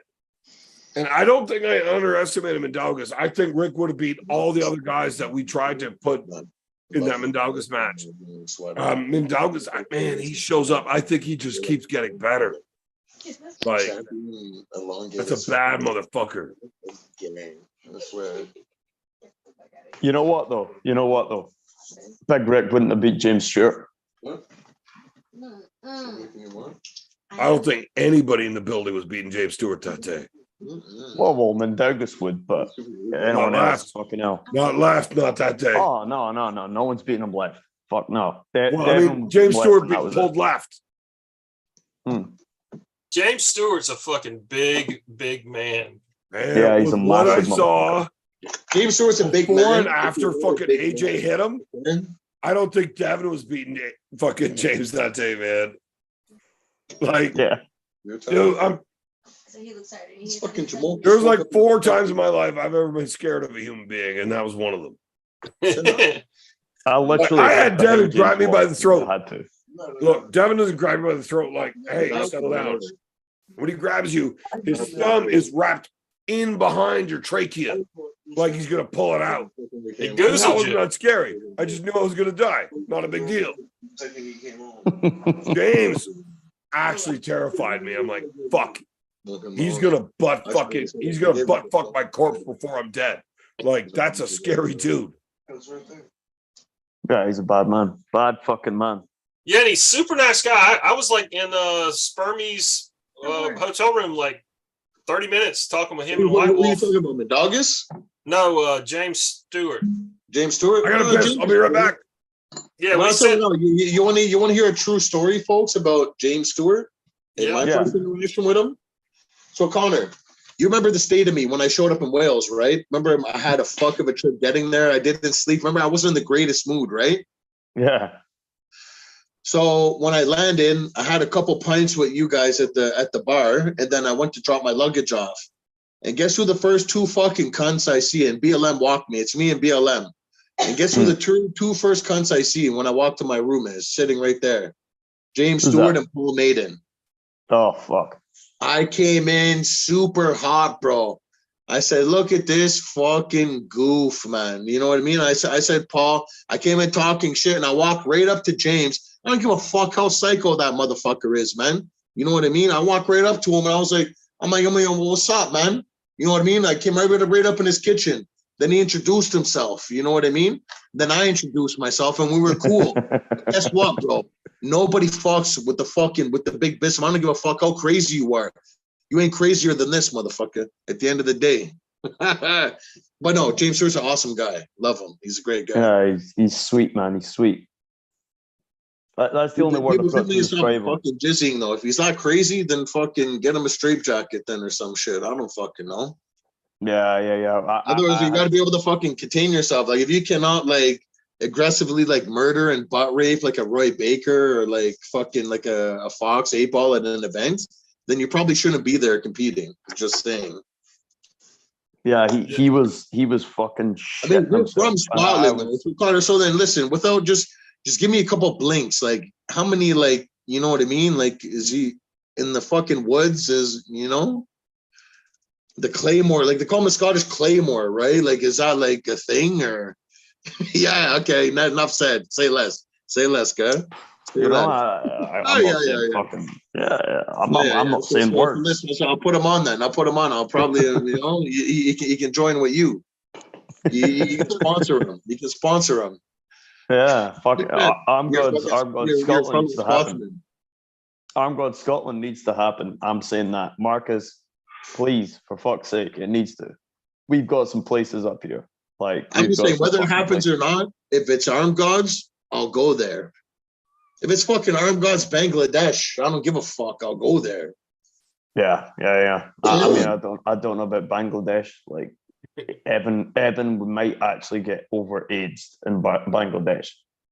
Like, there's a certain point of AIDS where it becomes like super AIDS and then hyper AIDS and then you have AIDS. When did AIDS come involved in the conversation? Is that why you don't have hair anymore? Is it because like your immune system is slowly dying? Whoa! My microphone's up. Look, I don't want to have any Armgods events anywhere that doesn't have legitimate fucking STD testing for their hookers. Yeah. Exactly. So Bangladesh is probably a bit step too far. Step too far, maybe. Like one Fuck's sakes. I was taking a piss. I was listening to you guys. B says something. I was like, fuck. I got a comment. And I don't know what it was. You might go for a long road foil. Huh? Do I get to make noodles? All right, I'm just gonna make it up. Look, so B said he's not afraid of nothing, whatever, blah blah blah blah blah. Huh? I'm said what? afraid of that fucking dude. You Who? know? The Claymore? Yeah. Anyways, he's a nice guy. Anyway, Look, even I though love he was that a guy, top, but I'm telling you, when he was turned a around, top I go, fucked on the Claymore, and the "Oh, my-" Claymore was at least able to keep it like on the level because the Port got hands on him at the table. You saw the intensity that the fucking War Pig showed up with, and the Claymore. I'm telling you, that shit that Devin said to him woke that motherfucker the fuck up, man. Like he fucking like. Or it Port might have been was strong Agent as trying to fuck. slap the shit out of him. That didn't That's work. what I I'm don't know. saying, bro. You know what I mean? Like fucking. Like I'm he saying was, I saw something in that motherfucker that I don't want to find out what's up. bro. Look, Nah. me, I take awful lot of liberties People with live you, so vicariously, I guess. and I'm still alive because you're my boy. You don't want to actually off me because you love me or something. I got 20 claymores. Man, I ain't ever taking those liberties with that guy. You know? Oh man, I'm just saying. I got 20 claymores on deck. Holla at me. Yo, Look, if it ever gets down that far, yeah, I'm pretty sure I'm okay. With little claymore, you know what I mean? I'm telling you. Yes, I'm just saying, there's not a whole lot of people out there that can bring it to that level that it's like offsetting. Like that guy has got a gear that people don't He is have. strong as piss. Yo, listen, he is keeping track of his protein, his caloric intake. He's keeping his hydration. Like that guy not only is a big fucking dude, he's actually a big dude who is in tune with the machine. Are you sure you want to tell the world that you think that guy's got a touch of the tism? What the fuck is the touch of the tism, my nism? He's got a touch of the tism. I'll What tell the you fuck? that. He's got more than a touch of the tism. Fucking hell. James Stewart man. is the first guy to ever win a Commonwealth title that has autism and Down syndrome at the same time. Good, the tism. Okay. So then, he has to have a super match with then, right? He has to have a super match with our Don't house ever tell champion, him I said this. I love that Andre guy. is the giant Fucking slayer. love him. Evan, you know the nickname of Andre, right? He's the giant slayer. So the perfect super match, Andre versus the Claymore. Who the fuck's Andre? Andre, Oh, fucking Andre. Rick Stud, Are the you giant fucking slayer, kidding me? son. Andre. Yeah, son. I'm not What do signing you mean? up on Andre's this. a giant slayer. All my money goes on Andre in that match. No. I'm out. I don't know who he is, but he loses. I guarantee you he wins.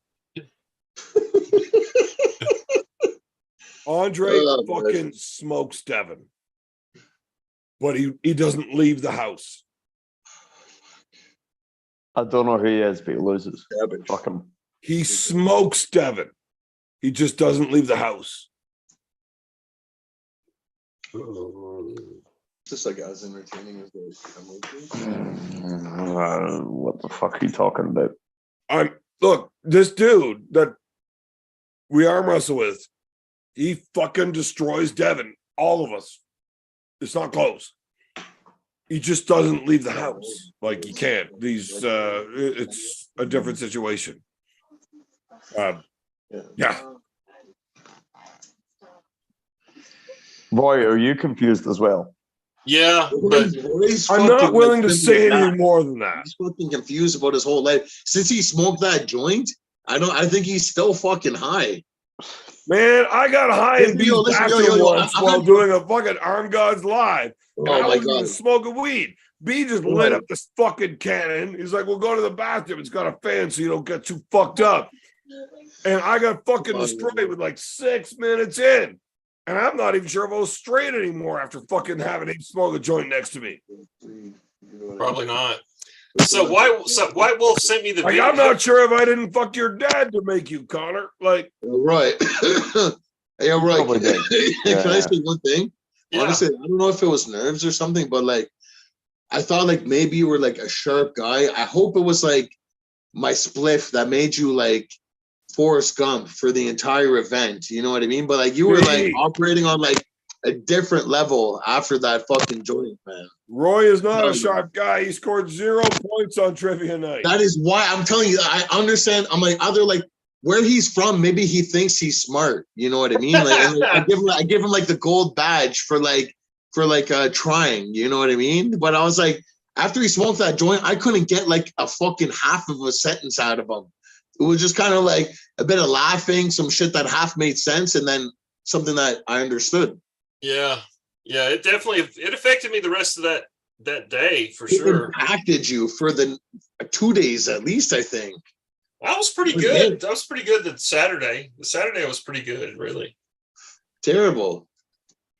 No, I was affected by those 3 Sparkle Puffs I drank like during the event. Like 3 bottles of Sparkle. Have you seen the movie Tropic Thunder by chance? Yeah, I have. Do you remember Simple Jack? Do you remember who I'm talking about? Which one now? Simple Jack. Do you remember Simple Jack? I don't remember any of their names. Was it Robert Downey Jr.? So do you remember the cameos at the beginning of the movie? And then Ben Stiller does one. Ben Stiller. I got a good brain. Do you remember Simple Jack? Yeah, a little. Yeah. Yeah. That was you. The thing I remember most about that movie is that Tom Cruise was the funniest thing in that whole movie. Yeah, he was pretty funny, but no, Simple Jack was you though. I'm just saying, it's like Forrest Gump's like stupid cousin. Yeah, I believe it. Yeah. Well, I don't want to be one of those dipshits who's like, oh, I read the books. Have you not seen Tropic? I read the books. Forrest Gump is way better than that one movie, man. That guy come on, fucked up so much shit. If you read the rest of the books, it's fucking hilarious. There's a book about Forrest Gump. Couple of them. I got forced into reading one of them. That guy was a straight simp, bro. His fucking bitch ran off on him, got AIDS, and he raised another fucking dude's kid. He was retarded. It's not his fault. He's a fucking simp. I don't even get mad at Carter for doing all this shit. So have you like, I love you, Jenny? Have you ever seen that meme about the Forrest Gump? It says my last relationship was like Forrest Gump. No, my brother made that meme. Well, I made that meme for my brother. Gump is, rest in peace, Bubba Gump. But Forrest was a fucking So take your last relationship and name it after a movie. And Forrest Gump. Yeah, Forrest Gump. Be like I was a retard. My brother, she was a whore. Yeah, I was retarded and she was a whore. Look, I'm telling you. If you read the other books, they left so much cool shit out. Hold on, that's bullshit. You can't read, beer man. From that, Roy. For audio tape. Evan wrote those books. It was an autobiography. He's using this as an advert, man. All right, so my mouse is broken, and I would definitely like to kick Connor out. I'll leave. Let's just assume that he's not allowed here anymore. What is it, like 5 o'clock in the morning where you are, Connor? Yeah, 5:04. One of my whatever. Holy shit! No, I woke up at 11 o'clock at night, 11 p.m. Yeah, Connor. Oh shit! I am drunk enough that I actually want to make you a little brother.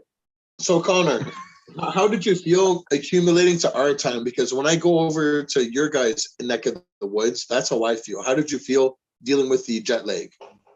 Oh, jet lag on the way there was nothing. I felt fucking fine. Jet lag on the way back sucked balls.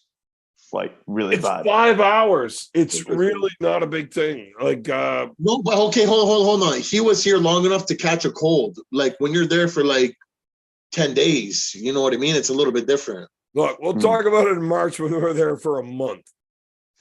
Anyways, in March, honestly, I'll probably be there the whole time you're there. In March is the fact that we got our same cottage. We have our fucking party cottage. That is fucking epic.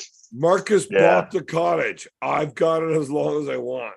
Amazing. As long as I'm not in jail, nobody can stop me from getting to my room because I will shank every single fucking contestant before they get there.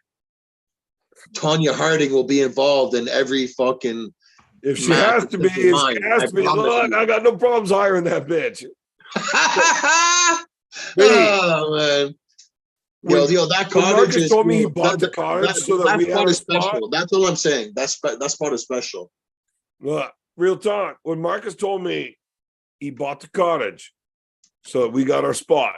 You're lying. Are you pure sombrero or are you telling me the truth? We're online. Sorry. Okay. okay. No, we bought the cottage to make sure we got as long as we want, right? Perfect. Now, I told him to have a grappling hook this time because we got some unfinished business. I need to grapple me a dolphin in the harbor. I need to throw the grappling hook and give me some fucking dolphin meat. Man, we're gonna have to sort out a better way to have weed. Yeah, no. But no, honestly, Jim's The fucking dolphins, they had way too good a weed. We need better weed than the dolphins, that's for sure. Anyways, I said we need a grappling hook. Turns out it's actually going to be open. We can just like go in the fucking front gate this time. We don't need a grappling hook. Crazy. It's crazy. But so B. Yep. Here's the thing. And I don't want to say this on the internet, so everybody in the chat, earmuffs. If we bring back all of the stones that we pulled out of the castle, I have a couple in my top drawer. Yeah, we're allowed to get a free tour if we return the stones. Are you serious? Yeah, you got to pay 20 quid for the tour of the castle if we don't return the stones. That's like Just don't tell them it was us that stooked them. That's all. That's like 70 fucking. I got a fucking tour. I got a tour for me and my $Canadian shorty then, and then I'll take more, and I'll get unlimited free tours. We still got the grappling hook. Oh, the grappling hook. Okay, now I get it. That fucking piece of fucking human garbage, Joe Biden, got to fucking see the whole castle, and we didn't. That fucking Jamoke, man. Fuck that guy. Fuck Joe Biden. Fuck Roy Baker in the USA. Because we didn't I get wish I could shut this stream down right now. Fuck, That's man. the greatest way to end it ever. Oh, man. Fuck sakes. If we had a grappling hook, we would have for sure been exactly where that fucking human fucking corpse mummy fucking Joe Biden was.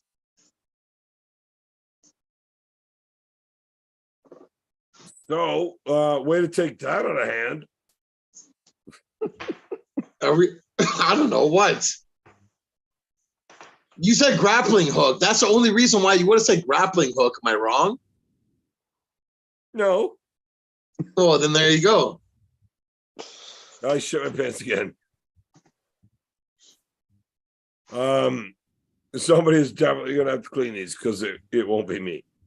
Do you have one? Did you piss yourself? Yeah, out of my asshole. Oh, fuck. Roy, you're up. Roy, come on. Wait, what? If I put it into a sock, jump across and it's fucking half price. pick up a sock. It's covered in shit. All right. Well, seriously, I'm not sure how this could get any more fucked up. So, fuck off. Fuck y'all.